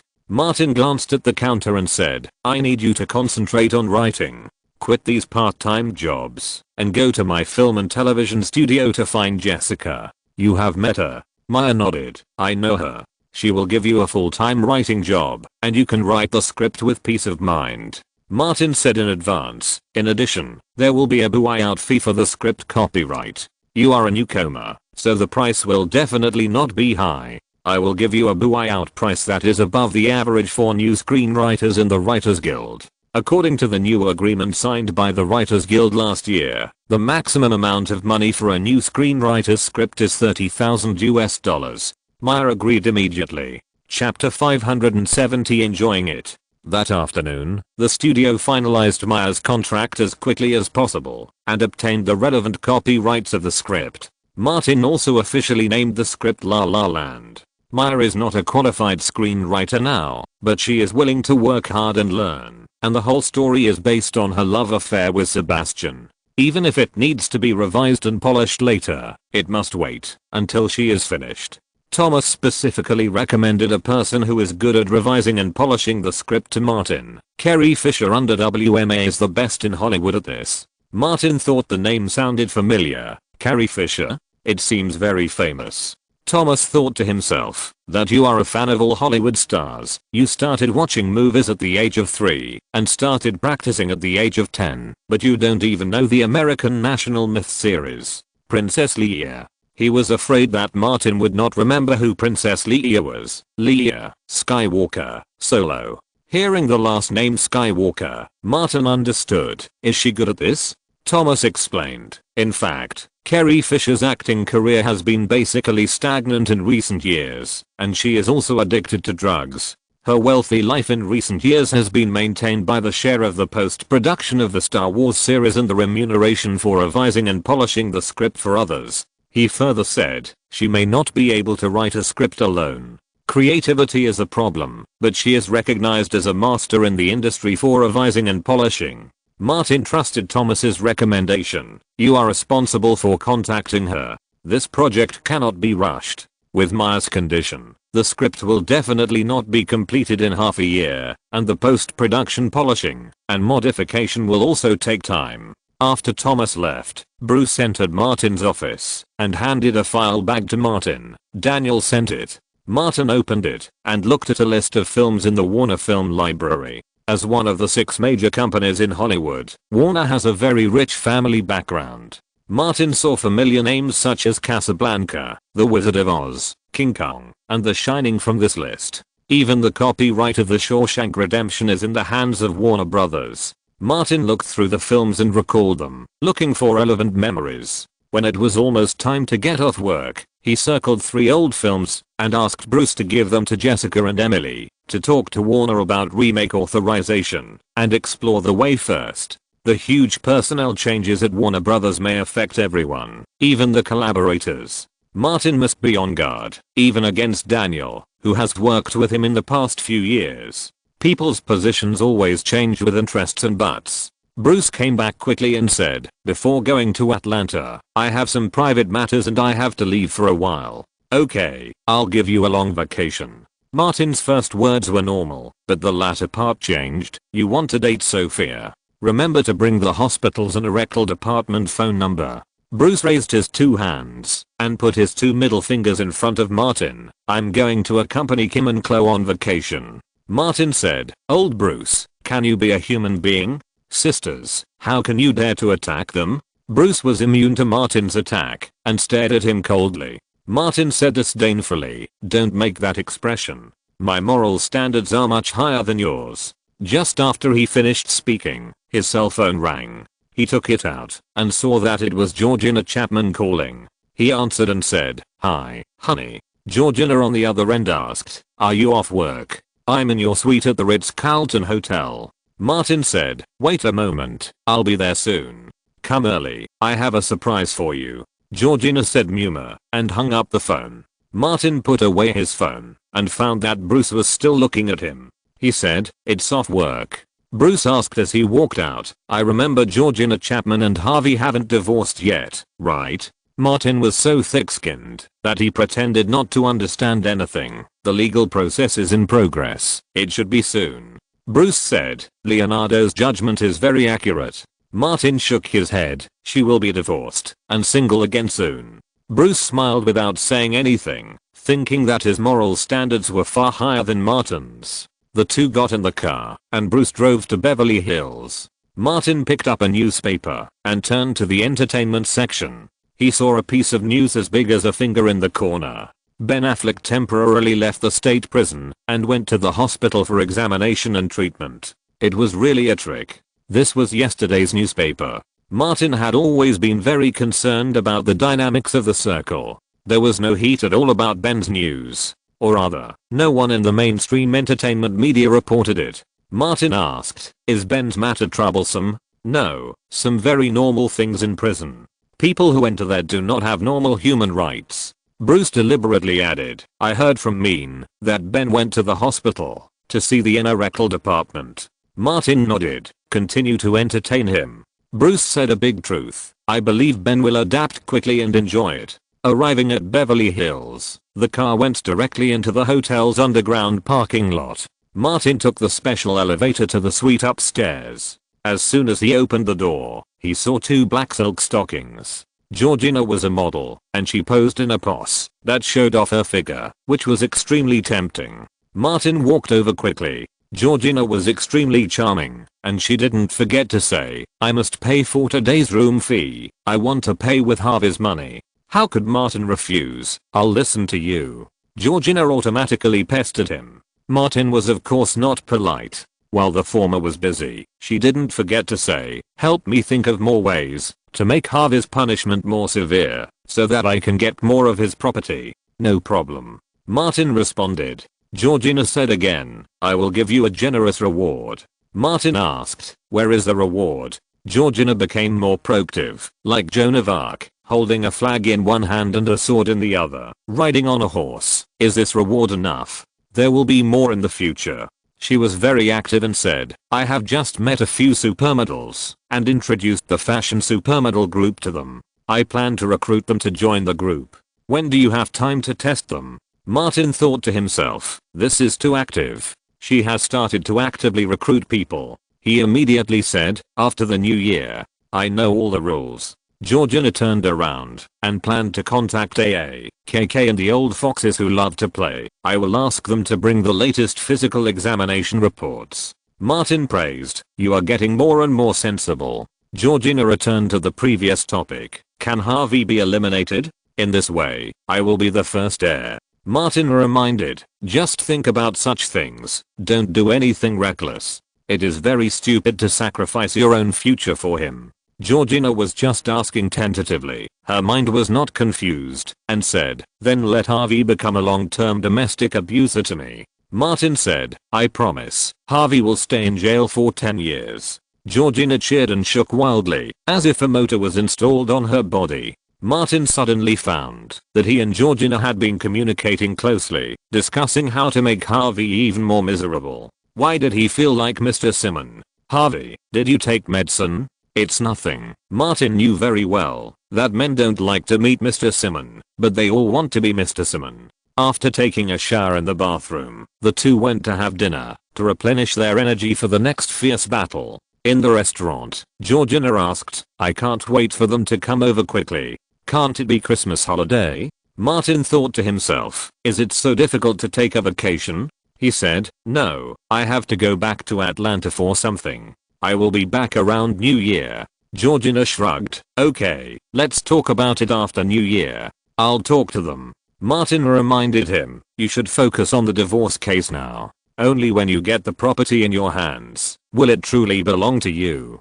Georgina nodded repeatedly. I understand. No one can take away what belongs to me. The number of victims in the Harvey case has exceeded 100. The case has made a sensation around the world. Me Too and the media have been watching it. The Federal Department of Justice has even sent a team here. All lawyers in the United States are eager to try, of course not to defend Harvey, but to become lawyers for the victims. In addition to criminal proceedings, there must be civil lawsuits involving huge compensation. Even the Avatar currently in theaters is not as popular and concerned as Harvey Weinstein. Even now, there are still victims appearing, the earliest of which was involved in the late 1970s. Among them, there are many people around powerful people like Jennifer Siebel. Martin no longer needs to do anything, he can just watch and eat melons. Georgina added, the lawyer I hired was Nicole Kidman's attorney when Tom Cruise and Nicole Kidman divorced. He is the best at handling divorce lawsuits filed by celebrities and wealthy people.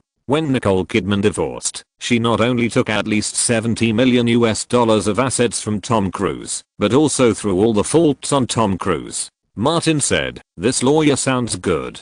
Georgina said, I'll introduce him to you someday. Martin shook his head directly. I don't need this kind of lawyer. Georgina understood. Okay, great non-marriage gist. After the two had dinner, they went back to the suite.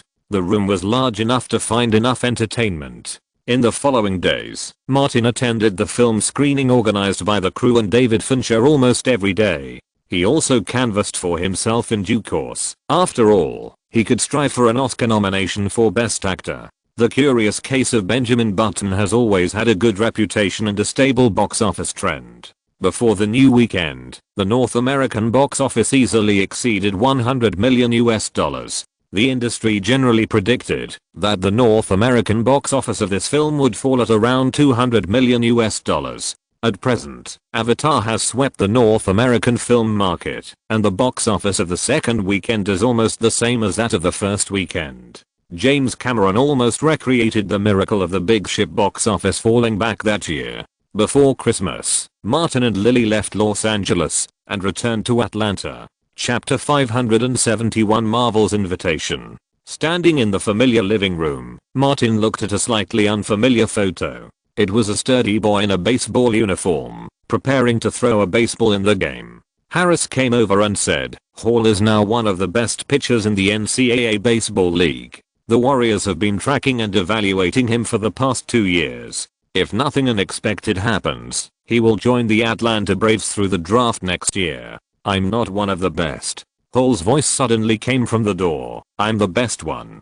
Martin turned his head and saw the boy, who was more than 1.8 meters tall. He asked seriously, "When you play on the field, will you dig a hole first?" Hall opened his mouth and looked constipated. On the stairs, Lily walked down and said, "The bastard who is best at hitting the ground." Hall was angry and glared and said, "I'm grown up now. Don't say that to me anymore." He curled his lips again. A famous young artist in the United States, full of dirty words. Lily immediately quickened her pace, and her high heels stepped on the stairs, making dense clattering sounds. Harris closed his eyes, not wanting to see Hall's tragic end. Lily walked quickly to Hall, raised her white fist, and hit Hall's head like she used to, but Hall was much taller than her, so it was inconvenient to hit him. Lily said, "Squat down. I'm a sports star in Atlanta now." Hall's first voice was very high, and the second one was unconsciously weaker. "Save some face for me, okay?"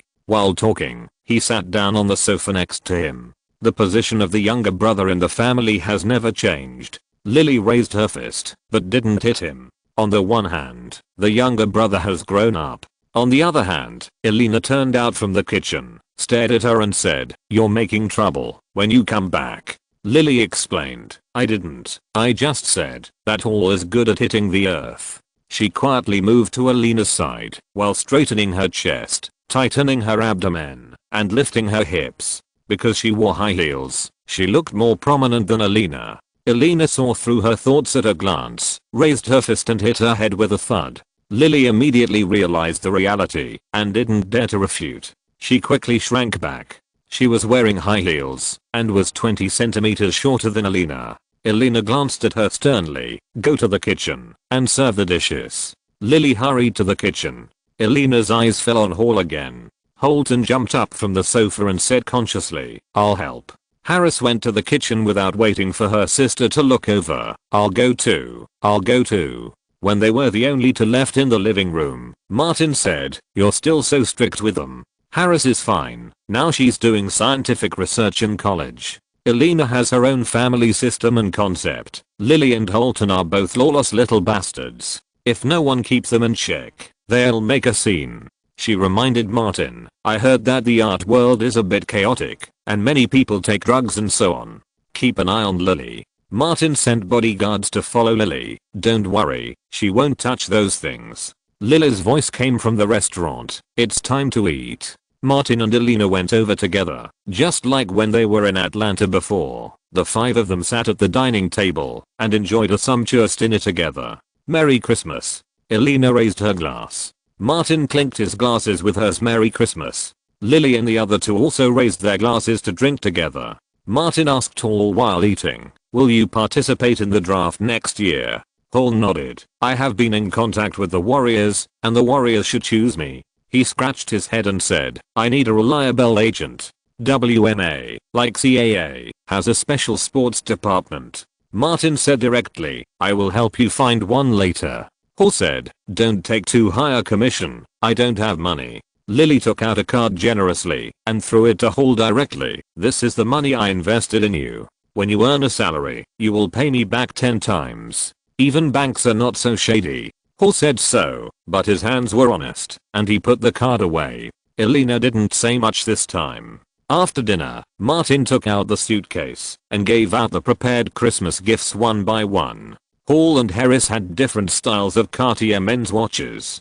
Martin personally put a flawless ruby necklace on Elena's neck. Lily looked at the blood red ruby hanging between Elena's collarbones and saw that Martin seemed to have forgotten her, so she asked, "Isn't there any Christmas present for me?" Martin said, "Yours will be shipped directly to Los Angeles." When Lily heard about the shipment, she had a bad feeling. A lot. Martin thought for a moment. Several tons should be there. Lily was desperate and sat down on the sofa, vowing not to talk to Martin for a week. Martin took out a box and gave it to her, saying, "Several tons of high quality marble.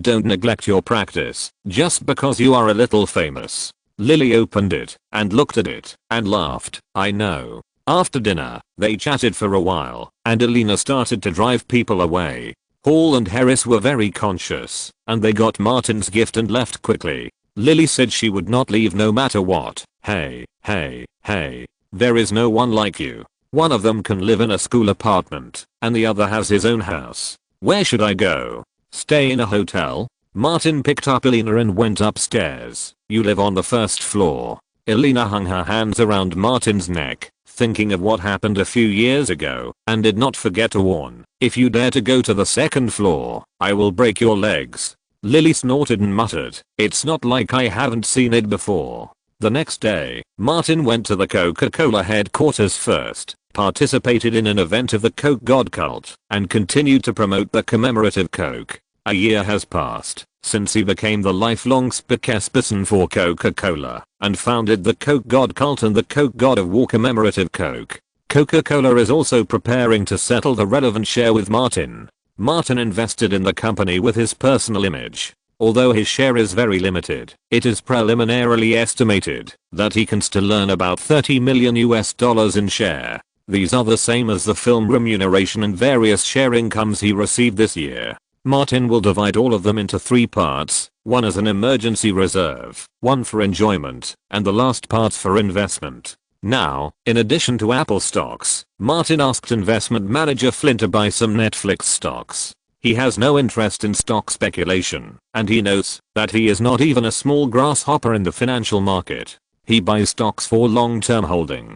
After Christmas, Martin did not leave Atlanta immediately. He first discussed the development of the Coca-Cola church with the high priest Robert, and then visited the old friends of the year. Afterwards, he held the second formal gathering of the Coca-Cola church in Atlanta. Most of the participants were celebrities from Georgia, such as Senator Erica, who returned to Georgia for Christmas, and several officials including the mayor of Atlanta also showed up one by one. Of course, there were also many executives of the Coca-Cola group.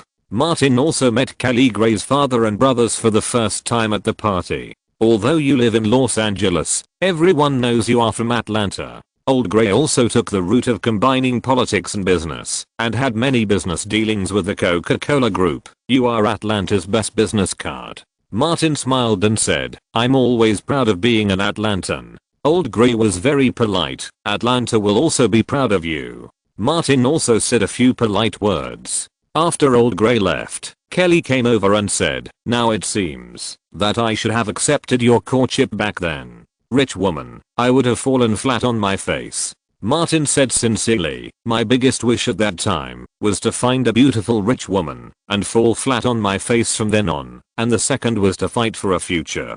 Kelly said, "Can't you let me regret for a while? Leave me some fantasy?" Martin shrugged, "I'm worried that Louise will fly over from Los Angeles and tear you to pieces." Kelly covered her mouth and laughed, and soon reminded, "Erica is coming." Martin stepped forward to shake hands with Erica and said a few polite words. Erica said, "This is a good thing. It has a huge impact across the United States." Martin smiled and said, "It's good to help the senator. This is now the hottest topic in the United States." Erica is a representative of women's rights protection and has benefited a lot. The two have cooperated since they were in Atlanta. Although the Coke God Church is a pan-faith organization, it can still provide a good platform for Erica to expand her interpersonal relationships. The gathering in Atlanta was very successful. Martin went to Kelly Gray after the gathering. The two focused on discussing the personnel changes in Warner Brothers. This change has a relatively small impact on Gray Film and Television. Atlanta's film and television tax rebate policy will not change in the short term. Gray Film and Television has always been the largest film and television company and shooting base in Georgia. Most Hollywood crews coming to Georgia to shoot will inevitably cooperate with Gray Film and Television. According to Kelly, after Disney completes the acquisition of Marvel, it plans to use Atlanta as the main shooting base for Marvel superhero movies. Kelly also mentioned one thing: when Marvel was filming Iron Man 2 in Atlanta, I heard Kevin Feige talking to someone about inviting you to play Captain America. He felt that there was no actor in the world more suitable for the role than you. Martin was surprised. When did it happen? Kelly recalled, at least a few months. Didn't you receive an invitation? Martin shook his head. No, Marvel didn't invite me. Kelly said, that's strange. I couldn't have heard it wrong. Have they changed their minds again? Martin shrugged. Who knows?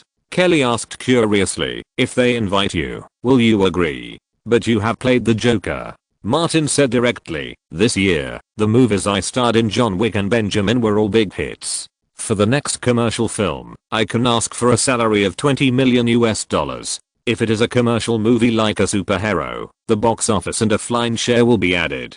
He explained again, although making money is not shabby, for Hollywood stars like me, purely commercial superhero movies are at the bottom of the contempt chain. Maybe it will change in another 7 or 8 years, but it is still the same now. Kelly said, I'm afraid it's difficult. Iron Man 2 was filmed at the Gray Film Center. Marvel's budget is very tight, and they are very stingy in investing in actors. I can't cut my salary in half for them. Martin knew the serious consequences of that, not to mention my subsequent salary. Even the sponsors will have opinions, thinking that I'm damaging my style and reducing their brand value. He waved his hand and said, let's wait for them to invite us. Martin stayed in Atlanta until the new year, and during that time he accompanied Alina to see Avatar. When 2010 arrived, Martin returned to Los Angeles because Warner Brothers was going to hold a New Year's party. Chapter 572, Coke Cult refuses to watch Marvel.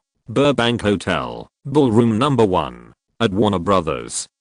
New Year's reception. The most eye-catching thing was the official appearance of the new CEO Kevin Tsujihara. All of this was sending a signal to the outside world that Warner Brothers was about to usher in a new era. Martin walked around the ballroom, greeted many people, and found Louise. Is there any new news? Louise said, Barry Mears' chairmanship will not last long. According to Warner's usual way, it won't be long before Kevin Tsujihara will take on the position of chairman. Martin asked, what is his attitude towards Pacific Pictures and other cooperative companies? Louise said, it's unknown for the time being. She changed her tone, but one thing can be basically confirmed. He is going to follow Marvel Pictures and focus on creating DC's superhero series. Marvel's Iron Man and the Incredible Hulk have already revealed the magnificence of the movie universe. As a DC superhero that keeps pace with Marvel, of course it doesn't want to fall behind. Martin was not surprised and said, Justice League series?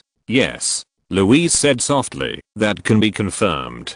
I don't know how to promote it specifically, but DC has already fallen behind by a large margin. It is said that Kevin Tsujihara is a little anxious and wants to catch up. He has just taken office and must want to make some achievements. Martin saw Louise go to get the wine and held her hand. Drink less. Louise took her hand back and said, I heard that Marvel Pictures wants you to play Captain America. Martin was a little surprised. The news spread so quickly? Louise said, there was a rumor circulating in the industry after Christmas. Martin pondered and said, it seems that they are not sincere. Louise was curious, why? They have not contacted my agent and agency, nor have they contacted me. They may want to use me. Martin just guessed. Will we know in the next few days? Just after the new year, an entertainment news attracted widespread attention. At the promotion meeting held by Walt Disney and Marvel Pictures for Iron Man 2, Kevin Feige publicly invited Martin. Martin Davis is a real-life national hero. He is an actor and artist who can represent the American national spirit. Facing many media cameras, Kevin Feige, who has studied Christopher Nolan in depth, tried his best to promote Marvel's next film. Captain America. Steve Rogers is a national hero in the comics. He has inspired our fighting spirit time and time again in World War II, and is a symbol of the American spirit. He shouted loudly, looking around the world, "There is no actor more suitable to play Captain America than Martin. We will strongly invite Martin Davis to play Steve Rogers." The reporters on the scene were excited. They also believed that no one was more suitable for this role than Martin. The news conference ended. From the internet to TV stations, the entertainment section was full of reports. Many media simply made a final conclusion. Martin Davis is about to play Captain America. Martin Davis is the most suitable actor for Captain America. As for the fact that Martin played the DC Joker, it was automatically ignored. After all, it was not a big deal. Captain America, whose comic book popularity was barely second tier, became popular instantly with the help of the topic of heroes and heroes. In the Marvel Studios office in Los Angeles, Jon Favreau found Kevin Feige and said, "We have only raised $100 million so far. Even if we can convince Disney to raise more budget later, it will be difficult to exceed $140 million. Kevin Feige understood why he came to him. "Are you worried that Martin's salary is too high?" Jon Favreau did a lot of the early work of the film, and he was indeed worried, as far as I know, because of the signed salary compensation clause. After the curious case of Benjamin Button reached $150 million at the North American box office, the producer compensated Martin Davis for his salary. His actual salary for this film will reach $20 million. He further said, "If you want to invite first-line stars to shoot superhero movies, you must add money. I'm afraid $20 million is not enough." Martin Davis will also ask for a share of the online and offline revenues. Kevin Feige smiled and said, "That's why I invited him. Martin Davis won't play the role, and we can't afford to pay him that much. But Martin is a perfect fit for Captain America. He's very popular and has great news value. I'm just using the most appropriate way to let Captain America take advantage of Martin's popularity." Someone nearby asked, "What if Martin agrees? Is there a better result than this? We only paid a few $1,000,000 to invite Martin Davis to play Captain America. Even God wouldn't dare to think that." Kevin Feige knew it was unrealistic. "I'm already very satisfied that Marvel can take advantage of Martin's popularity." Martin naturally saw the news that was making a lot of noise. Just like he used to take advantage of others' popularity, now he has a great reputation and great appeal, and it's someone else's turn to take advantage of his popularity. But he wasn't interested in being a tool for others, so he called Thomas right away. Thomas first contacted Kevin Feige to inquire about the relevant matters, and the latter generously offered a remuneration of $8 million plus a lot of empty promises. The actual box office and later share were not discussed. "He just wants to use your fame for hype." Thomas quickly called Martin back. Martin said, "Go and clarify." Later, Thomas contacted the media and released the recording of the phone call with Kevin Feige. The media and fans were all furious. Such a salary offer is simply an insult to Martin. Is this Marvel's sincerity? This company is really impressive. Obviously, Marvel is trying to take advantage of Martin's popularity. Kevin Feige was very stubborn and quickly stated publicly, "We are just trying to invite Martin. Cooperation is a two-way street." He didn't want to give up the opportunity to take advantage of the popularity, so he started to take advantage of it. Martin and Captain America both represent the strength, freedom and struggle of the American spirit. They cannot be measured only by commercial value. Faced with such shamelessness, Martin only replied on his newly registered Twitter, "Captain America is a superhero movie with an investment of more than $100 million US. This is a highly developed commercial society. Martin and Captain America are very compatible, but this kind of commercial film project does not even have commercial sincerity. What else can we say?" Kevin Feige wanted to continue to take advantage of the situation, but some members of the Coca-Cola cult suddenly jumped out. A large number of fans wearing red Coca-Cola t-shirts gathered in front of the Marvel Studios office building in Burbank under the organization of the Los Angeles Branch Church. These people held up banners and posters. "Refuse to watch Captain America. The Coca-Cola cult rejects Marvel superhero movies. Media reporters and paparazzi heard the news and soon gathered dozens of people. TMZ even opened a live broadcast window on the website. Many members of the Coca-Cola cult responded on the internet. It is unknown who used the banner in front of the Marvel Studios building to create a picture similar to the avatar and posted it on Twitter and Facebook. The Coca-Cola cult members who use these two social software forwarded it one after another, which set off a small wave on the internet. The incident soon alarmed Robert Iger, CEO of Walt Disney, who met with Kevin Feige, whom he admired very much. The Coca-Cola cult has tens of millions of followers in North America and has a certain influence in the business and political circles. Iger is a wise company helmsman, and he said directly, "You should apologize publicly, quickly settle this matter, and stop entangled with Martin Davis." Kevin Feige wondered, "It's just riding on his popularity, isn't it?" Iger knew Martin and said, "It's really not like Martin's style. If he wants to deal with you, he won't do it so ostentatiously. It may be spontaneous from those fans. Things involving faith are always troublesome." Kevin Feige thought of the wave of rejection of Marvel that was gradually rising on the internet and said, "I will publicly apologize to Martin." Iger said, "Do it as soon as possible. You go back and contact the media now. Your superhero universe plan has just started and you can't afford to make mistakes." Kevin Feige returned to Marvel Studios and recorded a video to apologize to Martin and sent it to major media, saying that some of his previous words were not well thought out and he solemnly apologized if he had offended Martin. Beverly Hills, Davis Manor. Elizabeth met Thomas at the door, said hello, and said, "Martin is in the study." Led by her, Thomas walked towards the study and asked, "Has Martin seen the news about Kevin Feige's apology?" Elizabeth nodded slightly. Old Bruce just reminded Martin that he has seen it.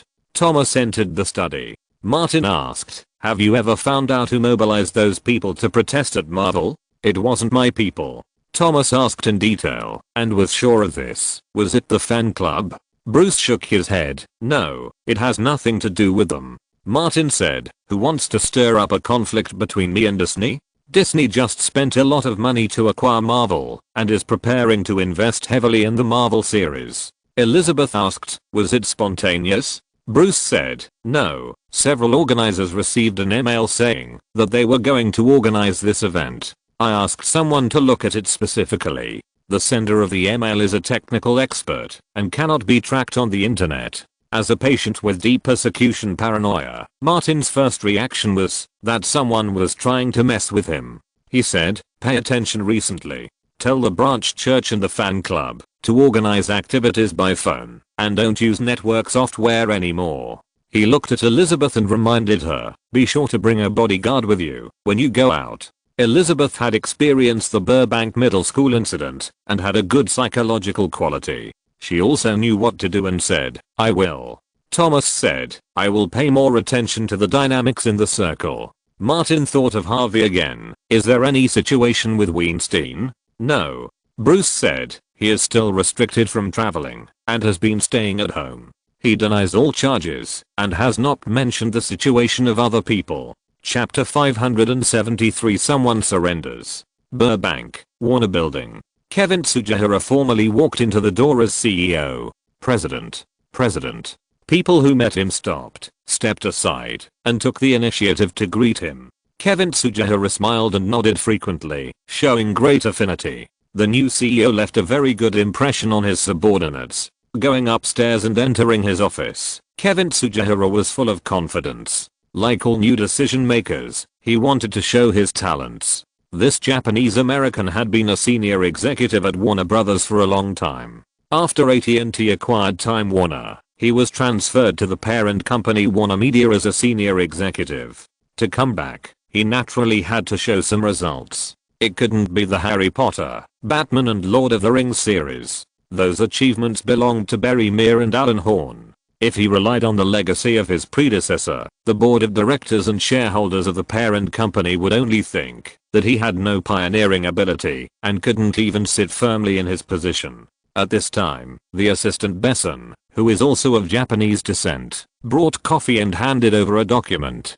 Kevin Tsujihara asked, has the situation between Marvel Studios and the Coca-Cola cult been settled? Nathan said respectfully, it has been settled. Kevin Feige has publicly apologized. Martin has had people appease the people of the Coca-Cola cult, and Disney has also done some work. There are very few reports in the media. Kevin Tsujihara nodded. Robert Iger reacted quickly enough and actually saw the optimal solution so quickly. Nathan stood quietly by and did not respond. Kevin Tsujihara thought for a moment and said, you should lead the team to think of something else. Our superhero universe plan needs time. If the next door is too successful, it will make us look incompetent.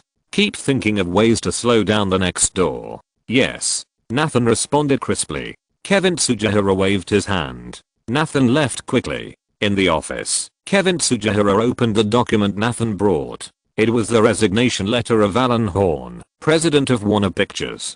The head office has approved it. Kevin Tsujihara read it once and signed his name on it. The disastrous failure of Terminator 2018 made the head office extremely dissatisfied with Alan Horn, who pushed this project, and it was also the direct reason for his resignation. This is the most painful defeat of Warner Pictures after Alexander the Great. Even if the estimated offline income is included, the loss is more than $100 million. Alan Horn is gone, and the next one is Barry Meir. According to the head office plan, after Barry Meir completely resigns, Kevin Tsujihara will also serve as the chairman of Warner Brothers. This Japanese executive will hold power. From Warner Pictures to DC Films to Warner Entertainment, all the helmsmen need to be replaced. Like the big companies in Hollywood, the captain of the fleet flagship has changed, and the captains of other ships will naturally have to be replaced. As for the turmoil caused by this, it is of course the short-term price to pay for the creation of the next glorious era. Next, Kevin Tsujihara focused on the core film business of Warner Brothers. Today, Warner Brothers is extremely strong. The Harry Potter series has made Warner Brothers a lot of money, the Lord of the Rings series has amazing profits, and The Dark Knight has brought DC comic-based movies back to the top. In terms of other movies, Kevin Tsujihara found that Martin Davis, who has worked closely with Warner Brothers in recent years, has contributed a considerable amount of income. But Warner also faces many problems, such as Harry Potter is about to end, The Dark Knight is too dependent on Nolan, and the progress of The Hobbit in the same series of The Lord of the Rings is slow. Kevin Tsujihara had a plan before coming from New York, and The Hobbit must be accelerated. Barry Meir and Alan Horn treated their partners too generously, and the contracts were too lenient, which affected Warner's profits. And the most critical point is that Marvel Next Door has already shown the ambition of the Marvel Universe on the big screen, and DC cannot fall behind. Kevin Tsujihara made a phone call. Not long after, Hamada, the new boss of DC Films, entered his office. When Kevin Tsujihara took office, of course he wanted to use his own people. He tried hard to persuade the head office to abandon the original candidate and transferred Hamada, who is also of Japanese descent, from New Line Cinema, to helm the DC comic film project. Superhero movies have been very popular in the market in recent years. Batman is a big seller, Iron Man is very popular, and Marvel has taken the first 2 steps of its movie universe plan. Kevin Tsujihara asked, how is your planning going?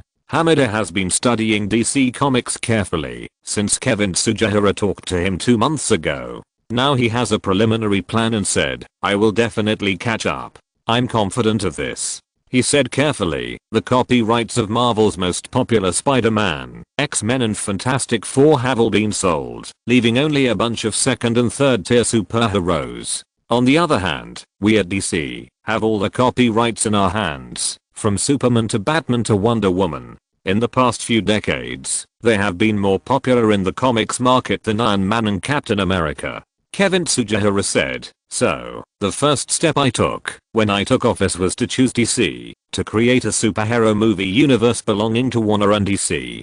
Hamada had just taken office and was full of ambition. He said, Nolan is filming a realistic version of Batman, and its setting is completely contrary to the DC universe. Superman has just experienced a failure in the movie, and Wonder Woman is a female character. The 3 Justice Giants are not suitable for the time being.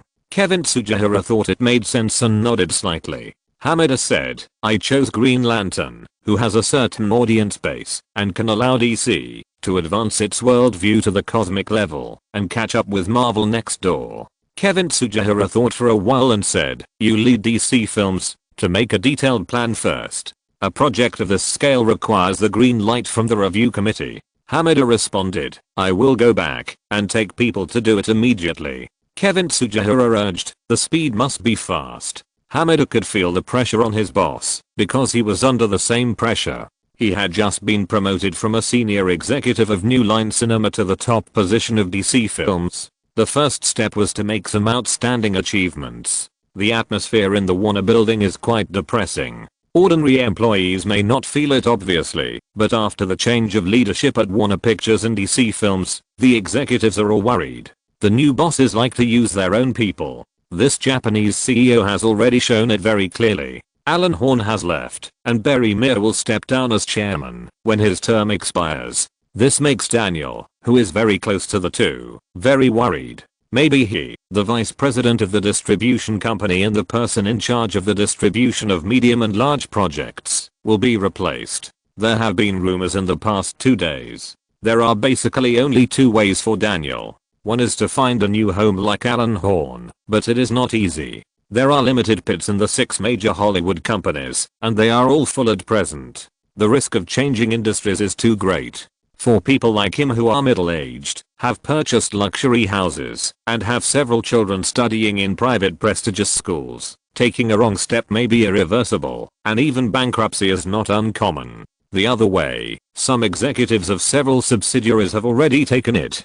Surrender to Kevin Tsujihara. The other party has just taken office, so it is impossible to replace all the people in important positions. After all, they work for Warner Brothers, not a certain executive.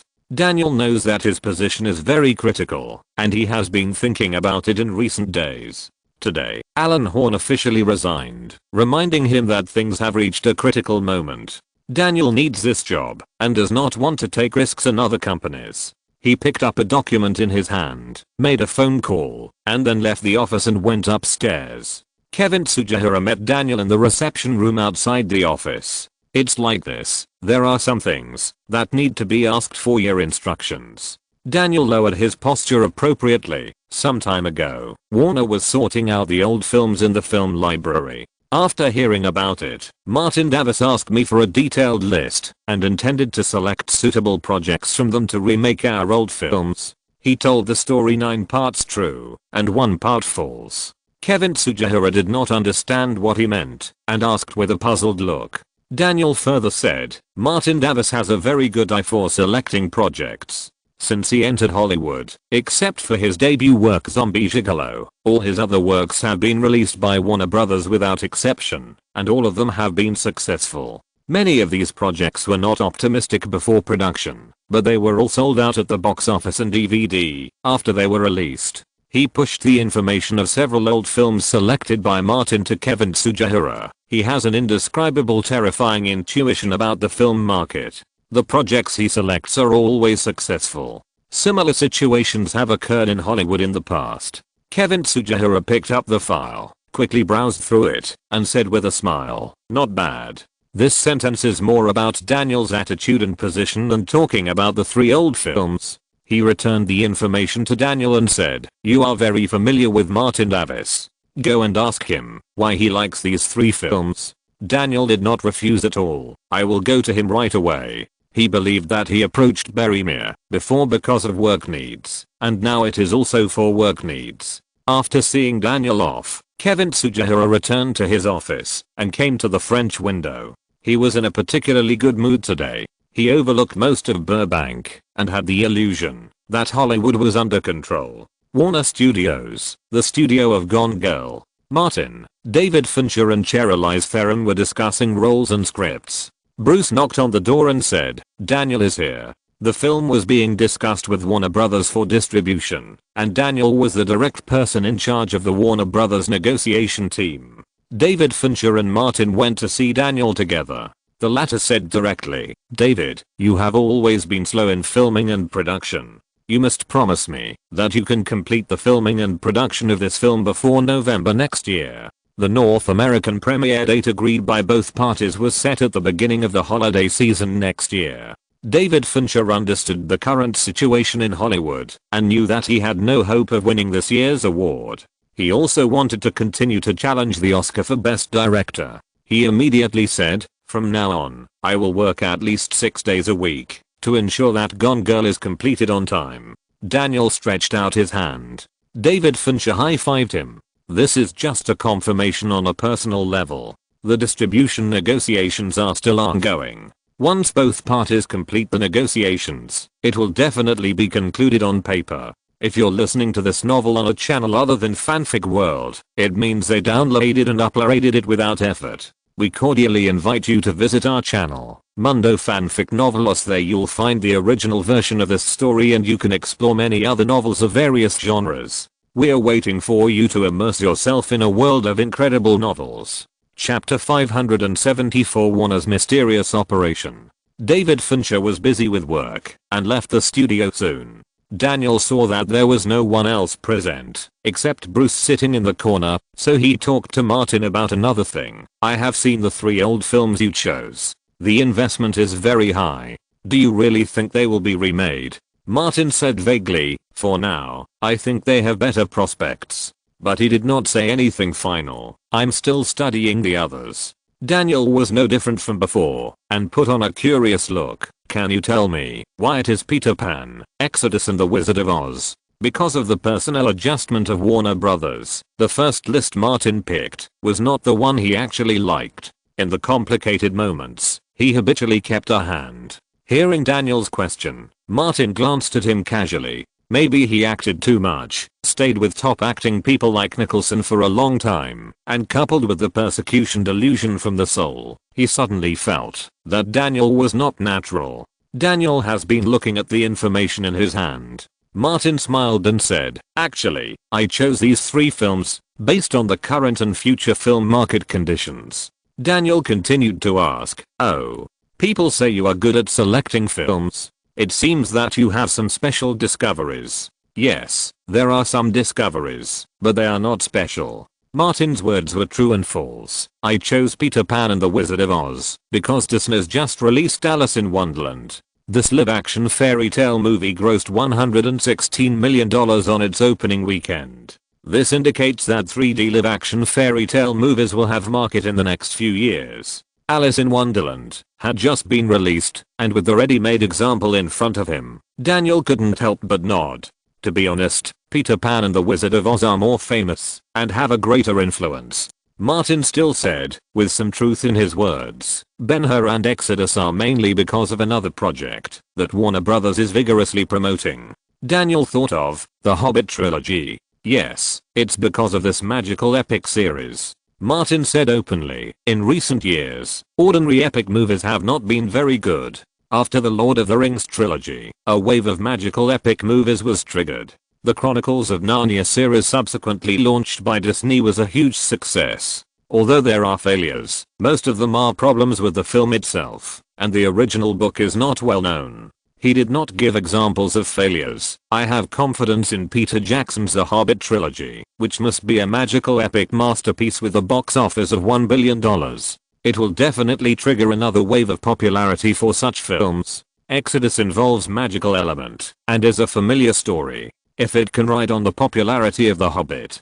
Daniel thought about these words and they really made sense. The risk of film investment is huge, and the risk of riding on popularity is relatively much smaller. What is Hollywood best at? In addition to talking about work in hotel rooms, that is following the trend. Martin thought for a moment and added, "That's what I'm thinking at this stage, but the specific changes to come will still need to be made in actual operations. No one can guarantee that a film will be 100% successful." Daniel nodded and said something politely. "Of these 3 films, Exodus does not involve copyright, but the other 2 involve copyright issues. You can ask someone to talk to Warner Brothers." Martin said, "I'll ask someone to talk." He had seen it in Warner Brothers' materials before. Exodus came from the Bible, so there was naturally no problem of film copyright disputes. Thanks to Disney's unremitting efforts, the copyright of works before 1978 and the Copyright Act of The Wizard of Oz and Peter Pan have been further extended, and they have not yet entered the public domain. The copyright of the former is in the hands of Warner Brothers, and the copyright of the latter is owned by a hospital that has authorized Disney and Warner Brothers respectively. Just talk to Warner Brothers. Of course, Martin didn't really want to talk. Daniel asked a few more questions and left soon. Martin sent the people back and asked Bruce, who was sitting in the corner, "Do you feel that he is not natural?" "No, I didn't notice it." Bruce shook his head, thought about it carefully, and said, "He rarely discussed the film market with you in the past." Martin said, "Let Jessica contact the people at Warner Pictures. If Warner Pictures is willing to talk to us about the remake authorization, it may not be a big problem. If they are not willing to talk, Daniel or Warner Brothers may regard me as their film selector." Bruce said one thing: Alan Horn has left. He will take office at Disney Pictures soon. Martin sighed lightly. "It's a pity that this is a production company, not a distribution company." Bruce said, "I remember that you picked those 3 films at random." Martin said, "Warner Brothers is about to enter a turbulent period. I'm just on guard." Daniel returned to the Warner building and called Kevin Tsujihara. Kevin Tsujihara had just arrived and was full of energy. He immediately notified Warner Pictures and sent a special team to communicate with Daniel to discuss whether what Martin said was feasible. The Wizard of Oz and Peter Pan were relatively coldly received by Warner Brothers, but the discussion of reshooting Exodus was heated. Many people in Hollywood have epic film fantasies. Every year, there are always big budget epic films released, and then even their parents don't recognize them, but there is an endless stream of newcomers. Moreover, this time there is also the pre-insurance of The Hobbit. Alan Horn resigned, and the Warner producers and executives who had been suppressed by him for a long time and had genius-like creativity began to let their minds fly. Without the suppression of powerful people, Warner executives can go to the sky. This group of people not only thinks that shooting a magical version of Exodus is feasible, but also thinks that Christian Bale, who has been cooperating with Warner for many years, is very suitable to play Moses. They even listed a long list of directors, and the first one on the list is Ridley Scott, a professional in Hollywood epic films. Martin couldn't understand the brain circuits of this group of people at first, but soon he suddenly realized that this is not the mysterious operation that Warner Brothers has always been after 2010. Things that others find very strange are normal in Warner. After Jessica's contact with Warner Pictures was dealt with for a while, it came to nothing. Later, Peter Pan and the Wizard of Oz were also brought up for discussion by Warner Pictures. Because of the huge success of Alice in Wonderland, many Warner executives believed that they could be filmed and produced as 3D live-action movies. Exodus was the most discussed and also received support from the Jewish forces behind it. By late January, Warner Pictures pushed it into the review committee and successfully got the green light for release. Warner Pictures once again contacted Christian Bale. Warner Studios, in the studio where the crew of Horrible Bosses was located. When Martin visited Aniston on the set, Aniston also mentioned this project. Steven Zaillian, who was once the screenwriter of Mission Impossible and Gangs of New York, was hired by Warner to write the script. Sitting on a lounge chair outside the studio, Aniston handed Martin a bottle of water and said, "Warner Pictures has issued a fundraising plan for Plan B, intending to raise no less than $150 million for filming and production." Martin exclaimed, $150 million, worthy of Warner, a big family. Aniston said, "Naturally, you are a successful person, give me some advice." Martin is a conscientious person. Hollywood throws a lot of money into epic films every year. Look at me, when I see this kind of film, I immediately walk around. Aniston understood, "You don't think this type of film is good." Martin unscrewed the water and handed it to her. Aniston took the water, took a sip, and said, "I will also walk around when I see epic films in the future." The two were talking when suddenly a black-skinned woman turned around from the studio. When the woman saw Martin and Aniston, she ran over like a little fan. She saw Bruce appear and quickly said, "Jennifer, I'm Meghan Markle." Martin asked, "Do you know her?" "No." Aniston shook her head directly. Megan reminded, "You and I both work on the set of Horrible Bosses. Weird colleagues." Aniston had some impression, "It seems so." Martin waved at Bruce. Bruce had just stepped aside when Megan opened her bag, took out an iPhone, and asked, "Can we take a photo together?" Martin was always friendly to the young actors and pulled Aniston up. "Sure." Megan stuffed the phone into Bruce's hands. "Thank you." She was very smart, standing on Aniston's side, and took Aniston's arm affectionately. Bruce took 3 photos in a row. "Thank you." Megan thanked Martin and Aniston, took the phone Bruce returned, and left. After walking a little distance, she opened Twitter on her phone and prepared to send a new tweet. Megan first selected the photo she had just taken with Martin and Aniston, and then wrote on it, "The biggest gain from entering Hollywood in the past few years is that I have made many good friends. Today, I met my friend Martin Davis on the set. I talked to him and another friend Aniston for a long time, discussing the development of Hollywood movies in the next few years, as well as the situation of this year's Oscars, etc." After writing, Megan sent it out. Her last tweet was a selfie with Aniston as the background, and the tweet was, "It's so fun to be in a movie with my friends." Megan left the studio and drove back to her rented apartment. She opened her phone and looked at Twitter. There were very few followers. It is too difficult for ordinary actors to get attention, even on social software. Megan returned to the Twitter homepage to see what the hottest news was. The hottest news pinned to the top was from Harvey Weinstein. A total of more than 120 victims formally sued him. Megan opened the news page and read it carefully, trying to find the characteristics of the hot spots. Images of victims wearing Meet the Bunny collar badges appeared on the news page. Megan suddenly discovered something extraordinary. None of the victims were black. She vaguely grasped the traffic password. Megan first commented on the news, then forwarded Harvey's image and news link, and tweeted the comment again. Harvey Weinstein is not only guilty of sexual assault, but also a racist. None of the people he assaulted were black. The next day, this tweet not only became a trending search on Twitter, but was also reposted by many websites and media. Meghan Markle became famous overnight. Chapter 575. I feel uncomfortable if I don't make trouble. Perhaps Harvey Weinstein himself would not have thought that one day he would be accused of racial discrimination in such a strange way. In his mansion in Beverly Hills, Harvey, wearing an electronic anklet, was stunned when he read the relevant reports in the newspaper. After a long while, he exploded. "What kind of messed up charges are you putting on me? I'm not a trash can. Are these black people's brains out of shape?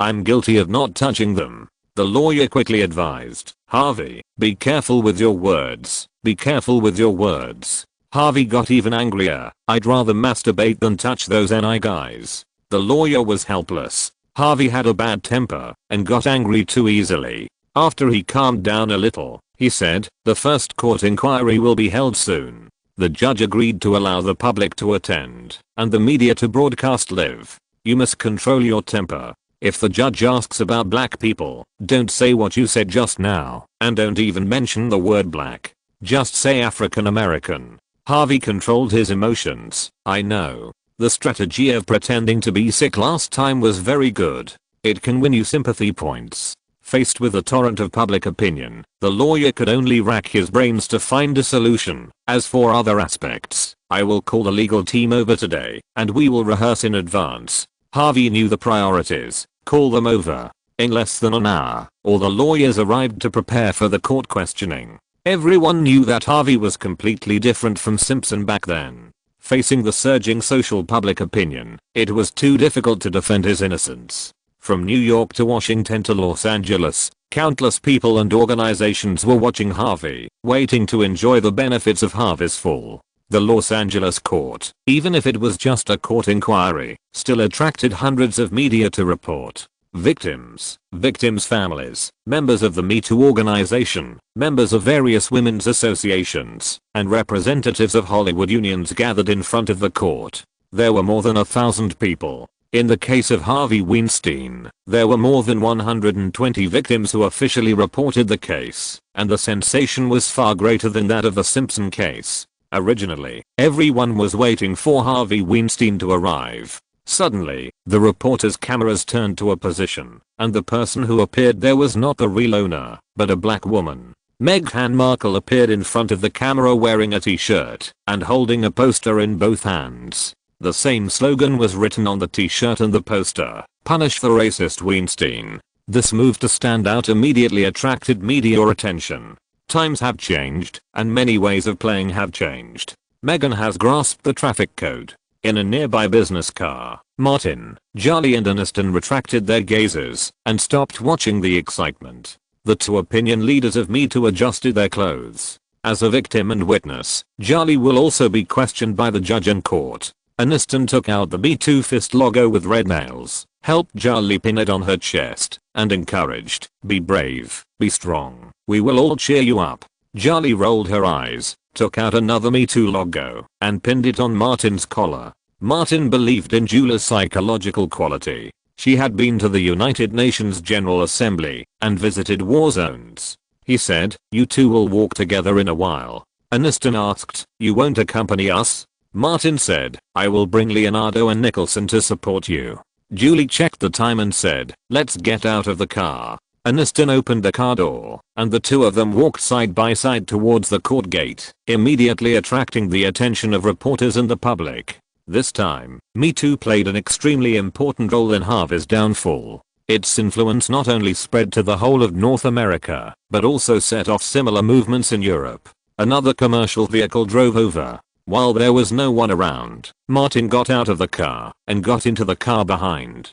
Before he could close the car door, Leonardo shook his phone and said, "I'll show you something good." Martin leaned over and played a video of Harvey Weinstein walking out of his house on his phone. Harvey had grey hair and a haggard face. With the help of a disabled armchair, he moved step by step to the side of the car. Nicholson was also watching, and after watching, he couldn't help shaking his head. With decades of professional experience and vision, he judged, the makeup level is average, the facial expressions are too exaggerated, the walking movements are not realistic enough, and the acting level is far inferior to Leo's 3 consecutive hits. Leonardo was unhappy. "My acting skills are at Oscar level, how can he compare?" It was not difficult for Martin to see the reason why Harvey performed like this. He wants to arouse the sympathy of public opinion and the court. It should be. Nicholson pointed at Harvey on the screen of his mobile phone and continued to analyze. "Look, although he is holding the armchair with both hands, because of long-term habit, the center of gravity and strength of his body are not pressed on the armchair at all.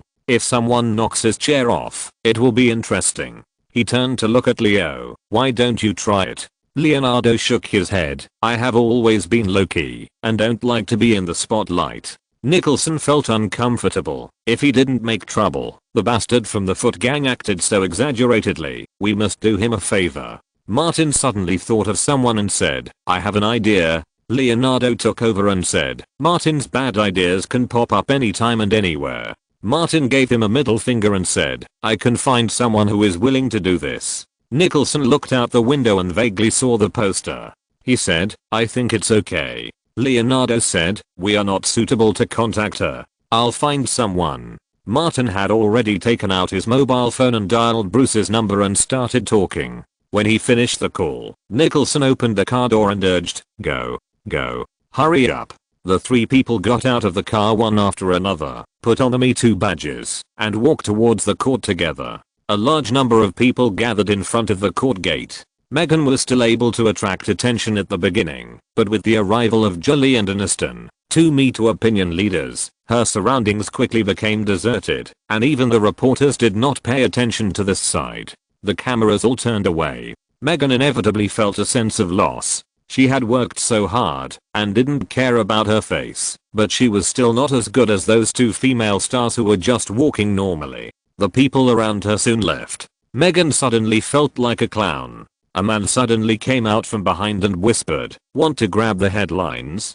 Meghan turned around and saw that the other person was an ordinary looking man with a work ID tag hanging around his neck, which said that he was a TMZ reporter. Ivan asked softly, "Do you want to be on the headlines and trending search list of TMZ?" Meghan dreamed of being on the headlines and nodded hurriedly, "I want to be on the headlines." "Aren't you accusing Harvey of racial discrimination?" There is no need to be polite to racists. Ivan lowered his voice even more, and after saying a few words, he asked, "Do you have the courage to do it?" Megan did not answer, but asked directly, "Can you guarantee that I can be on the headlines of TMZ?" Ivan nodded and looked at his watch. "You only have 1 minute to make a decision." "No, I can tell you now." Megan was not going to save face. "I did it." Ivan took out a card and gave it to her. Megan took it and found that there was only a phone number on it. Ivan said, "You can call me on this number if there is news in the future." Megan put it away. Ivan said no more, left here and got into the crowd of reporters. Megan thought for a moment and did not throw away the poster. She held it in her hand and, relying on her thick skin and the physical fitness of a black person, she managed to fight her way through the crowd of spectators and squeezed to the steps in front of the main entrance of the court. After waiting for a while, a black car drove up from a distance and stopped on the side of the road. As the car door opened, Harvey slowly got out of the car, took the armchair handed over by his assistant, and moved to the door of the court step by step with a hunched back. He was alone, with sunken eye sockets, an old face, and staggering steps, like an ordinary old man in his twilight years. Many reporters present side. In just a few months, Harvey Weinstein seemed to have become a different person. The originally noisy door suddenly became quiet. Some people who were just spectators suddenly had new ideas in their minds. Was it a bit too much for the media and those women to force such an old man desperately? The reporters' cameras were all focused on Harvey. Just when Harvey came to the steps, a black woman suddenly came out from behind the isolation belt and kicked Harvey's armchair before the security guards could stop her. With a bang, the armchair fell from Harvey's hand and hit the ground. The props he had temporarily used for the performance slipped out of his hands. Harvey's first reaction was not to fall, but to straighten his waist and stand up straight out of habit. At this moment, the tall, fat, and imposing Harvey Weinstein was back. Decades of habits cannot be changed without long-term practice. Reporters took pictures one after another.